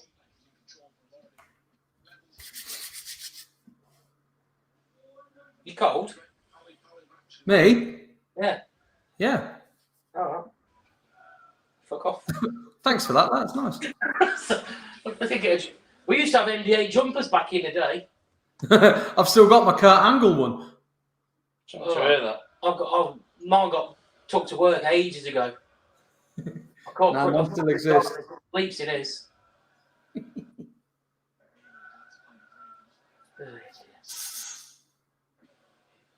Yep, so there we are. Johnny Clayton. Well, I'm here. He's got a 404 with Ross Smith throwing for 333. Is that where you are, boy? It's it's just thinking about the amateur game, and obviously we're in Leicester for this competition. Like Leicestershire is becoming a solid hub for singles league darts. Like, you know, obviously I hold the Barden Premier League, but we've also got open singles leagues which are open to anybody. You've got the Leicestershire Singles League, you've got the Wyking Singles League, you've got the Charnwood League of Darts, you've got the Crown Inn Singles League. You've got all these available, like just within, you know, a couple of miles of this venue. Never mind. What do you think it is? What do you think it is that's doing that? Well, I just think there's a couple of people like myself, like Matt Sidwell, me, Reece McGreal, Brian Maguire. We all love to see amateur players have the best platform to play on. And I'll be honest, I think Leicestershire darts has struggled previously. It's shown by why they're quite low down in the county divisions. I think they're in the 3rd tier. But they're improving. You see that the A team's got a lot stronger over these last couple of seasons. I'm not madly into team darts, but it's cause and effect. You can see where it's come from with all the singles leagues that are around, and it's a county that's definitely on the rise, and it's going to improve the standard round here. I'm going to come back to that. I just want to point out that the lads are now 1 set apiece, with Ross Smith picking up the first leg of the next set. So it's just to make sure that we're still talking about the darts. So, like, Clayton has clawed it back.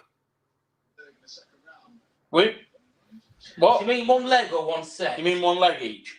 1 leg. Sorry, I beg your pardon. All right. Yeah, 1 leg each. I do beg your pardon. It's all right. We forgive you. Yeah, I'm getting sleepy now, boys. Oh.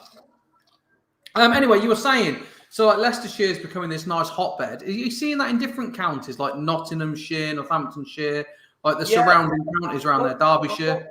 Northamptonshire's had a really great county side for a long time now. But that's a Ricky Yeah. Evans playing.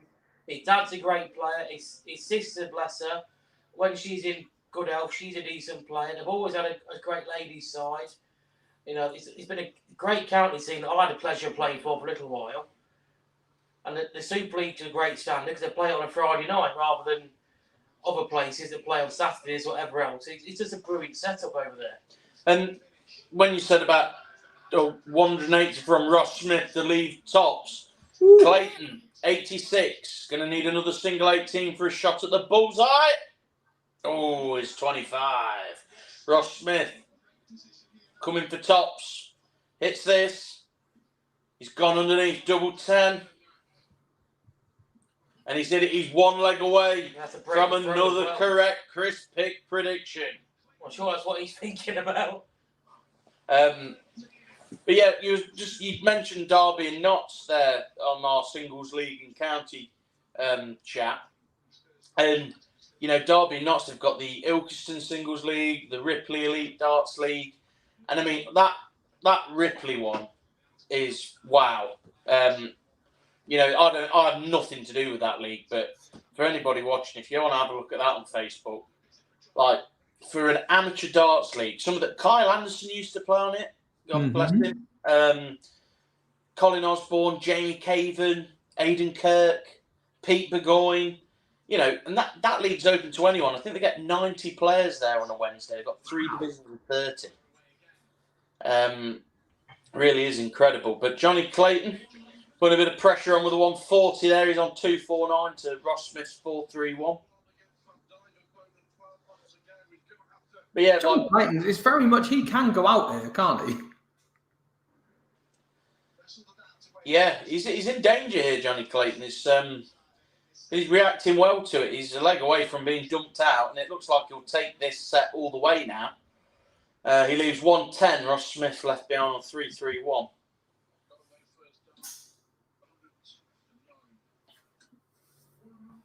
Smacked in a 140. He's going to try and keep some interest in leg, but 110 for Johnny.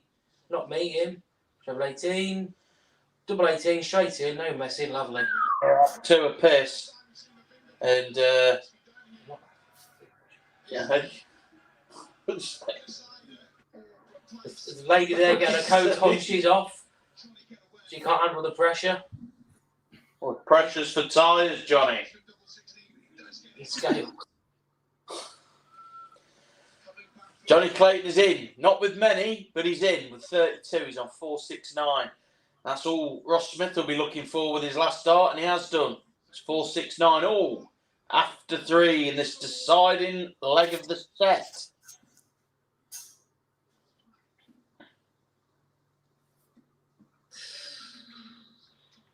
$83 by Johnny Clayton, knowing what Ross Smith's capable of. Big maximum hitter. First one in the bed. Second one in the bed. And the little one said... No. 140.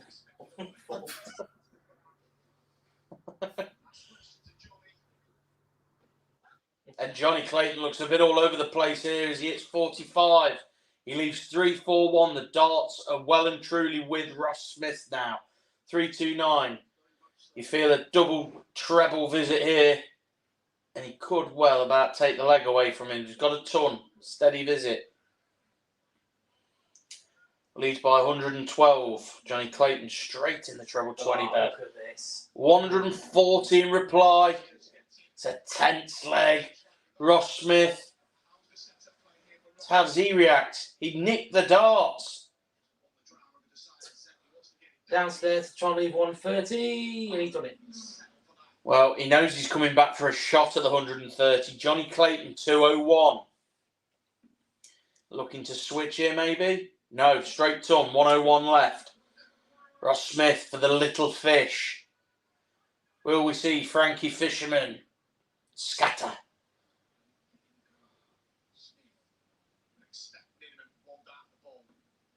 He's going to get a dart for the match. He's got a dart, a double 5 for the match. And he's hit it. Johnny Clayton 0. Ross Smith 2. Chris Wow. Right again. Game over. That is a great prediction. And again, I would have picked Clayton. Well, I did. Yeah, I picked Ross Smith. Thing is, when you know what you're talking about, like me, you have to guess sometimes. That's a huge win for Ross Smith, surely. It's a calamity for Clayton because a lot of money's going to drop off his rankings now. We're looking at the odds there, if I can see where he was. And this is at the start of yesterday.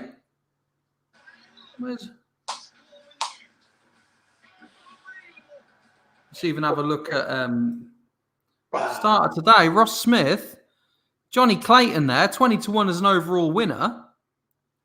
Ross Smith's, what's that? 50-1 as an overall winner. Yeah, the bookies know what they're talking about sometimes. There you go. MDA fan page saying that Ross will win was a great guess. No, it was a great prediction.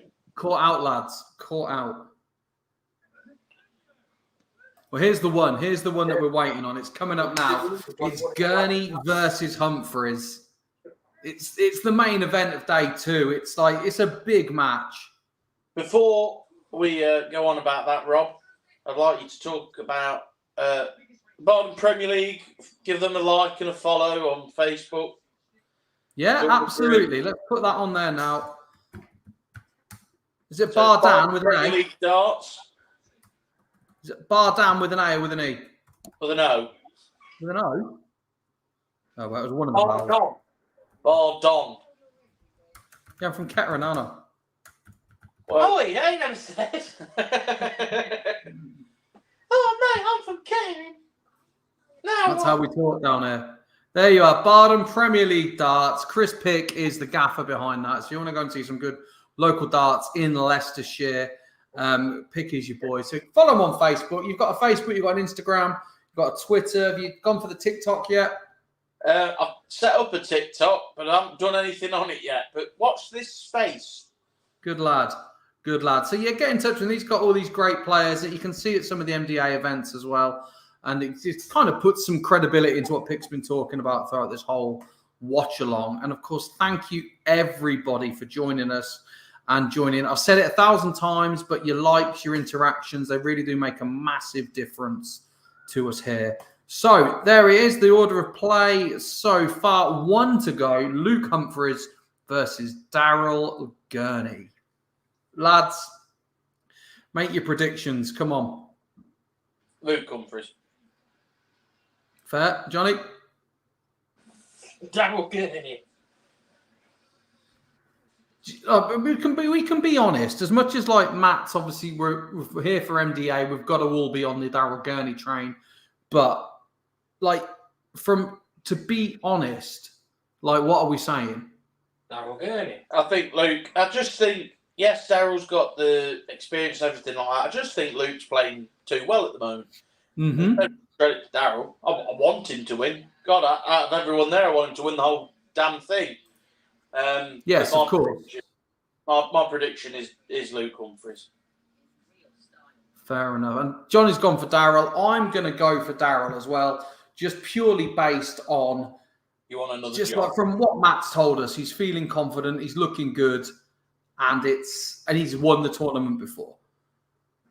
Oh yes. Okay, so while we're waiting for the match to come on, Daryl Gurney is going to be in action, as is Luke Humphreys at the Everlast Scaffold in Dazzler 16. Gurney's also going to be in action over in Boston at the Gliderdrome, and that is sponsored by Yellow Mortgages. Thank you for Yellow Mortgages for that. And of course, Luke Humphreys will be in action in Ipswich on the 8th of December, of course, with Johnny Clayton, who we have just seen, and the legend that is Bobby George. And also the Armageddon lineup for 2024 is happening. So potentially we can see, potentially we can see the lineup for that. And Daryl Gurney may just be. So there you are. All these things are happening. So the lineup for Armageddon, as we were saying, that's getting announced this week. If you go over to the Facebook page, it has been said they're going to release that on Sunday. So hopefully we will get that announced so you can see all the great names that are going to be at Armageddon, which is the biggest event in the MDA darting calendar. Right, so they are getting ready to go. You can see the order of play up there on the TV now for everybody who's watching with us. Thank you so much. We're at 4 hours 15 now. And this is it. This is the one. Daryl Gurney. I remember saying to Matt about him coming on and being on telly, can we do the watch along? It was this match that got us here started. Me and Picky have been at it. I don't know what Johnny's doing, feeding himself. And there's Daryl Gurney on the screen there talking. So Here we are, Daryl Gurney and Jaws there. I It's a big think. deal. Oh, Colin Lloyd. So, like, look at all this stuff. Is it his time again? But I mean, you've got to watch this. You've got to see he's getting chosen to do the interview. Is it his time again? He's playing the best stuff he's played since his form dipped after the great heights. Yeah. Being a two-time major winner.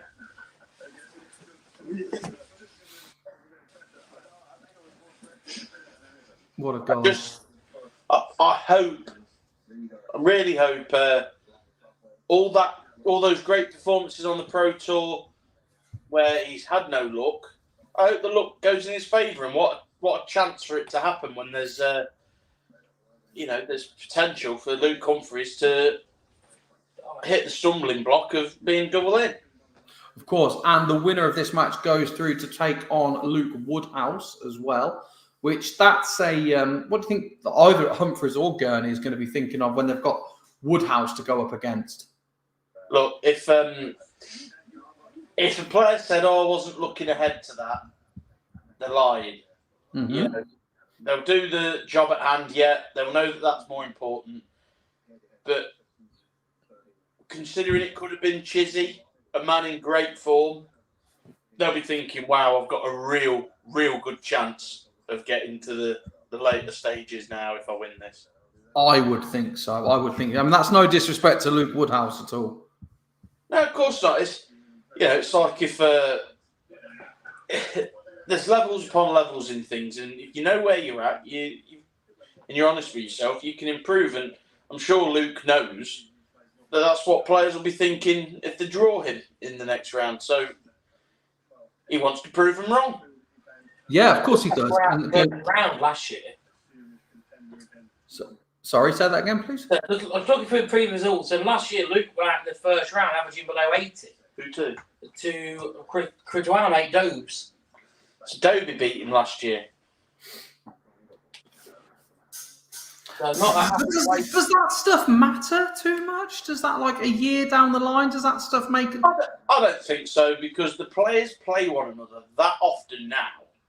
Like, you'll see ridiculous stats like, oh, they've played 75 times, and that they've all beat one another.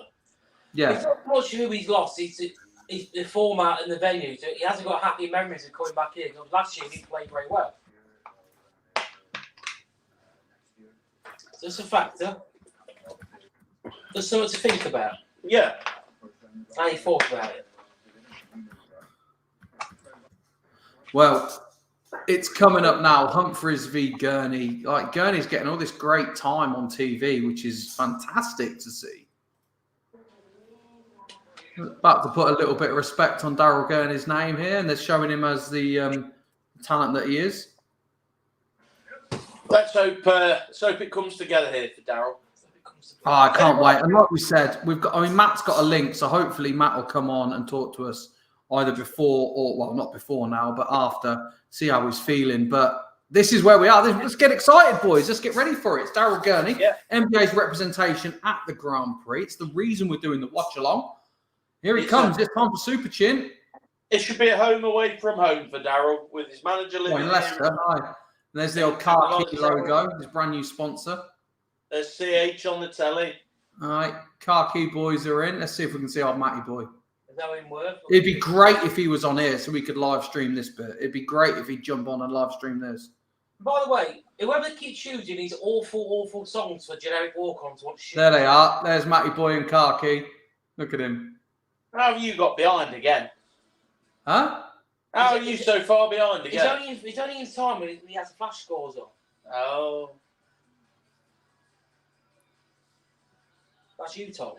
Egg on your face. That's all it is. But I'm just, my, for whatever reason, mine's not at the same place yours is, but I've got the scores up and we can still talk about what's going on. But cool. Here we go. I like that colour. I was just about to say both players in blue and black. The teal. Yeah, teal. I was going to say turquoise, but No, it's teal. it's teal. It's teal, me old Buddha. Luke looks like he's woke up from a nap. Luke's seasonal average 98.17. That's ridiculous. Over a year. You don't realise how good that is when you notice someone having a 98 average on the challenge tour. And you go, he's played well, and he's doing that over the course of a season. Darrell's averaging just under 95. So it's 8-1 title odds, and his best is the round 2. Yeah, but you have to think where he's come in these last couple of years. Luke's really burst onto the scene. And what's been nice about it is he's done it at a real gradual pace. You know, yeah, he won a few European tours, but it wasn't like what we've seen from Josh Rock, where it just went straight to almost to the top to then just start falling down. He really worked his way up, and I think that shows that he's got that B game, C game, when you really need to dig in. But they're off, and Luke Humphries gets in with his third dart. So here comes Darrell. He's choosing 32, straight away over to the 19s. A lovely 100 and something to start with, the kid. 109. Oh, he's got off the mark straight away then, which is great. Yeah, 109 start. And I tell you what, there's a couple of loose starts from Luke in these first 2 visits. And Darrell, he looks on it. Good. Well, Matt said that to us, didn't he? Matt come on and he said like it's he's playing well, he's practicing. When we spoke to him earlier, he was calm, he was collected. He's in a great position for it. Well, another loose start from Humphries there. He's gone up and hit 45.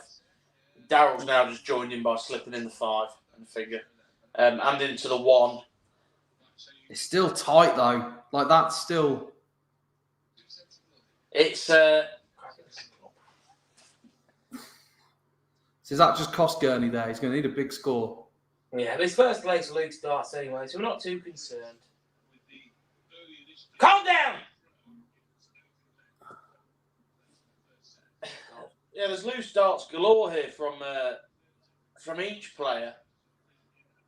That's all right if both of them are doing. If one's doing it, it's just like They're just it's not so much when they're hitting just the single rather than the treble. It's how they're going in. It's the difference between that and the first start. It's quite wayward at the moment. Nothing seems to be consistent.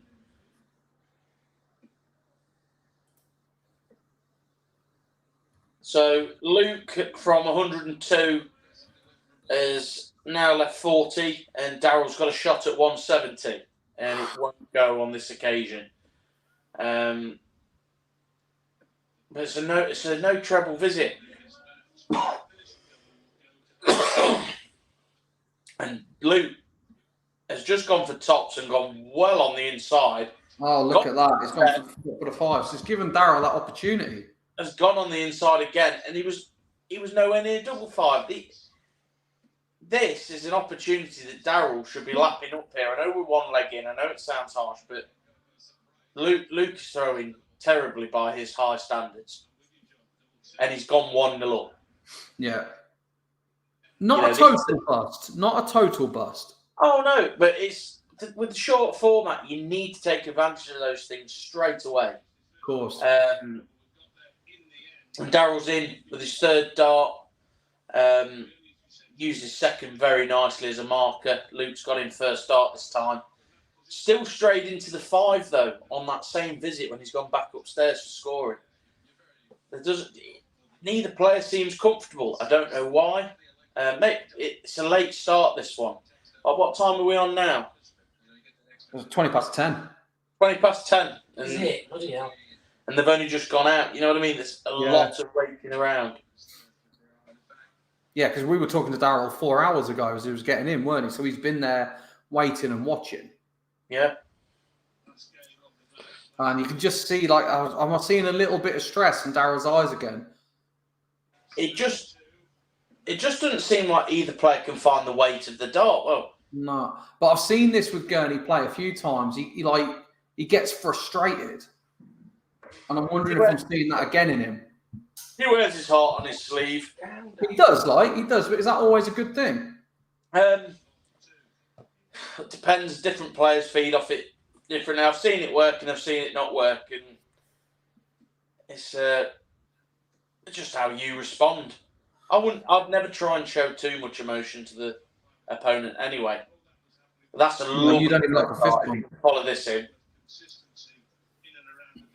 And he's at a 1-3-4 from 2-10 there to leave 76, sorry.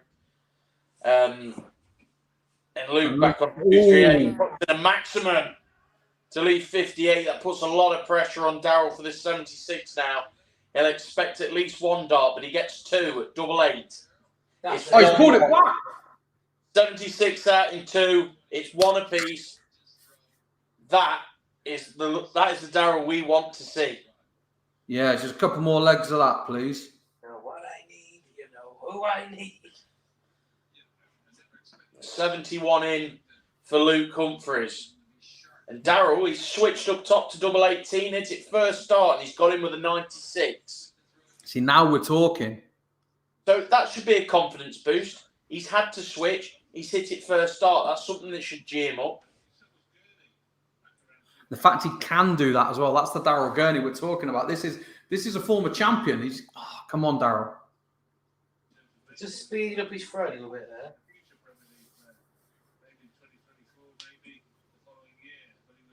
Such a slight edge. Clattering these little chunky barrels together. Maximum for Luke Humphries. Takes a lead of 150, but Daryl comes. Needs to switch. Fighting back with 174. It's a great reply. The 155 hasn't gone either. He will get a shot at the 131. Luke's Come on, Daryl. Time to shine. It's a terrible, terrible first start. He slipped low into the 5. Not the greatest visit. A 43. Leaves himself 88. Luke, 2 darts at tops now. And he's used his first start in the single 20 as a fantastic marker. And he goes 2-1 up in the set. Daryl with the darts in this next leg. And is he going to be feeling the pressure now, boys? So he's blocked double 16, gone upstairs for the 18s. It looks like he's blocked the 18s and he's actually doubled in on 4. So, and Luke just seems to have found a bit more rhythm, seems to have found the weight of his dart more now.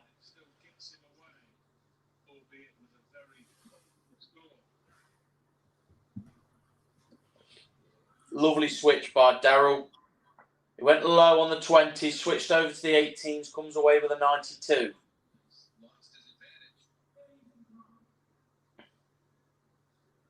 I'm just looking at Daryl's face, and it's just like he looks frustrated. The too many darts dropping low right now. Maybe Gary Anderson was saying yesterday he thought the throw was a bit long, so maybe it feels a bit long to the players compared to balls upstairs. Maybe. Right, here we are anyway. So he's had that 3-4-4.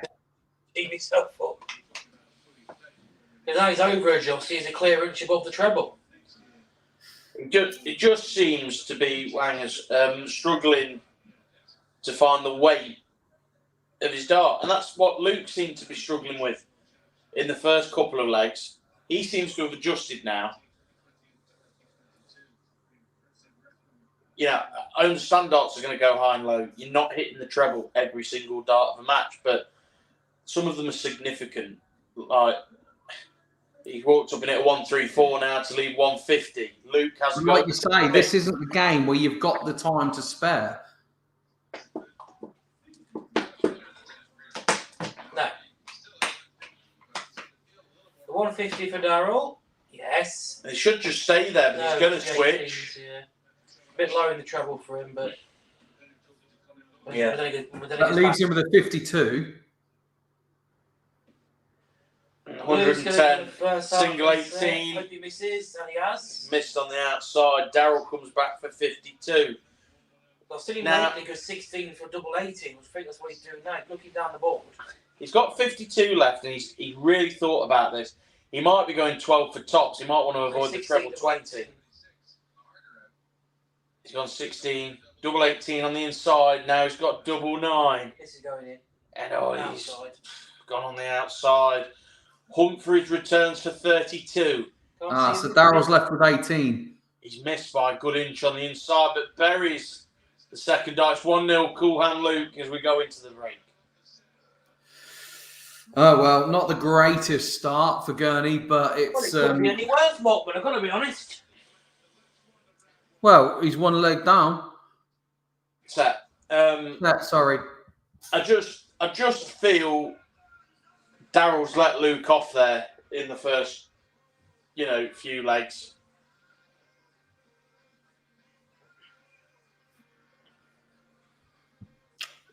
Luke will be heading into the backstage now to do whatever's necessary, on his water break. And he'll be thinking, I'm not playing well here and I'm 1-0 up. And he was growing into that set. So it's going to be a tough ask here for Daryl. But if he can find it, he's great at the switch. Has this break come at the right time then for Daryl? I don't really know. I don't know. Just MDA fan page has been in tough first set. Luke played decent, which is it's a fair comment. Yeah, he played decent towards the back end of the set. He was very much there for the taking at the start of the set. I would just my point about the break that I was saying is like you say Luke was getting into the flow towards the end of it, then it stops. Does that give Daryl a chance to pull back, regroup, and then come back strong? Like we saw with Johnny Clayton earlier, he came back from the break that bit stronger. But it sounds like he'd rather have the break now so he can try and get out of this next set, win this next set, and then the momentum's all his to head into the final set. Yeah, because there's no advert. But also breaking Luke's momentum as well. Yeah. I think he should break his leg. Yeah, it'd help. Although Luke had an injury last week at the European Tour and got to the final, averaging amazing, so maybe we need to do something more. Yeah. We should kill him. Alive. Yeah. Maybe not. I just think this bear going up in a rocket gives me a great idea of what's into Luke Humphries. Fair enough. Well, while the boys are watching the bear going up in a rocket, we're going to talk a little bit about what's going on here with the upcoming shows. We've said it before, we'll say it again in the Morningside Arena, where the Grand Prix is. Armageddon 2024, 17th of May. The lineup is getting revealed this week. So we'll be talking about that, and that's going to find that on our YouTube page, our social media pages that are all scrolling across the bottom there. If you're interested, we have darts in Ipswich with Luke Humphries, who is playing now alongside Johnny Clayton, Simon Whitlock, Bobby George, you can see on the screen. Portsmouth, our good friends at Modus have the Untouchables down in Portsmouth. Darts in Boston, proudly sponsored by Yellow Mortgages, where you're going to have Daryl Gurney on there. Guys up in Sunderland, the Nissan Masters. And we've got Scarborough as well.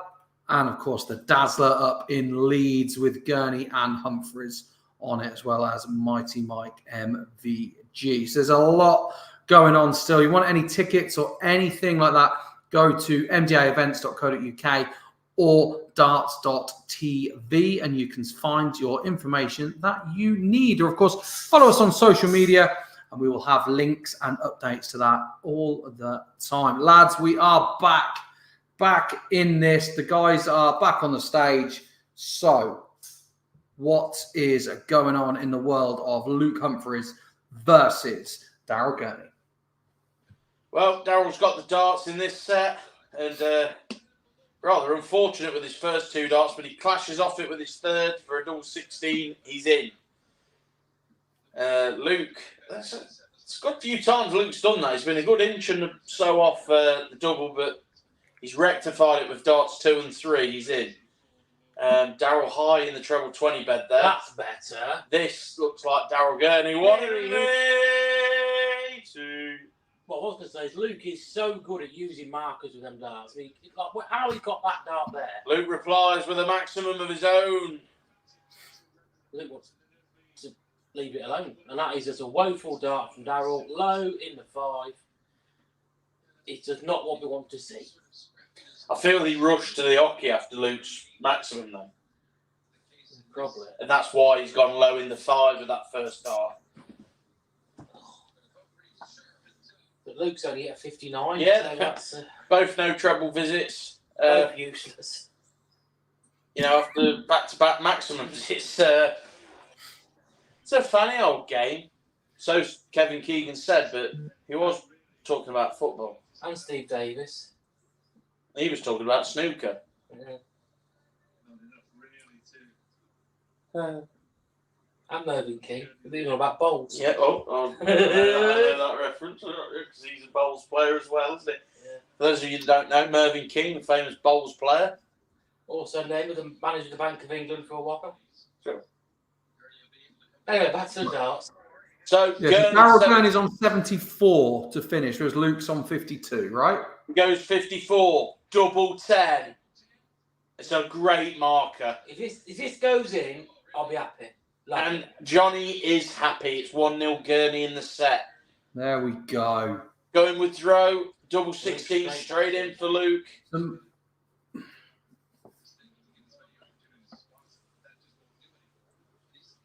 Darryl switching out to double 18, I do believe. Back to 32. Yeah, that's lovely. 89. See that, Darryl's getting angry. Maybe it's a Grand Prix that makes Darryl angry. Maybe he really just hates going for doubles too many times. 140 for Luke. The fella there with a comedy hat on. He's enjoying himself, I know. 140 in reply for DG. He's enjoying that time now. They seem to feed off one another. Like ghouls. So Darryl with this 272 really does need to break that down. Yeah. How's it going, boys? How's he looking? Well, it's a useless visit until the last start, where it's a 94 to leave 178, but Luke knows he's got 6 from 190. And he hits an 83, but he knows he's coming back. Darryl to set up nicely from 178, perhaps. He needs to switch there. And he switched very nicely with his second dart into the treble 18. 94. Right. Luke gets a shot at 107. Double 5. Oh, You hate to see it. And Darryl, you'd like to think he gets a minimum shot at the ball here. 84. 18 for ball. Bullseye. He went for the treble. And that is an unfortunate miss. Oh, it's a bad miss. Well, Luke's in the tops going for the big 20. And it looks like he's blocked 16s. He moves across. Oh, he pins it top of the bed. It's one apiece. It's going with throw. If I had one wish show, I'd make Luke Humphrey to up that zip a bit more. Darryl in first start, double 16. That's good. That's good. 146 for Darryl. 146 in. Things you love to see. The back of Darryl's head, apparently. And Luke has doubled in himself first start, but only manages a 72.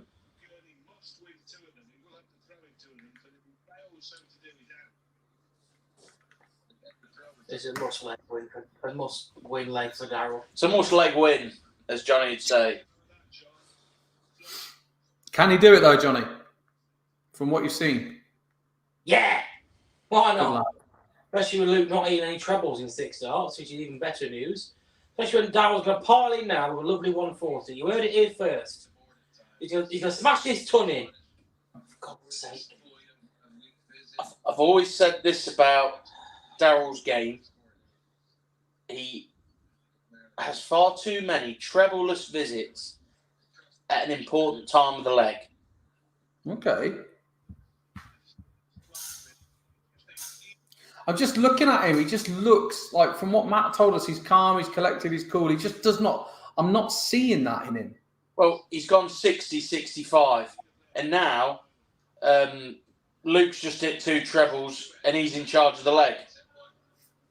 Potentially. He's pressured into going for this 170. You know,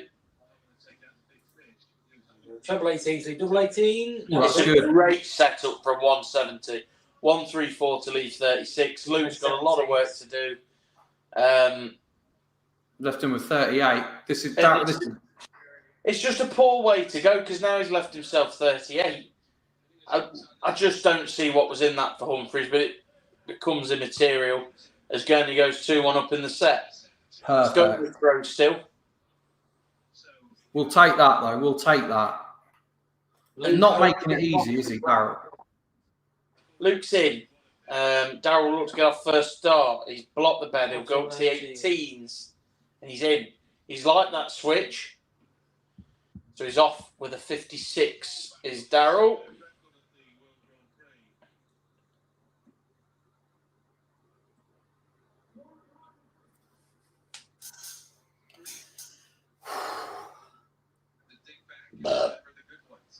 Beautiful.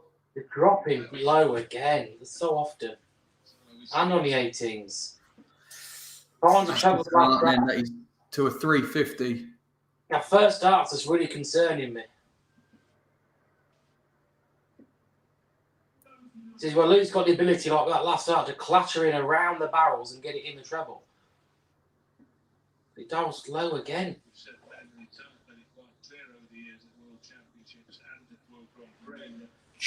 I know I mentioned it 2 or 3 times. The weight of the dart for Darryl seems to be the issue. Because he's going significantly high or significantly low. If it was one or the other, you could perhaps blame release. But he just doesn't seem to have the feel there for me. Great last start. I'm seeing Luke edge it a little bit closer now. Is it 201 to 170? Well, he sets up well from here. Sets up perfect. On top, Darryl may as well kiss this leg goodbye. This is going to a deciding leg in the set, I believe. As far as if he didn't. Yeah, he'd have thought with that. Darryl leaves himself for 73. Bit of pressure there from Darryl, just to sort of say, yeah, I'm still knocking about in this leg. And it's 2 apiece. And like, Stuart Pikes just said, he must hold throw. Stu, I call him. I call him Stewie. Darryl's in though.